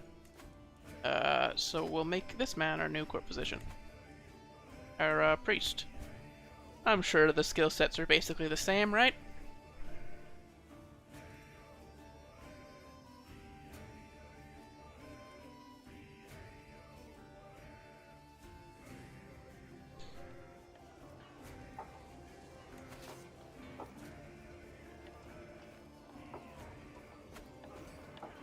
And I'm fighting my brother here, unfortunately. He's my ally, but he was in this war already before we were the ruler. Before we were in the war at all. So let's white peace out of this. Because that's just a waste of time.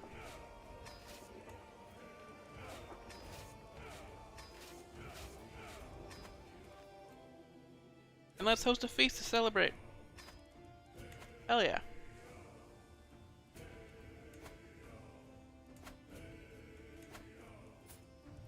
So our player heir can then take Varand. And those will be his 3 counties that he will hold on his own. And more we will upgrade. Oh, we're still increasing control in Breslau. Can we raise a runestone by chance? No, not for another 3 years. Okay.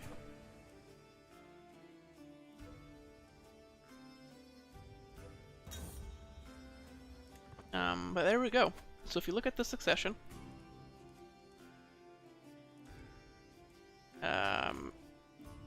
we will basically just be inheriting Smallland.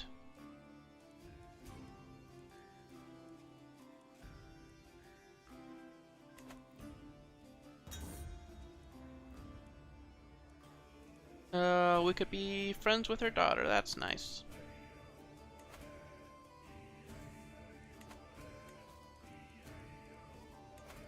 We can just need a guardian for Alvor, this daughter. She's doing learning education, so this guy will do.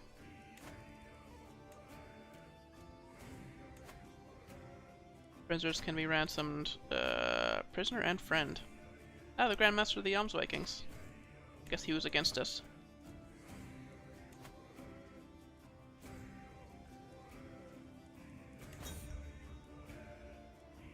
Yes, I have done a great job, haven't I? You couldn't possibly expect me to give credit to my wife. Of course not.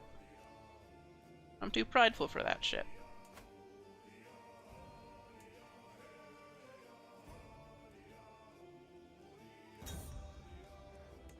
Until next time, eager reveler. So that's diplomacy and intrigue. We're partying.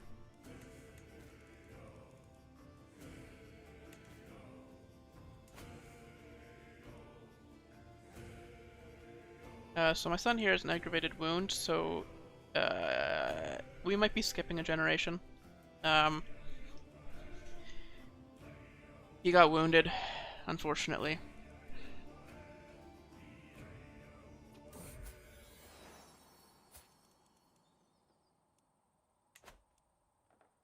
The Beast of Silbills. My Jarl, helps Askill as he marches up to me, hauling my son Ragnar by his ear. This dreaded child has been lying in wait around corners, wearing a wolfskin for a costume, only to jump out screaming and scaring the living daylights out of people. So, this is honestly just bloody hilarious. Or we can punish him. We can throw this guy out, or we can just not care. And yeah, I really profoundly do not care.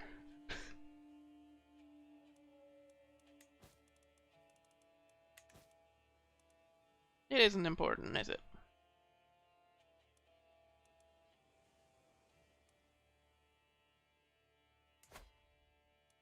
Okay, so next up we want to take these duchies.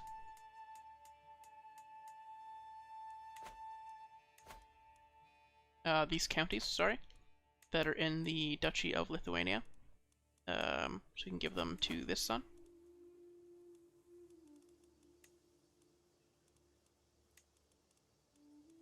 Right, because we don't have any other sons who don't have land yet. Yep, all of our sons have land.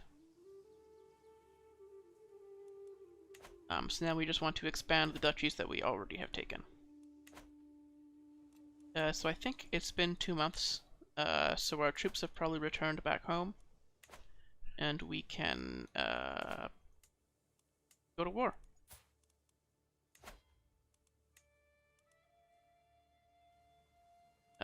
So let's conquer a county, and conquer, if we do a duchy, okay, conquer a county, this one, go to war.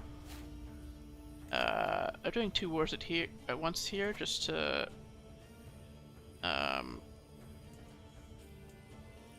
be a little, our people are mad at us for warring all the time, but really, we'll be done warring soon.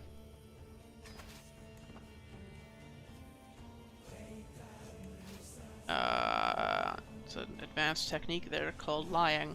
We're not done until we have conquered all of Lithuania. And probably Västergötland as well.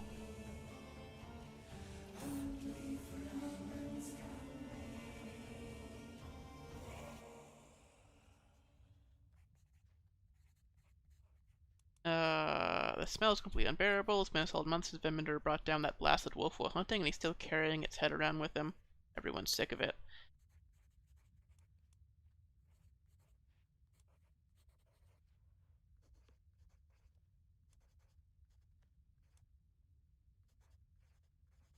Let's go get him a new one.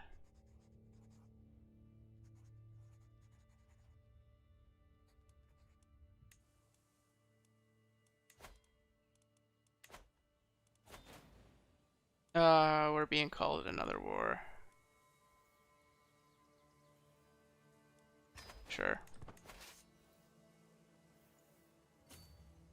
So if we win this battle, we win this instantly. I'll lead it myself, just to increase the chances of that happening. We can just obliterate this army, we instantly win the war, if we can take him hostage. Which is, in my opinion, using the event worth using the event troops for.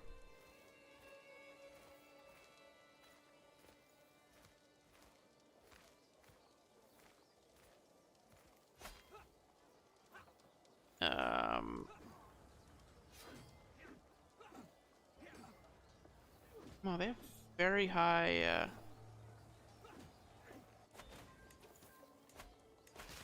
Okay, we didn't get it. So let's split off hired soldiers and special soldiers. Was that a... Did we split in half there? Split off hired soldiers and special soldiers. Okay. I guess this is fine. So these troops can go this way, and these troops can go this way. And these troops can split in half and just chill. So these are the ones that we're trying to protect. Because they don't replenish like the other troops do. Hey, Cherubs! Thanks for dropping by. Yeah, we're doing the three houses, the Fodland map tomorrow, so that'll be fun. Ferdinand von Eyre. He's getting old, so he might die during the stream. Which is sad, but his son is really just a lot like him. Ludwig von Eyre. Unfortunately, Ferdinand Jr. died, so...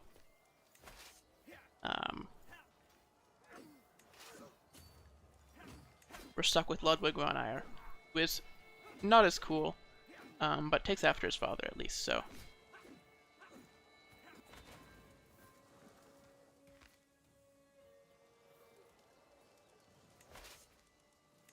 So I'm going to split in half here and send half over to siege the other place. So then when those sieges are over, we'll win automatically.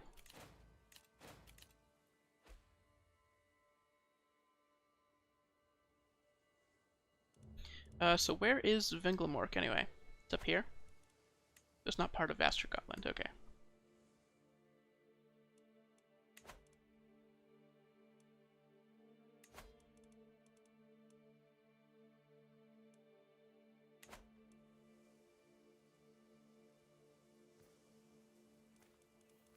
Oh, they're trying to fight us here.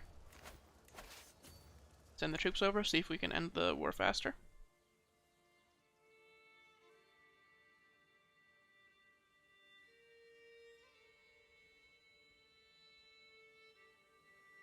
I am Ferdinand von Eyre indeed.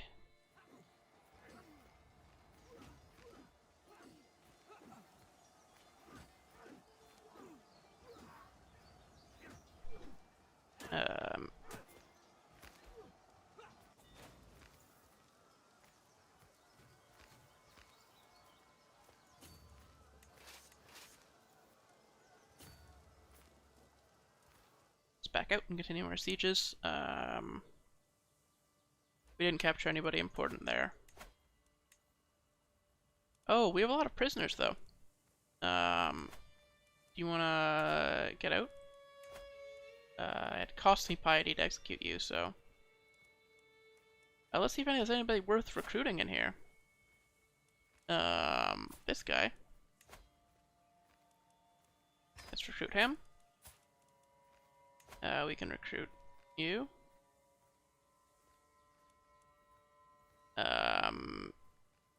He's zealous.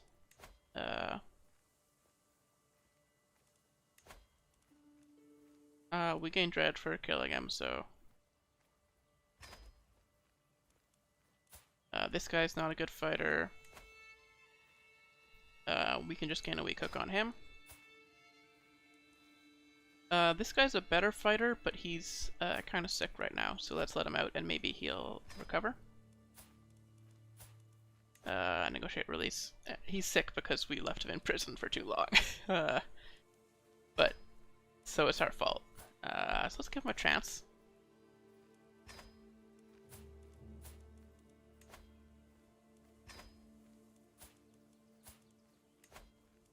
This guy too is good.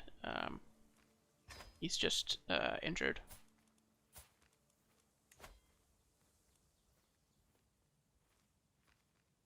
Demand conversion and recruit. A lot of these Norsemen are good fighters.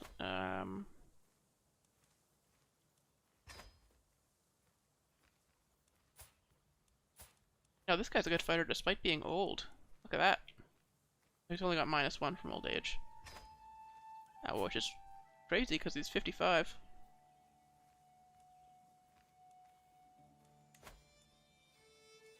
We can recruit this guy, I guess. He's not great, but... this guy we can also recruit. And this guy we can just get a hook on, I guess. He doesn't seem to have money to pay. And get everybody out of prison. There we go.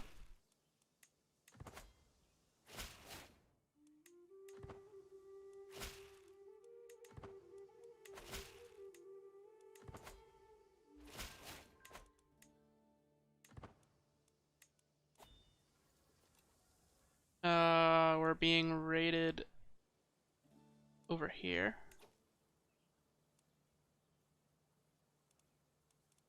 Asshole.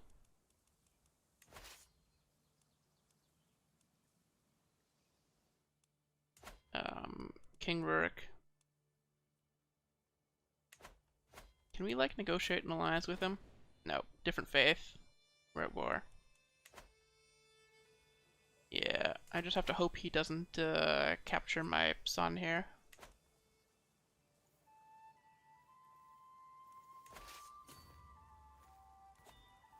We can capture them again. They have a smaller force this time, so maybe.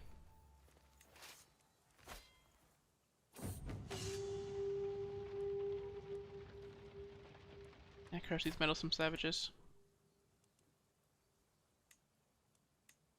Oh, his guardian.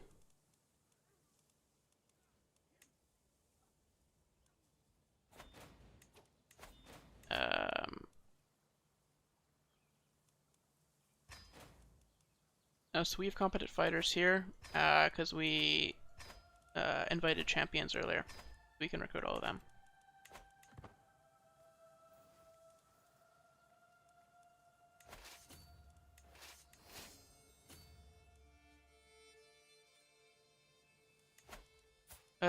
So you need a new guardian.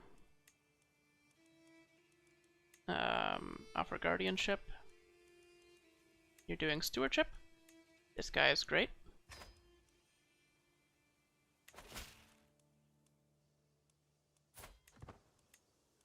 I probably could have offered to convert culture there. Okay, so we got one. Yeah, we took him hostage. There.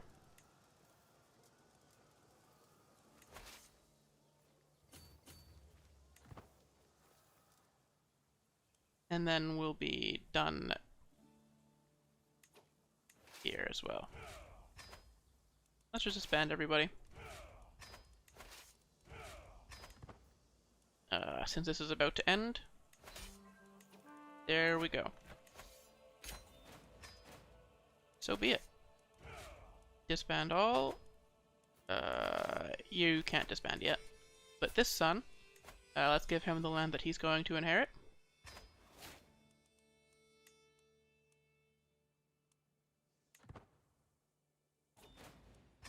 So be it. Now we have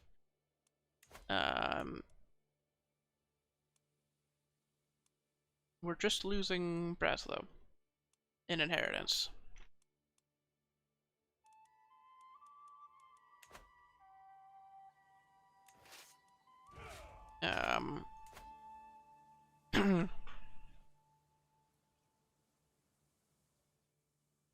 Which isn't great. I would actually rather lose Selpils here. It's part of... Oh, we can just move our capital to Kalmar. So we want to increase control in Kalmar and move our capital there. Oh, we can't because we're at war. Right.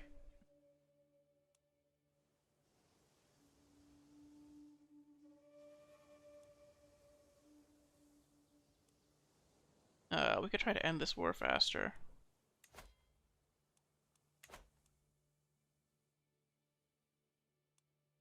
Not really a big deal.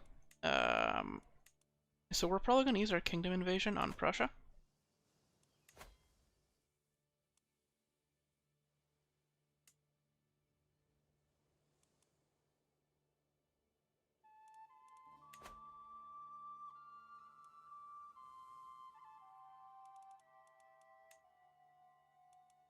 So we'll get 2 more duchies to hand out.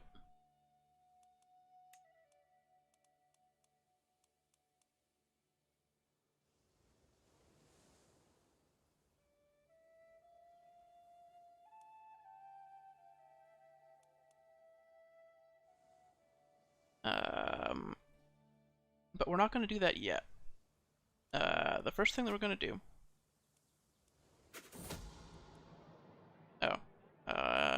He can go to my dungeon. You can be more vigilant.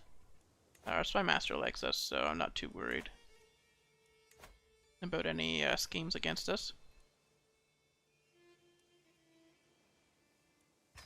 Yeah, I'm just going to raise everybody and try to obliterate this army.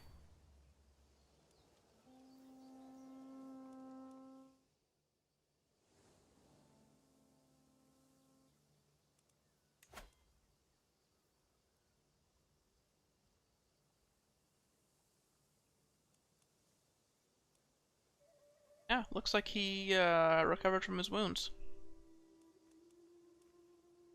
Our heir here.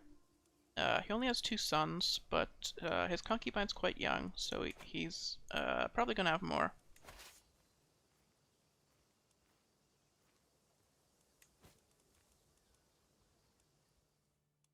Now we can create the Duchy of Lithuania.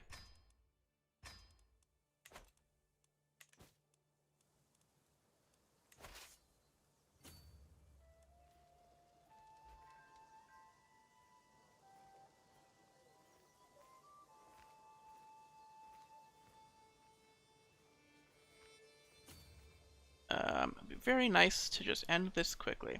And it looks like we're going to catch them here. So we're going to lose a couple of special soldiers here. But I don't think it's a massive deal. Oh, we're not going to. It's not a massive deal because we're going to be ending this war faster.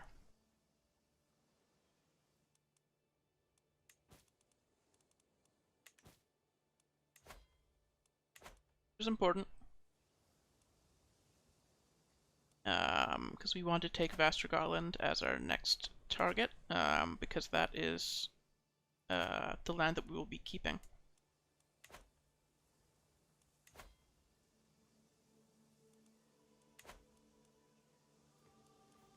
And we can't attack them if we're already at war with them.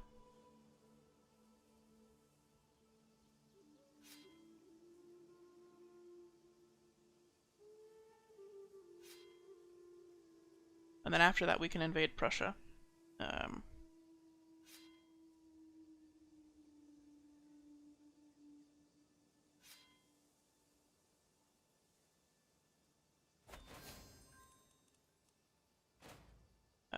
Took your foe hostage. There we go. Leaders disband.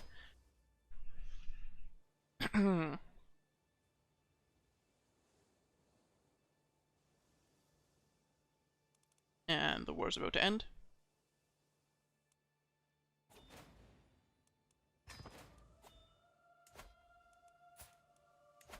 And now we can conquer our duchy. The big one.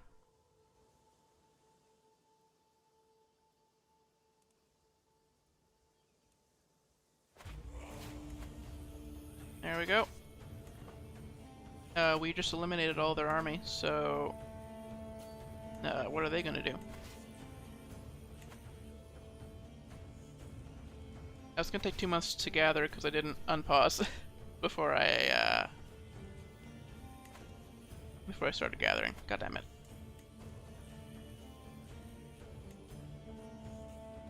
So we can call allies to war. We have extra prestige. Our brother Sigurd here. He's nearby, so we may as well help. Excellent. He doesn't like us a ton. Oh, we helped him in a war. He doesn't like us much because of we changed religions. My spy map? No.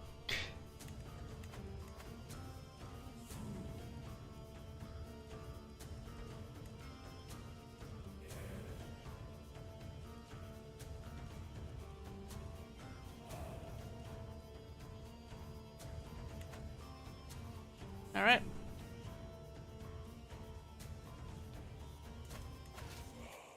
So let's split off the hired soldiers and special soldiers,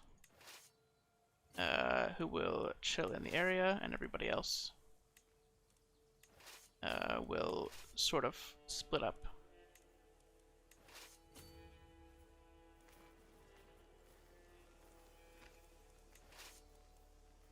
These guys, they're gonna lose troops because of winter. Supply limits down. I'm gonna keep them in friendly. Actually, I'm gonna send them over to obliterate these guys. Oh, we might be able to capture them.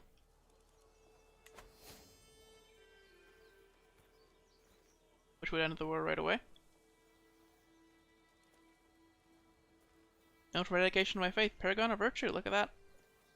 This is technically a faith war because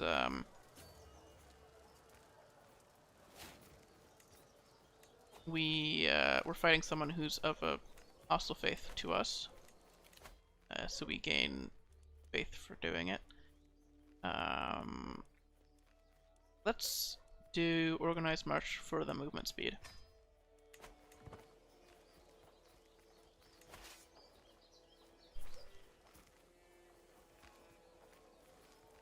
They're defending in Taiga, which could be a little bit of a problem.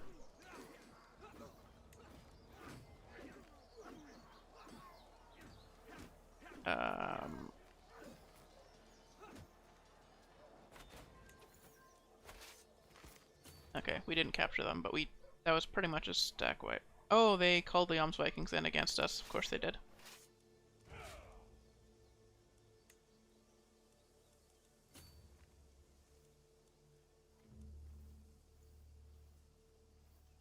Okay.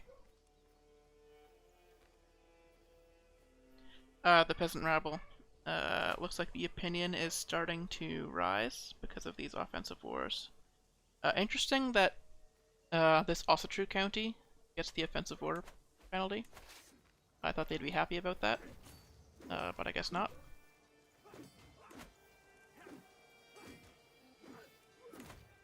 Looks like the Jarl himself is leading this army, so if we win hard enough, we can capture him.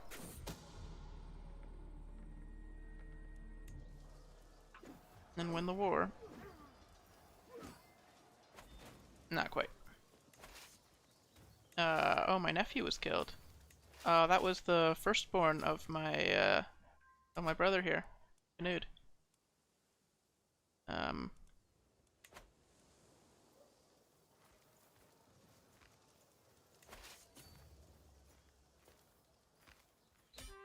Alright. So, enforce demands. Now we're out of war, we can move our capital here.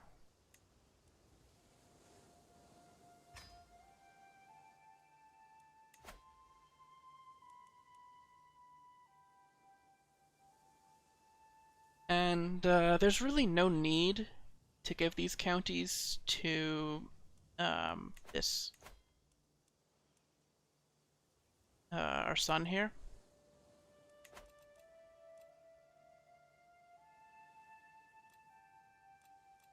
We can just give them to randos. So grant 2 high prowess.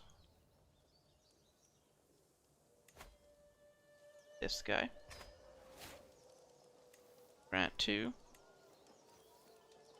high prowess. If they have high prowess, they will become our knights.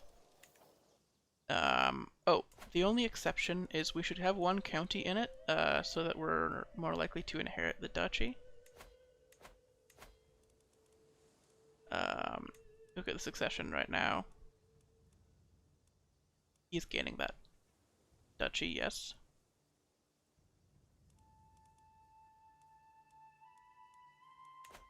Let's create the duchy first of all. And ransom this guy out.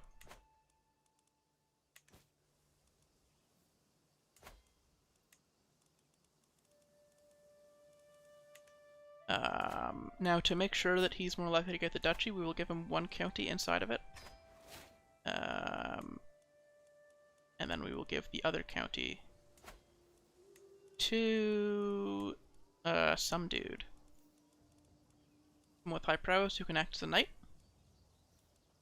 who isn't one of our champions already. There we go. Okay.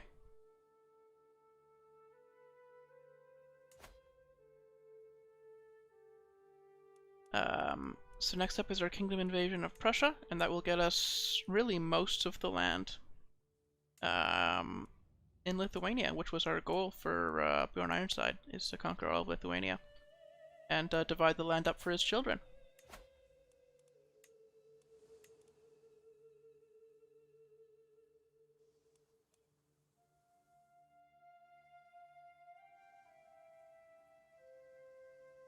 So, let's go for our kingdom invasion.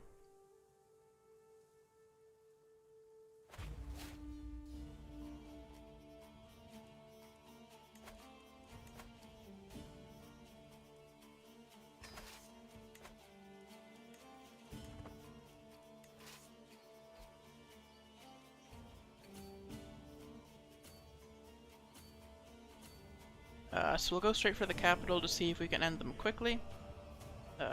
Their troops might be waiting there for us, and if we can wipe them out, then we win immediately. If we can't, then we can just siege it, or whatever.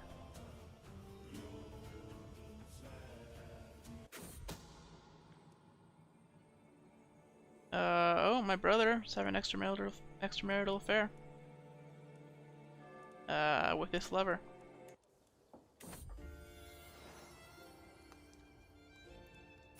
Ah. She's pregnant.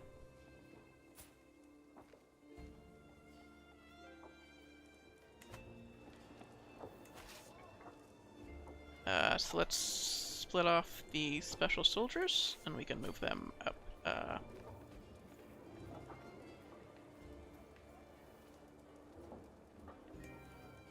And they can split in half. Oh.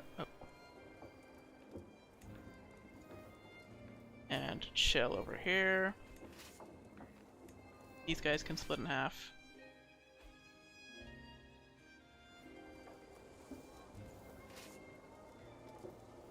Actually merge these together and split off a dedicated sieging army. And send everybody else over to fight these guys, since they're going for our capital.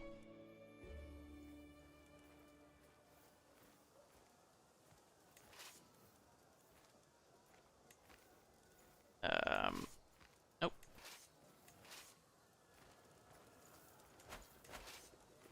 Where's these two? Have this army 1450. We can play this a little bit slowly, because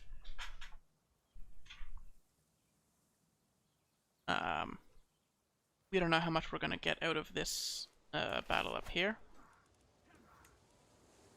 There's the battle.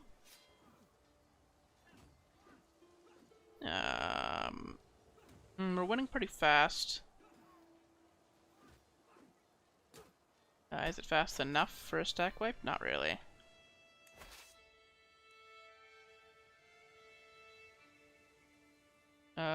So where are you retreating to? I can just chase you down.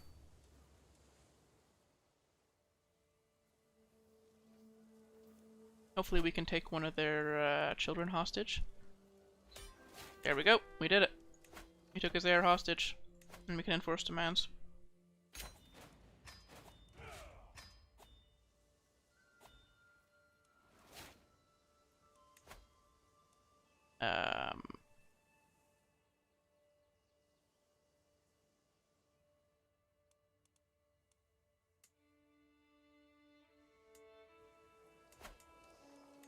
Grant this to another knight.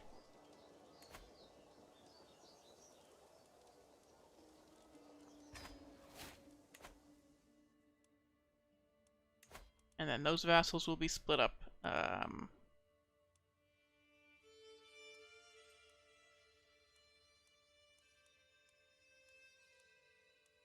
Among my children.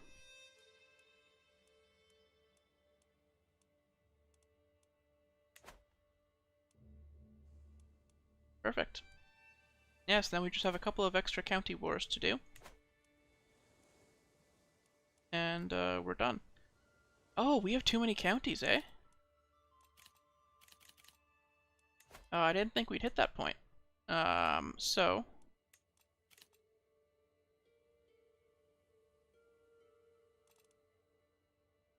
we have minus 5% from overextension.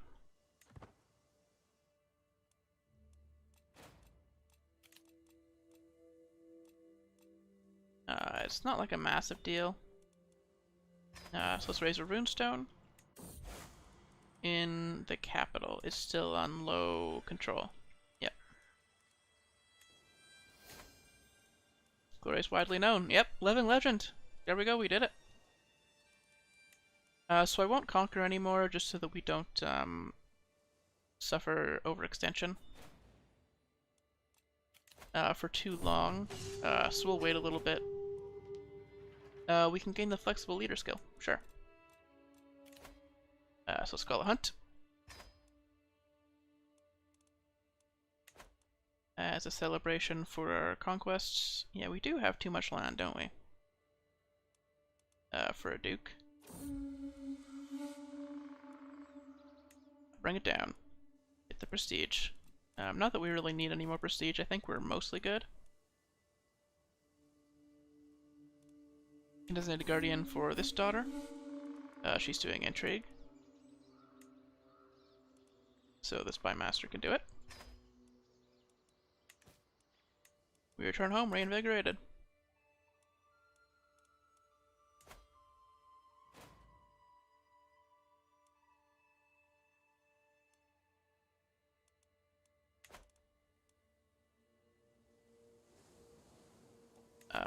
So we need to increase control in the capital.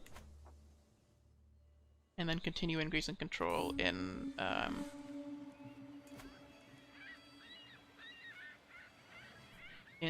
this son's land. Yep, look at that. He's already got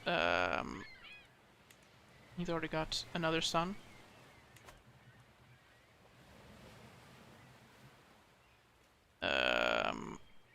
Yeah, let's just let the others handle it. We're actually short on money a little bit for hunts and titles. So we're suffering 5% reduced income from overextension. I wish it would tell us what our levies were coming from. I don't think it's affected by overextension. But we do still want to conquer all of Lithuania. As Bjorn Ironside. So we'll just wait until our health is... Oh, our health is already poor. Okay.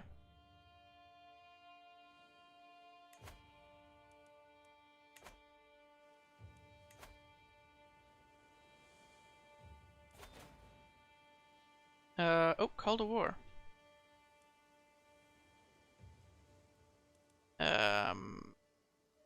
We can actually just decline on this one. I should plug my phone in. It's gonna die, and I'm using it as basically another monitor.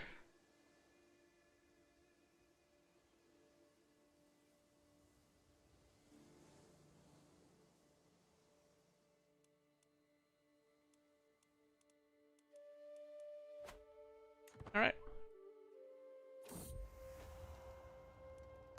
Lover's Pox.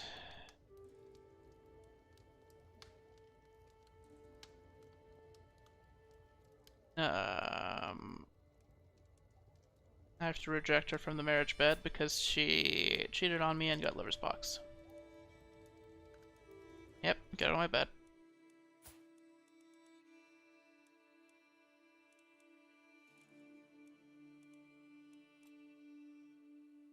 We can hold a grand sacrifice to make our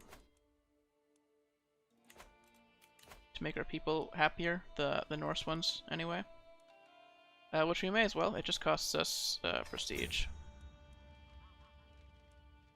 The Asatruans could be worth appeasing. We do have a lot of Asatruan land, so.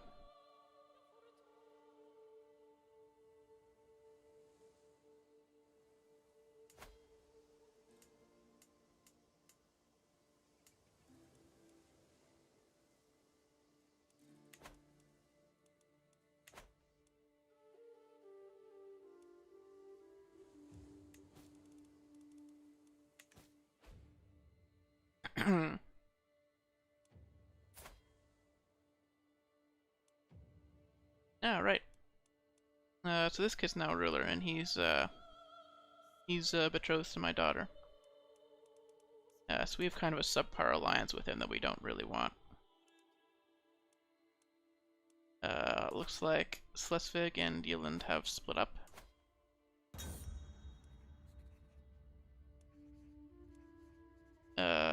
Let's invite everybody. I don't know if it's gonna be helpful, but I kind of want to see.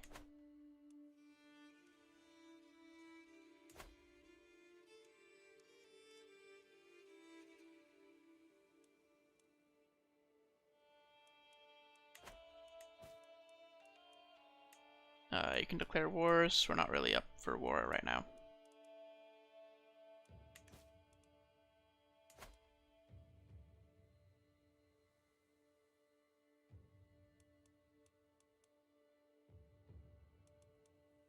So we can start finding marriages for our sons. We want them to have strong alliances. Unfortunately, most people don't want to ally with us because we have too many alliances.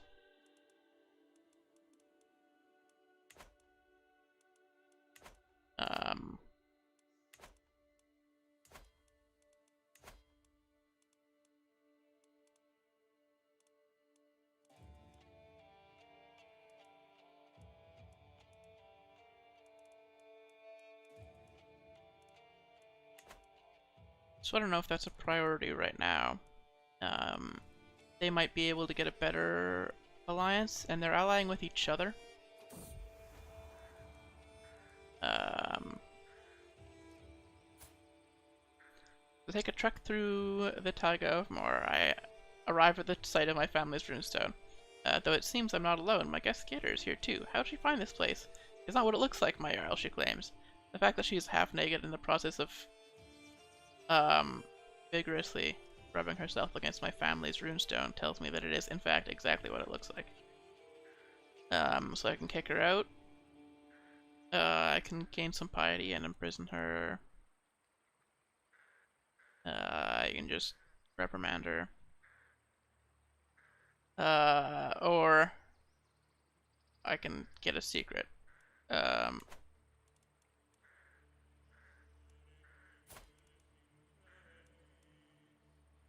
Fuck it. Whatever, we're 58. Who cares?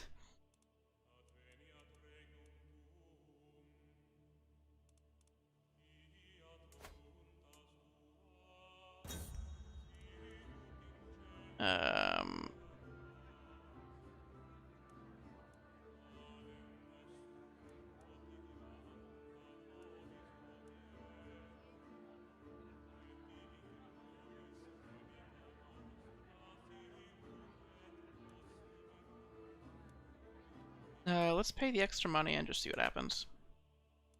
I'm sure it's not a great idea, but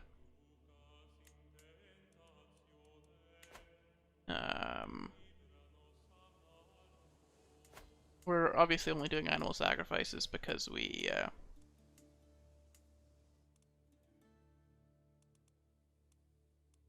can't afford anything else. What's a better way of saying that?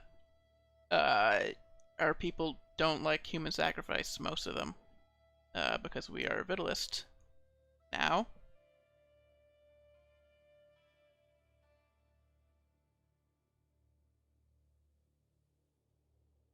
So where do we want to adventure the next generation?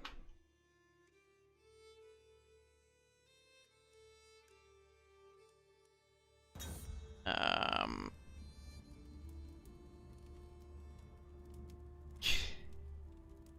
to Odin, am I pronouncing that correctly? It doesn't really apply, because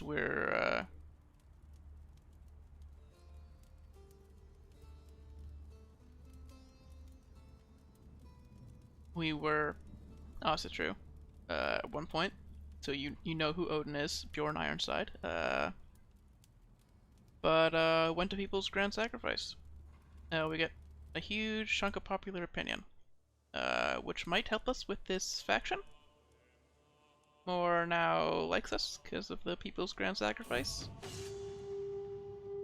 Compare the ranks, that's the flexible leader event.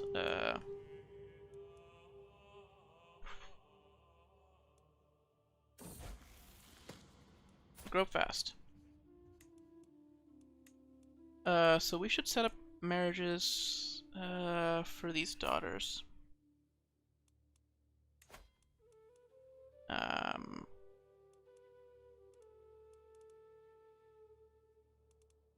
Jarl Hasting, my friend here, is taking the Duchy of Flanders.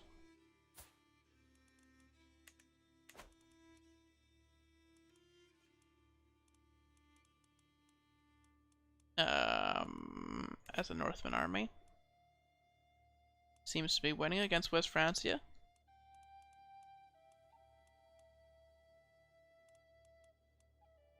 That's neat. We haven't been the target yet, but one of our allies has been. So we're not really going to get alliances.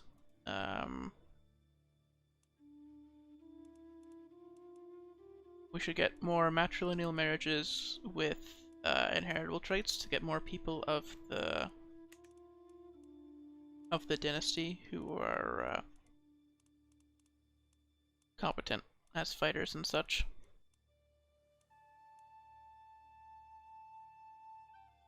That's what I'm thinking anyway. Look at Lotharingia took East Francia. East Francia. I don't know if they'll keep it, but they're allied to the Byzantines, so maybe. Lothair's doing great this game. I guess this is the best idea, because we can't really get marriages. Or get alliances out of this. We sort by prowess. Get like Herculean. I don't really think we need to, though. Like, what's the benefit of that, even?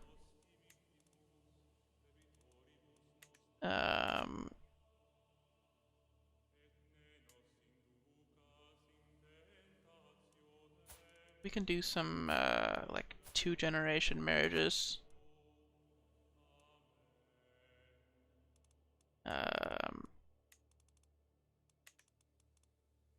So, like,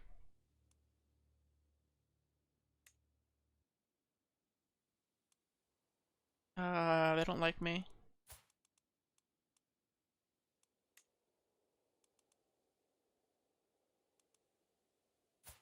Let's befriend him.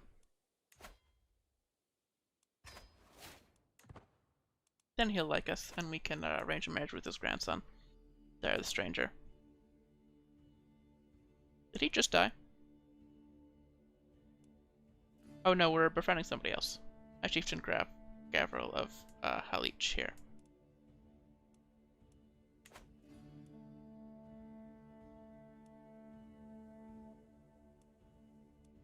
So we did the grand sacrifice. I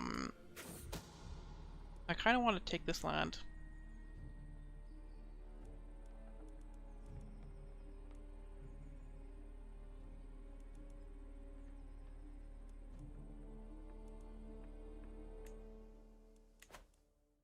Just to say that we did, right? That we completed the goal of conquering all of this land. We have a truce with him, though. We can declare war on you, and we can declare war on you.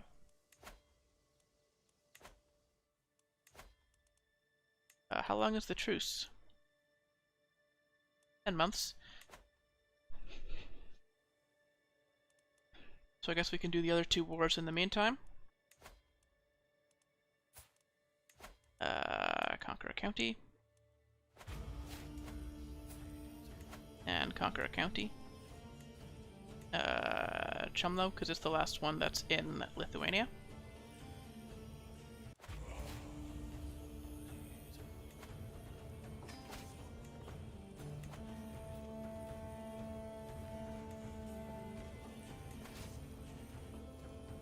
So split off hired soldiers and special soldiers, and then split in half. Half will go down to here. Half will go up to here. And these guys will also split in half and just chill in the general area in safety.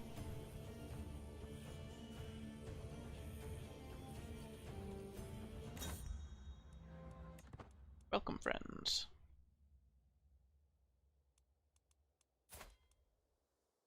So we're probably not going to live very far into our 60s.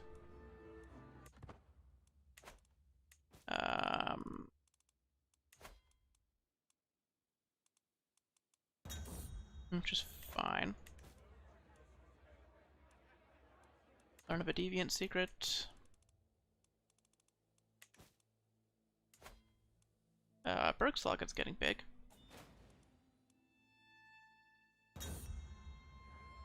They're one of the ones that we left behind, eh? Yeah.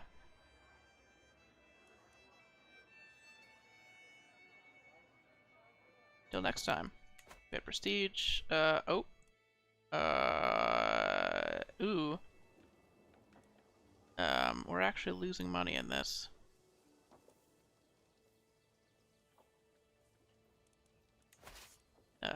These, very expensive,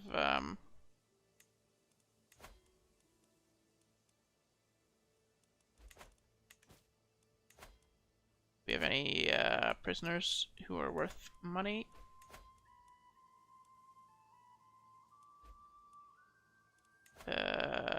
Not really.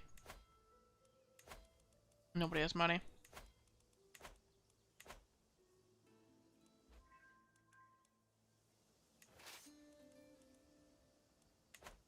Yeah, all the levies that we have are actually, like, kind of massive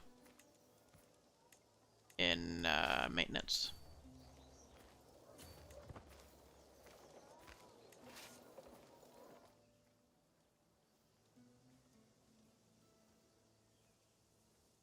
We finished increasing control in county, so we can do another one. We want to do it for our son's land.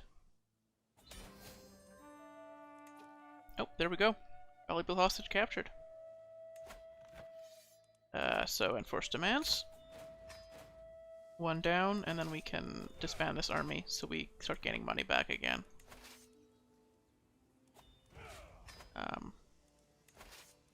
These guys cost money as well? Nope. They can just kind of chill for free. So we've got our peasant rabble faction coming up. They don't like that we're in an offensive war still.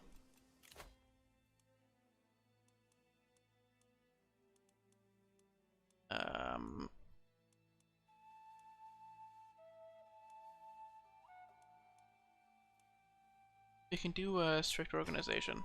These wars are kind of nothing. They're not important. Grandson released. Oh, my grandson has land in Novgorod.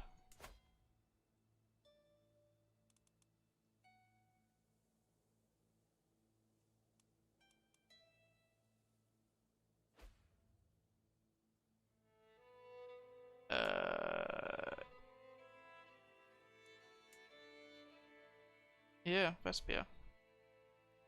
Or Vepsia. He's not related to me, but, you know, he's the daughter of my,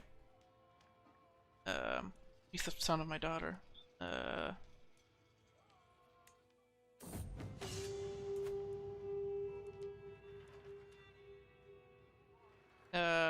Show me again how you do this. Yeah, we're still trying to get that flexible leader trait. Alright, we're friends with him. So now we can do that betrothal. Oh, we're too late. Okay. But we tried.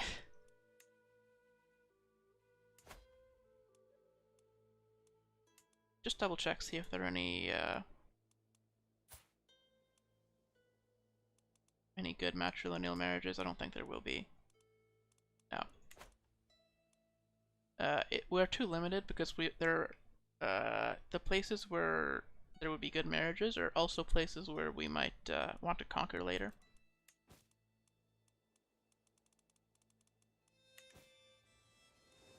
So there's really no point. So yeah. This son, who is his guardian? Very bad. Let's get him a new guardian. Let's offer him a guardianship. My marshal is his new guardian.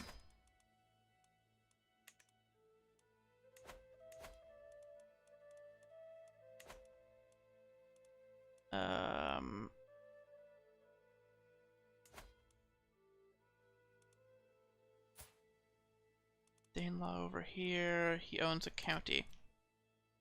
So he's not likely to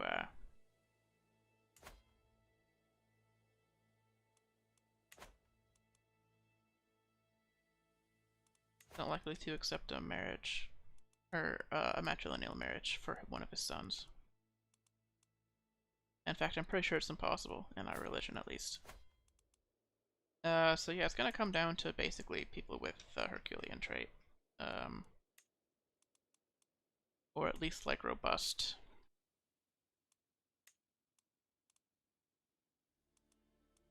Oh, they're all very old.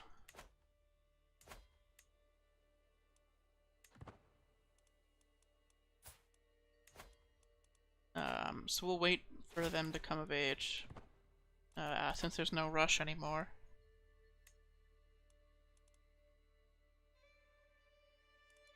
Oh, our marshal died. What did he die from?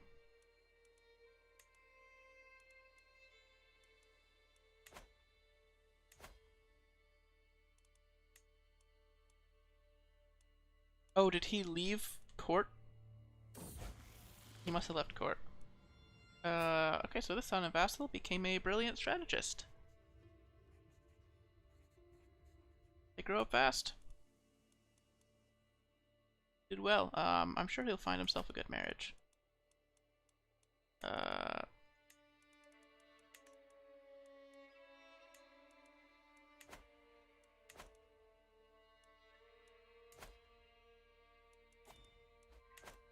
We can't really find one for him.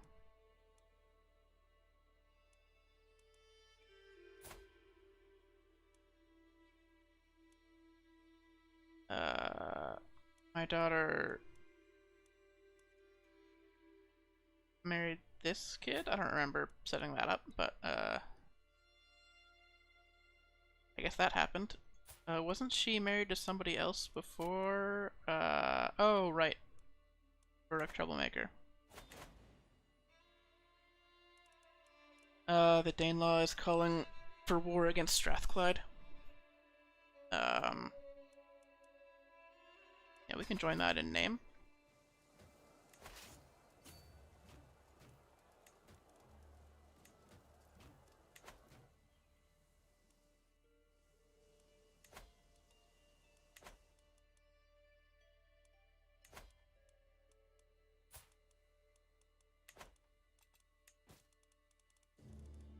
Oh, this guy will accept vassalage. Convenient.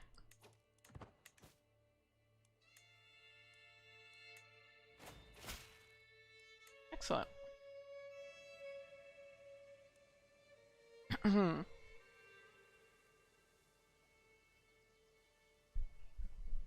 forgot we had that trait. That perk.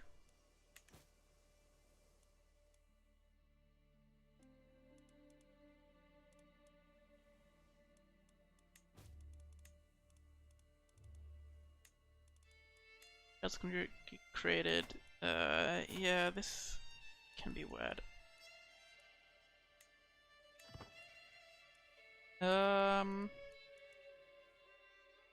Oh, so this is an adventure with a bunch of event troops. Where are you? Down there.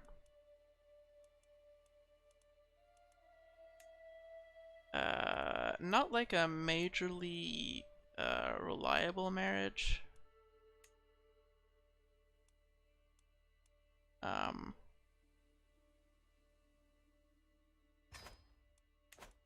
it's something at least.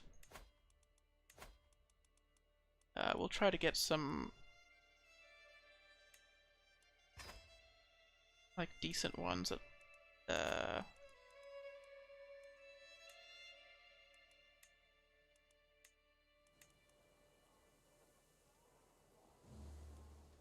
yeah, we're kind of out of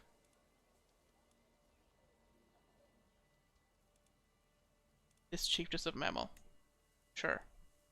That will be his vassal at some point.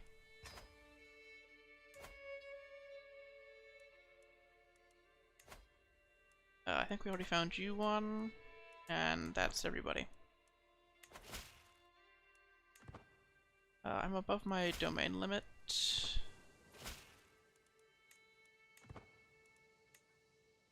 So that's part of Prussia. Give it to this guy. Or give it to,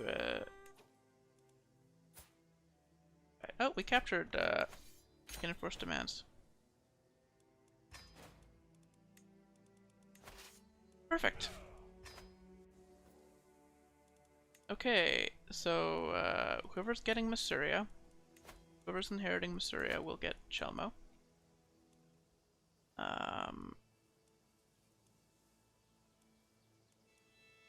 It's you. You can hold another county, so you can have this one. That is some border gore, but I'm sure you'll figure it out.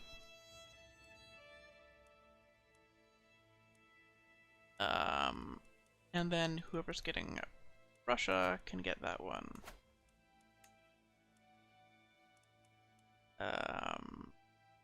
You're getting Prussia.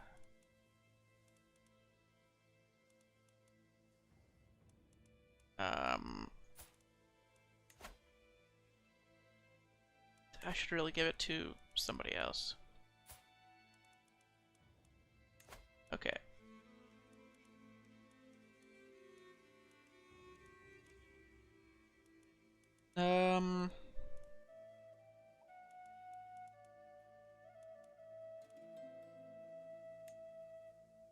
That's something. Okay, they won't accept my deal. Okay, never mind.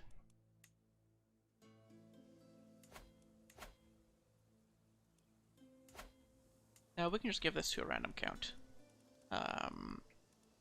Because,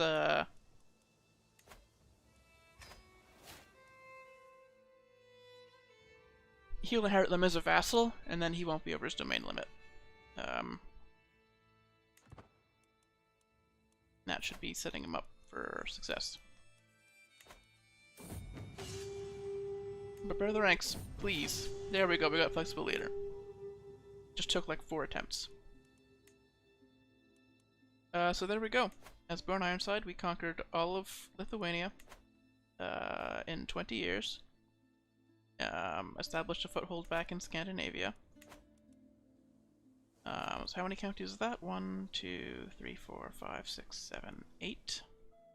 We're at 8 counties, so we'll just need to take 2 more before doing our adventure as Eriker here.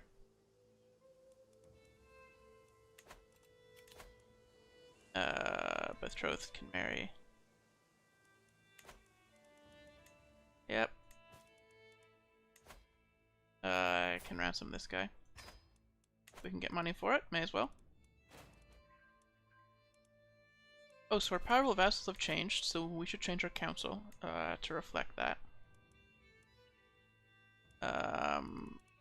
So we have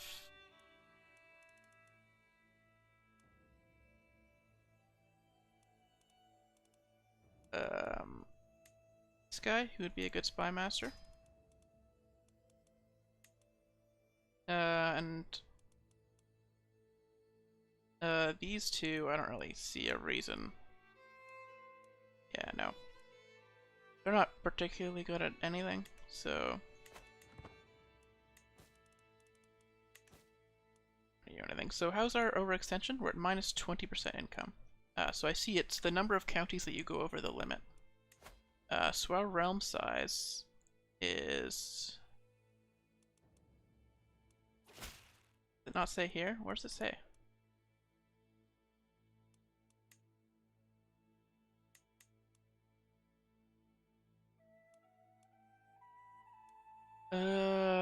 So we can do our peasant rabble war.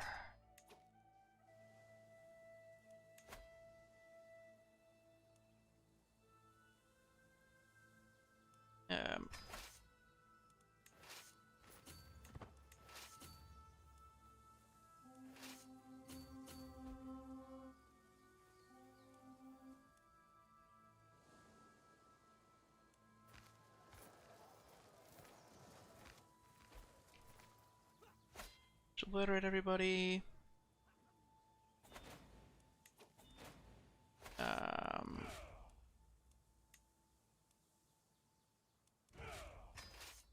Band, disband.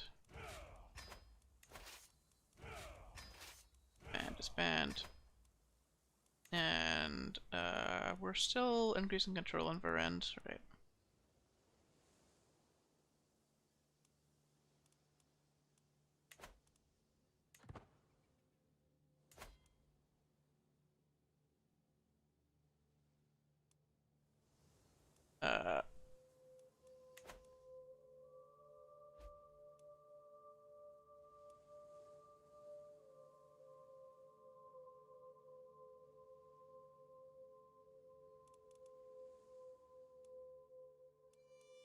Alright.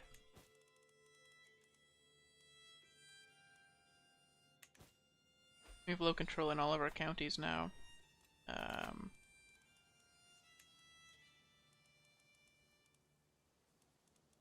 Get a new chancellor. Ask this educator. Educate child. Come with high learning. Guy has gout. Sucks to, or consumption. Sucks to be him. Yeah. So there'll be a little bit. Oh, we got this event again.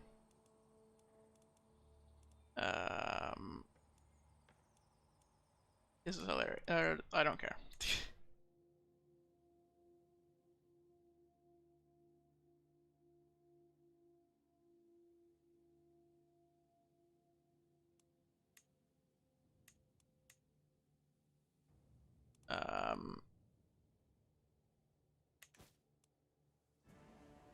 Oh, there we go. A Northman army. Are trying to take the Duchy of Prussia. Rally the troops.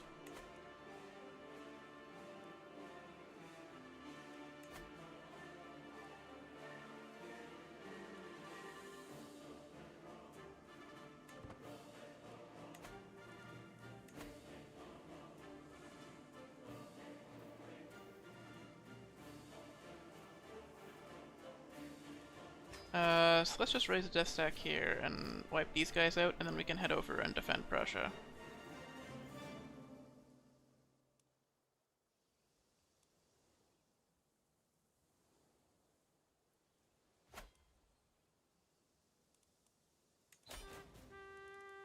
So we win our peasant uprising. And this guy can be recruited. He doesn't really dislike us that much, to be honest. And then we can increase control in Kalmar now, because that'll be much faster.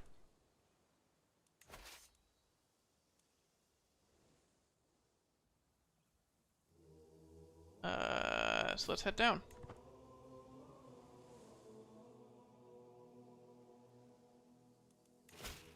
So I'm gonna call all my allies to war for this defensive one. Since there's no downside.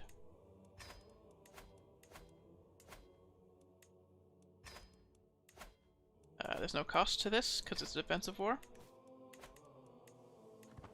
And we'll see how much help they are. There are the adventurers. Down Boggin Dunge. I don't really know what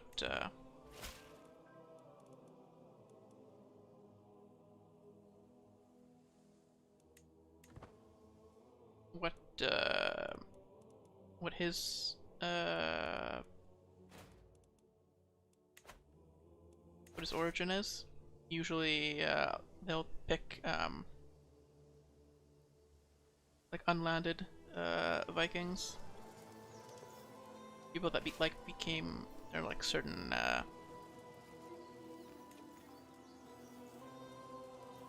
this recently disembarked penalty.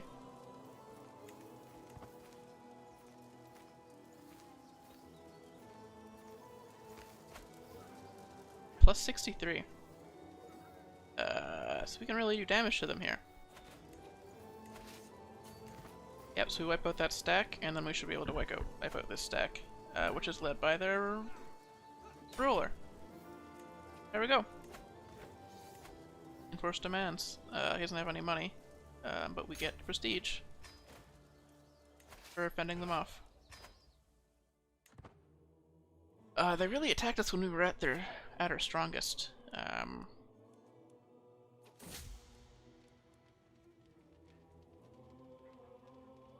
Incredible work, Yidki.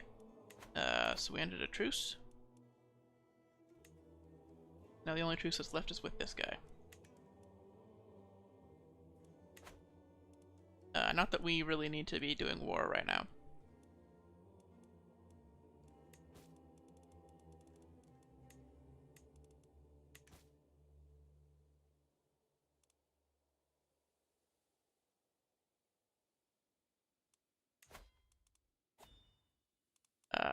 Oh, we can commission an epic. Let's get on that. We'll do the cheap version because we're just trying to get renown now. Prestige and piety aren't doing much for us at this point. Yep, it's a family history, so be generous. Some renown. Someone's trying to kill my courtier. Whatever. Speaking of court, let's go through the court and make sure everybody's married.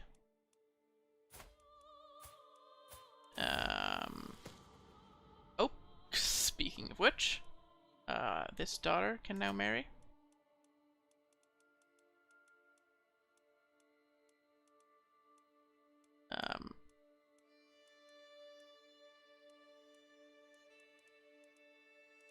So I don't really want alliance power. What we're looking for is people with inheritable traits, sorted by prowess.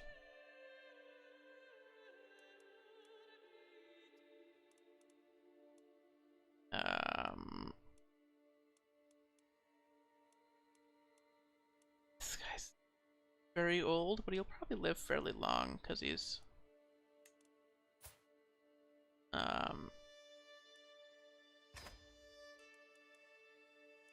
yeah, he'll live fairly long, so they'll be married for a while. So this steward needs to remarry someone with high prowess, not a courtier. Reset to defaults. So someone with high prowess, so that their children have high prowess. Of course, not all of it is.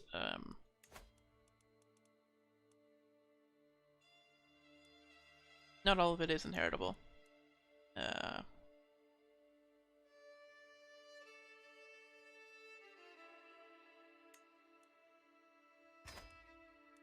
Six.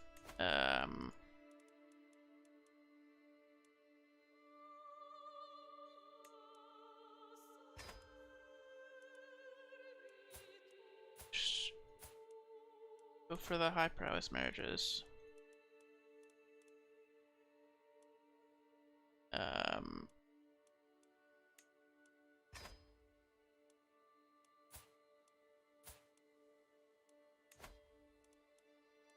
This courtier doesn't super matter. Because she can't have children, but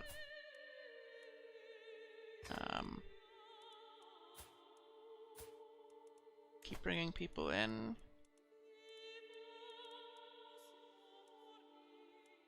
Oh! Rollo the Walker! Hey! I will happily invite Rollo the Walker to court. He's the guy who, well, you can see by his dynasty, he conquered Normandy. Canonically.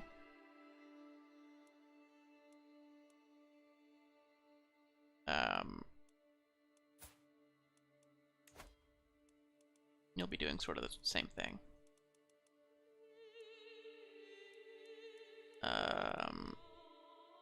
Sort of.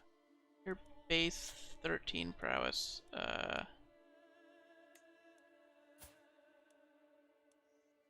That's the giant trait in base 10 prowess. I like that one.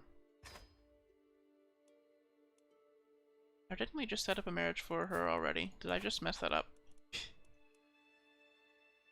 I might have.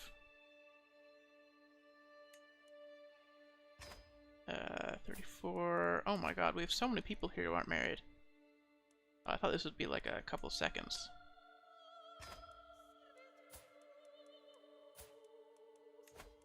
This champion marries someone else who's high prowess. There we go. New prowess. There we go. Gear here, prowess.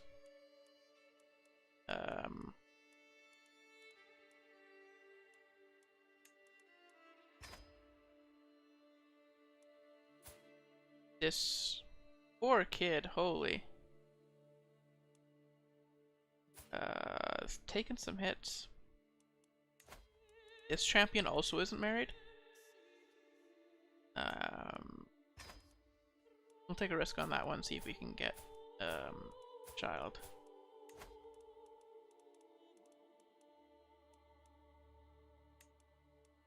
Before they marry. There we go.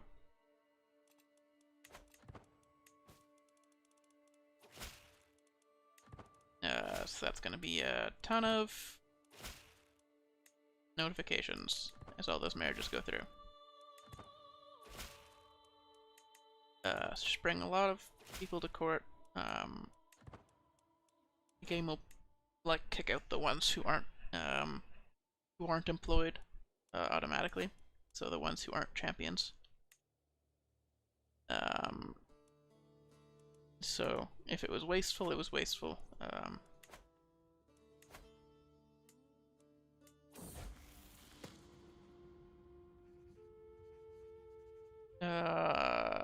We can pay extra.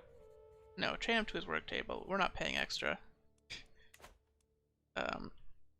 For a better epic. We just want an epic. It doesn't need to be good. We won't even get all the bonuses from it. Because it's like a per month bonus, right? And we're 61. We're not gonna live that long.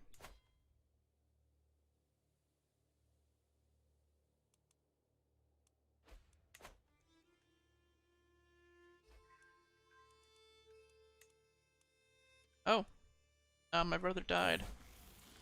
My younger brother died and was replaced with my nephew. Let's take some of the cost back. Yeah. Because we can pass the money down when we die. We cannot pass the prestige down.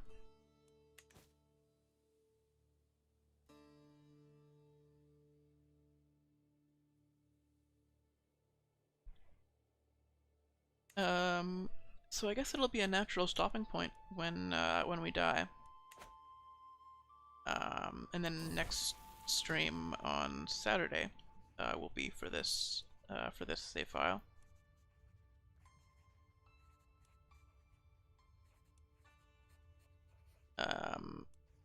Just take the prestige. We're not going to use it, but neither of those are very good.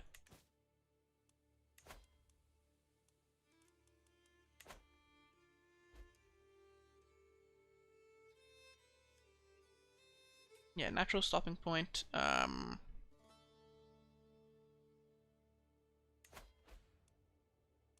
Next stream will be on Saturday, and we can start playing as Eriker.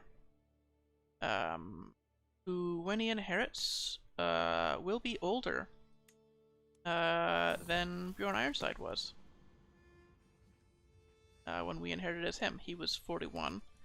Eriker will be 45, 46. So he will have to conquer even faster, but he doesn't have to wait for the Dynasty legacy, right? So we can keep this guy at court. We can find some use for him. Got our family epic done.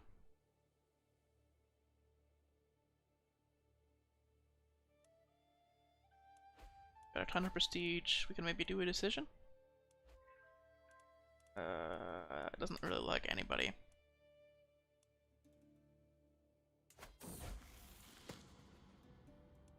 Grow up fast. Midas touched. He did well.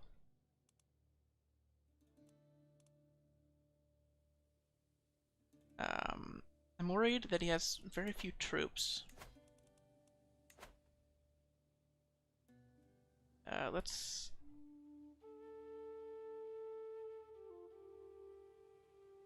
increase control in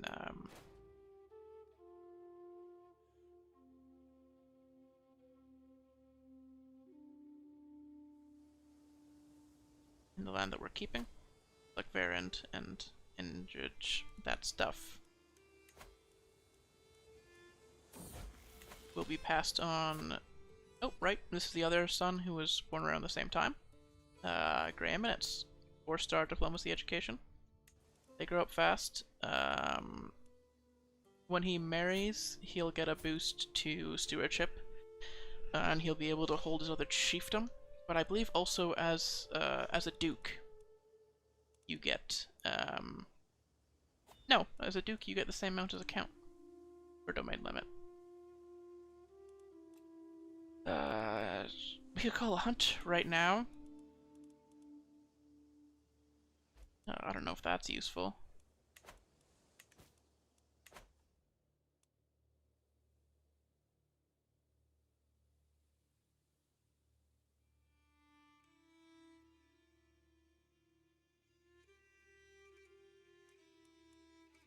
Yeah, so next generation, we'll probably do the Ukanusko faith stuff.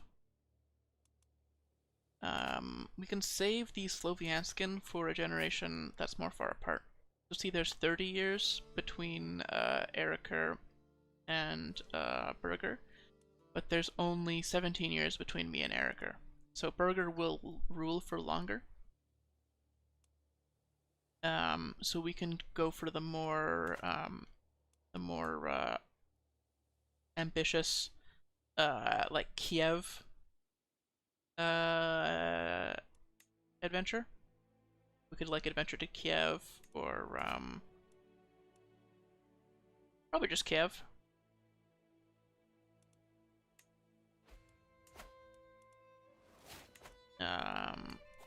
And take that and like found the capital of the Rus and everything.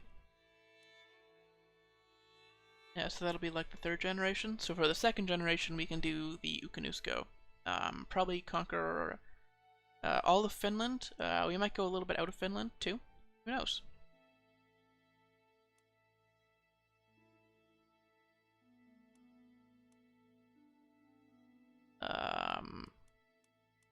We're so old, I don't think any of this is gonna matter.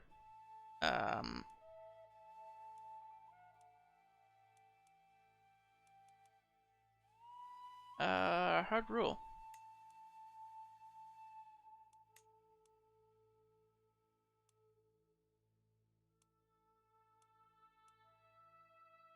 We're not doing any wars, so yeah, hard rule. So we'll sort of see like the results of inheritance when we die.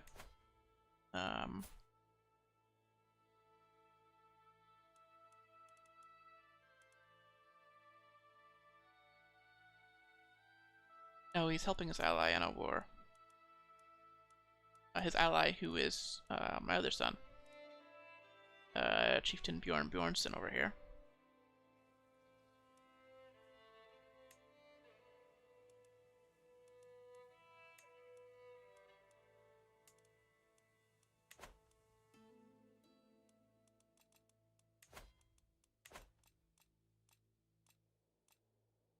We could invite champions. I think we can save that, or we can do it now.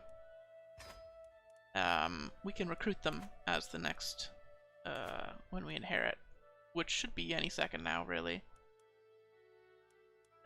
We're 63. Like, how much longer is it gonna go?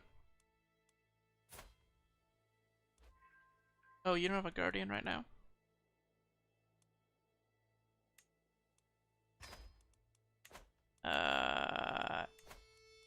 Oh, we need a new... Sure. 14. Good enough. We're not really doing many faith conversions or anything like that.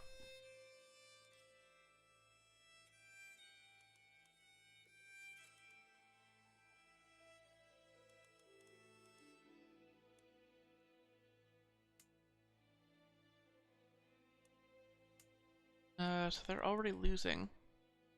Battle's lost, yeah. Alvor comes of age.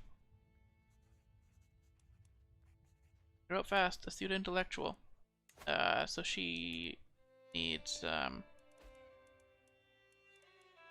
probably just a prowess-based marriage to have, strong children.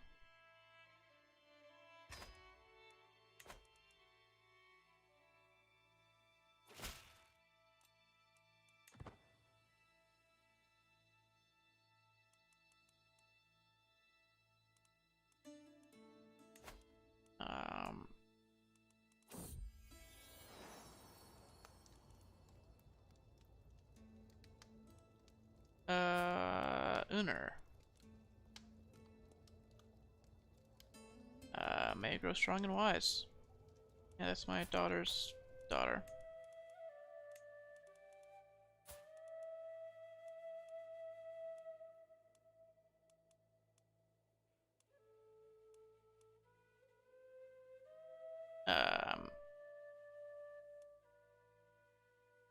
Yeah, big age gap here, so we'll be able to be really, really ambitious with Burger. Oh my god, look at his traits! How did he turn out so good? I wasn't even paying attention. Stewardship isn't, like, fantastic for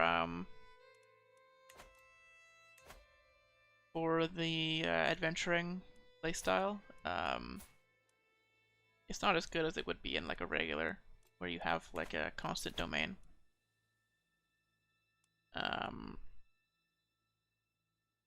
But you know, money is still useful. You can do the avaricious stuff.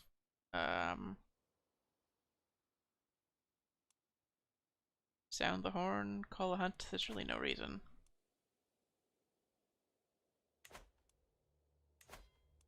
We're just chilling.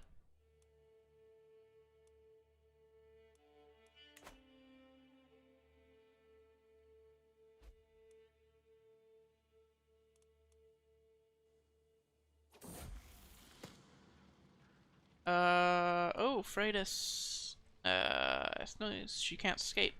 Yeah, Dex hates her. But I have high diplomacy, so I can teach her. Where prowess and diplomacy will increase.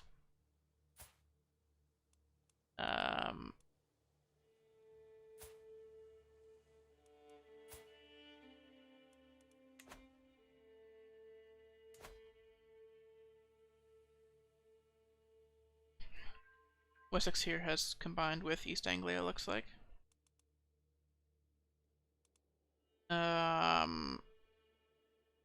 Oh. The heir to Elba is the king of Scotland. So, or is the king of England. So England and Elba are probably going to unite. That's an interesting one. You don't see that one super often.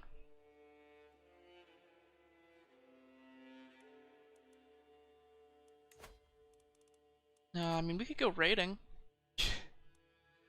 It's a bit awkward, but we can go raiding. We're still Norse. So we can still raid.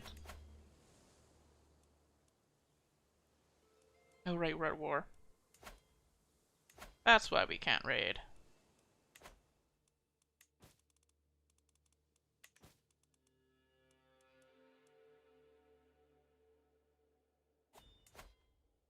Studio. So for Ukonusko, we could go for Estonia, we could go for Sapmi. I don't like going for Sapmi. Um,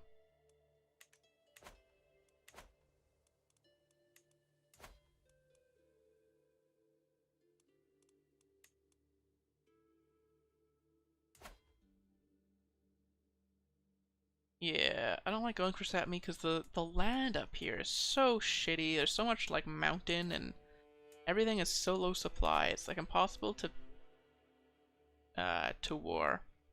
I think Finland is a lot more fun. There we go. So this son is now married. Really grew out his beard there.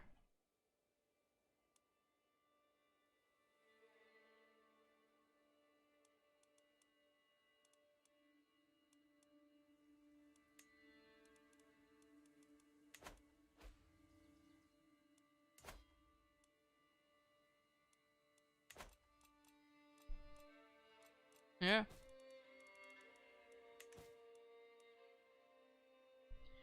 This Danelaw war has been going on for so long. Make sure people grovel appropriately, my dear. Yeah, my wife is just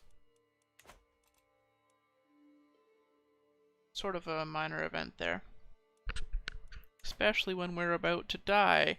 I think our health has been poor for like 7 years now, at least. That was only the first time that I noticed it, so it could be longer.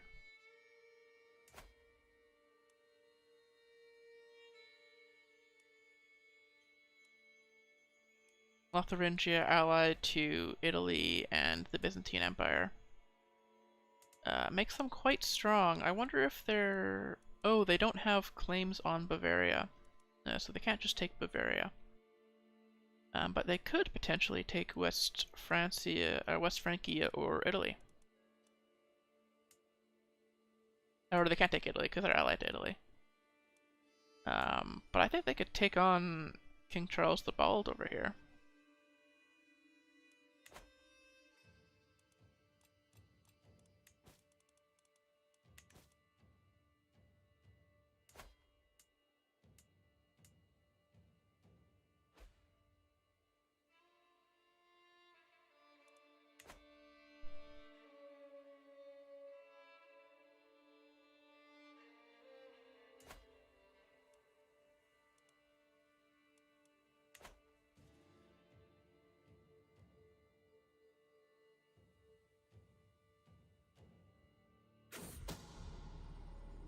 Scheme at court. I'm gonna stop the villain behind this. So the one that inherits the Duchy of Masuria is probably gonna have a struggle because they'll inherit a very powerful vassal. Oh, let's up the tribal authority. I mean, we have the spare prestige. We may as well.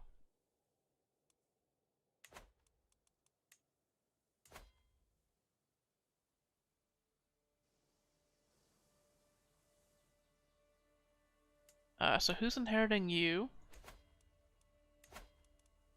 The one who inherits Masuria is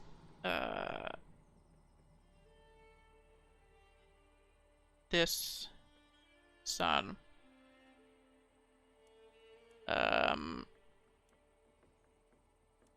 Just whatever.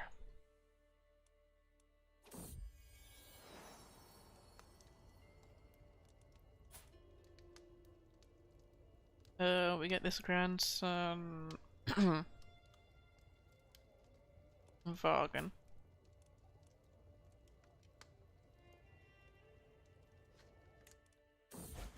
He's not great, but he might grow to have high prowess. Might be a good fighter. We don't know.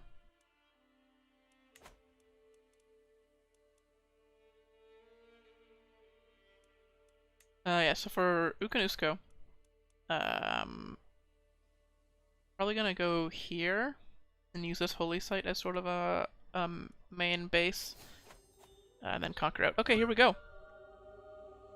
Jarl Bjorn of Smallland has crossed the door to the world of spears at 65 years of age. He died of old age. A keen and dedicated hunter, he loved to spend entire weeks in the wilderness looking for the most elusive game. Jarl Eirikr ascends to the throne, a pious and humble man. Many fear that Eirikr may have been better suited for a temple rather than the throne. As the title's lost, you can see that we lost all of these duchies. Lineage, Jarl Bjorn, and continue. So here's sort of what the how it turned out.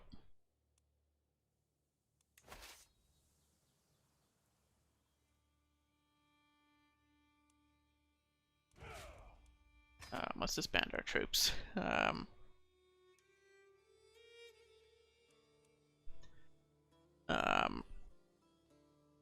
So we kept Smallland over here.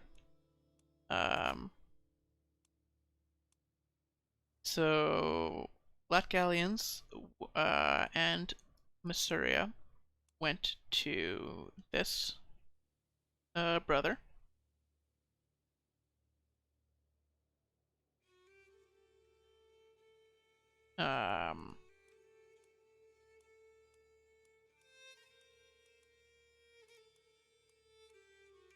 Yep.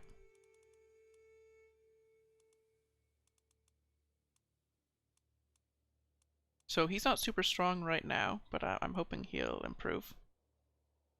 Then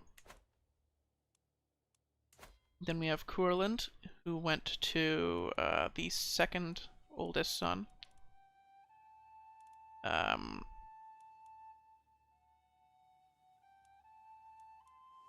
He also got this land over here because he got the Earldom of Prussia, the Duchy of Prussia. And then Lithuania went to this brother, who's ambitious, and honestly, he's doing quite well for himself. And then Samogata here is one of the weaker brothers.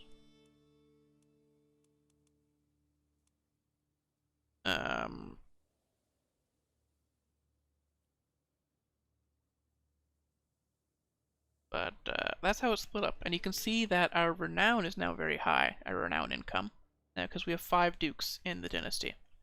Because there's me and all 4 of my brothers, the dukes of Latgalian, Courland, Samogata, and Lithuania.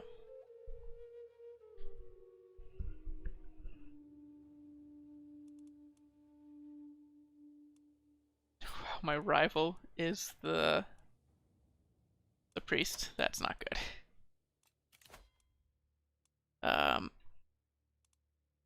So I think we'll do all of this stuff at the start of next stream. Yeah, we can come up with a plan now. We hit the 5-hour mark, which is how long my streams are supposed to be. Sort of an arbitrary number that I picked. So yeah, we could go for the Duchy of Estonia. The problem is that it's owned by 2 different people. So we're probably not going to adventure there. And instead, we will probably go for Karelia. Now, it's also split up into two. We would probably take this one first. Our domain limit is only 3. So then we could take this one second. And give sort of the spare land out to... we could do a conquest to take the rest of Karelia here.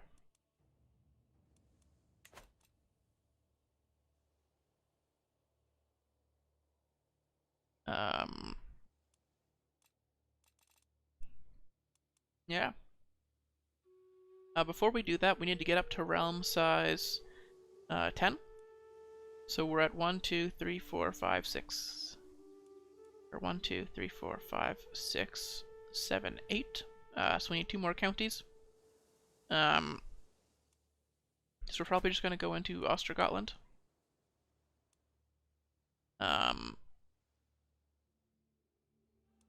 That makes the most sense to me, is to just conquer here.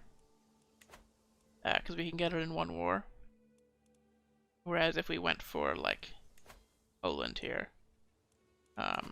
we wouldn't be able to get it in one more. It would take 2, because we'd have to go Oland and then also, like, Visby or someone else.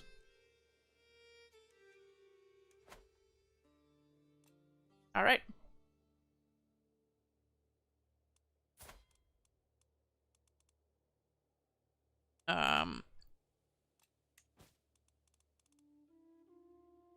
Yeah, great natural stopping point.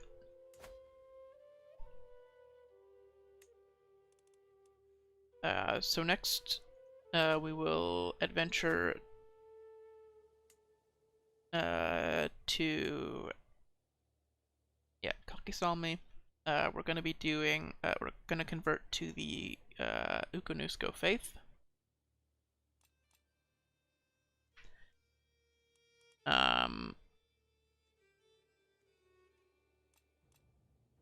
And then we will do the Defenders of Uko decision, and then conquer outwards. For military, you can see that we kept all of our special troops.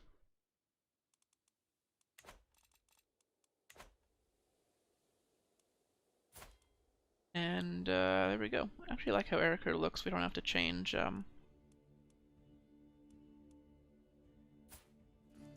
You don't really have to change anything about him. Appearance-wise.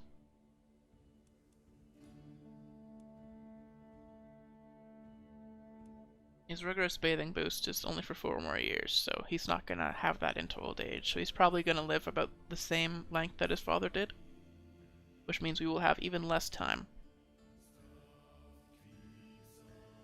to conquer. And we need to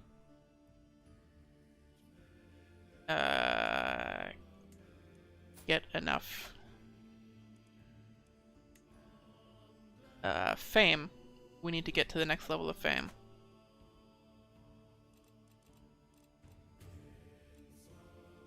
ASAP, and also get enough prestige to conquer Kakisalmi. And since we don't have the same prestige income that our father does, we actually are on a negative right now. Paying for all this stuff.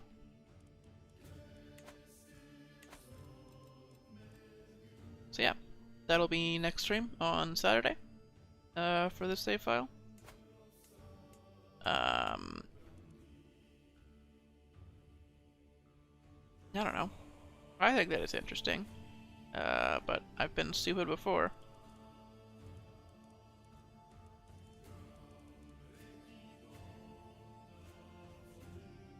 So we're gonna see what happens to these brothers as well over here. Yeah, I'm about to end stream and go check on those. I saw the Discord message.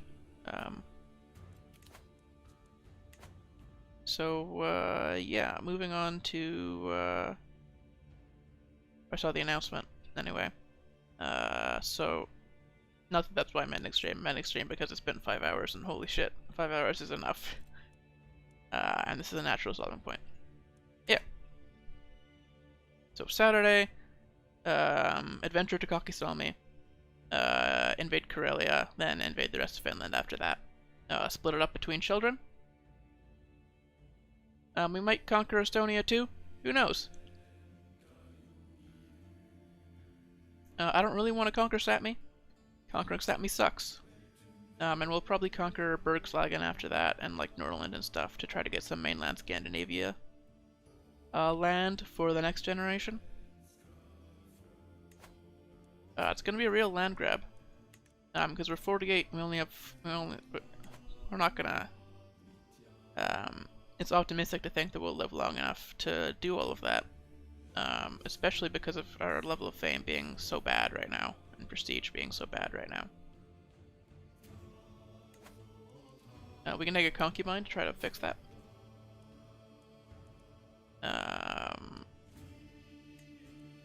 There we go. Helps a little bit. Yeah. I'm not gonna exit game. No, I will. It's saved as Munso stream file. Exit to desktop. So yep. I already said what we're doing Saturday. Tomorrow is the Ferdinand von Ayer save file for the feudal mod for CK3.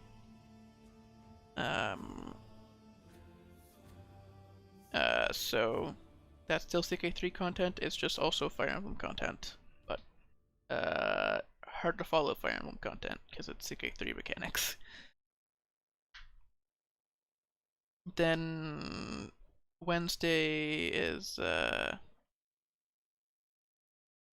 multiplayer, probably. I don't know. I probably need to talk to Seb about that. See if he's still up for it, because I know he's been busy these last couple weeks, and I need at least one other person to guarantee to me they're going to be there. Otherwise, I can't call it a multiplayer stream if it's just me.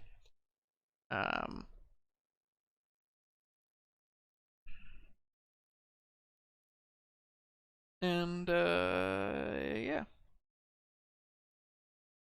So end stream. Gonna hit the stop streaming button. Join the Discord or check Twitter to see my stream schedule. I should have it pinned in Discord. I don't. I'm gonna try to fix that. Have it like pinned in stream announcements or something. That makes way more sense than just putting it pinned in Twitter, because nobody checks Twitter. Nobody gives a shit about Twitter. I don't even give a shit about Twitter, really. So yep. Stream over. Also, I stream on both YouTube and Twitch for people who are just on one side.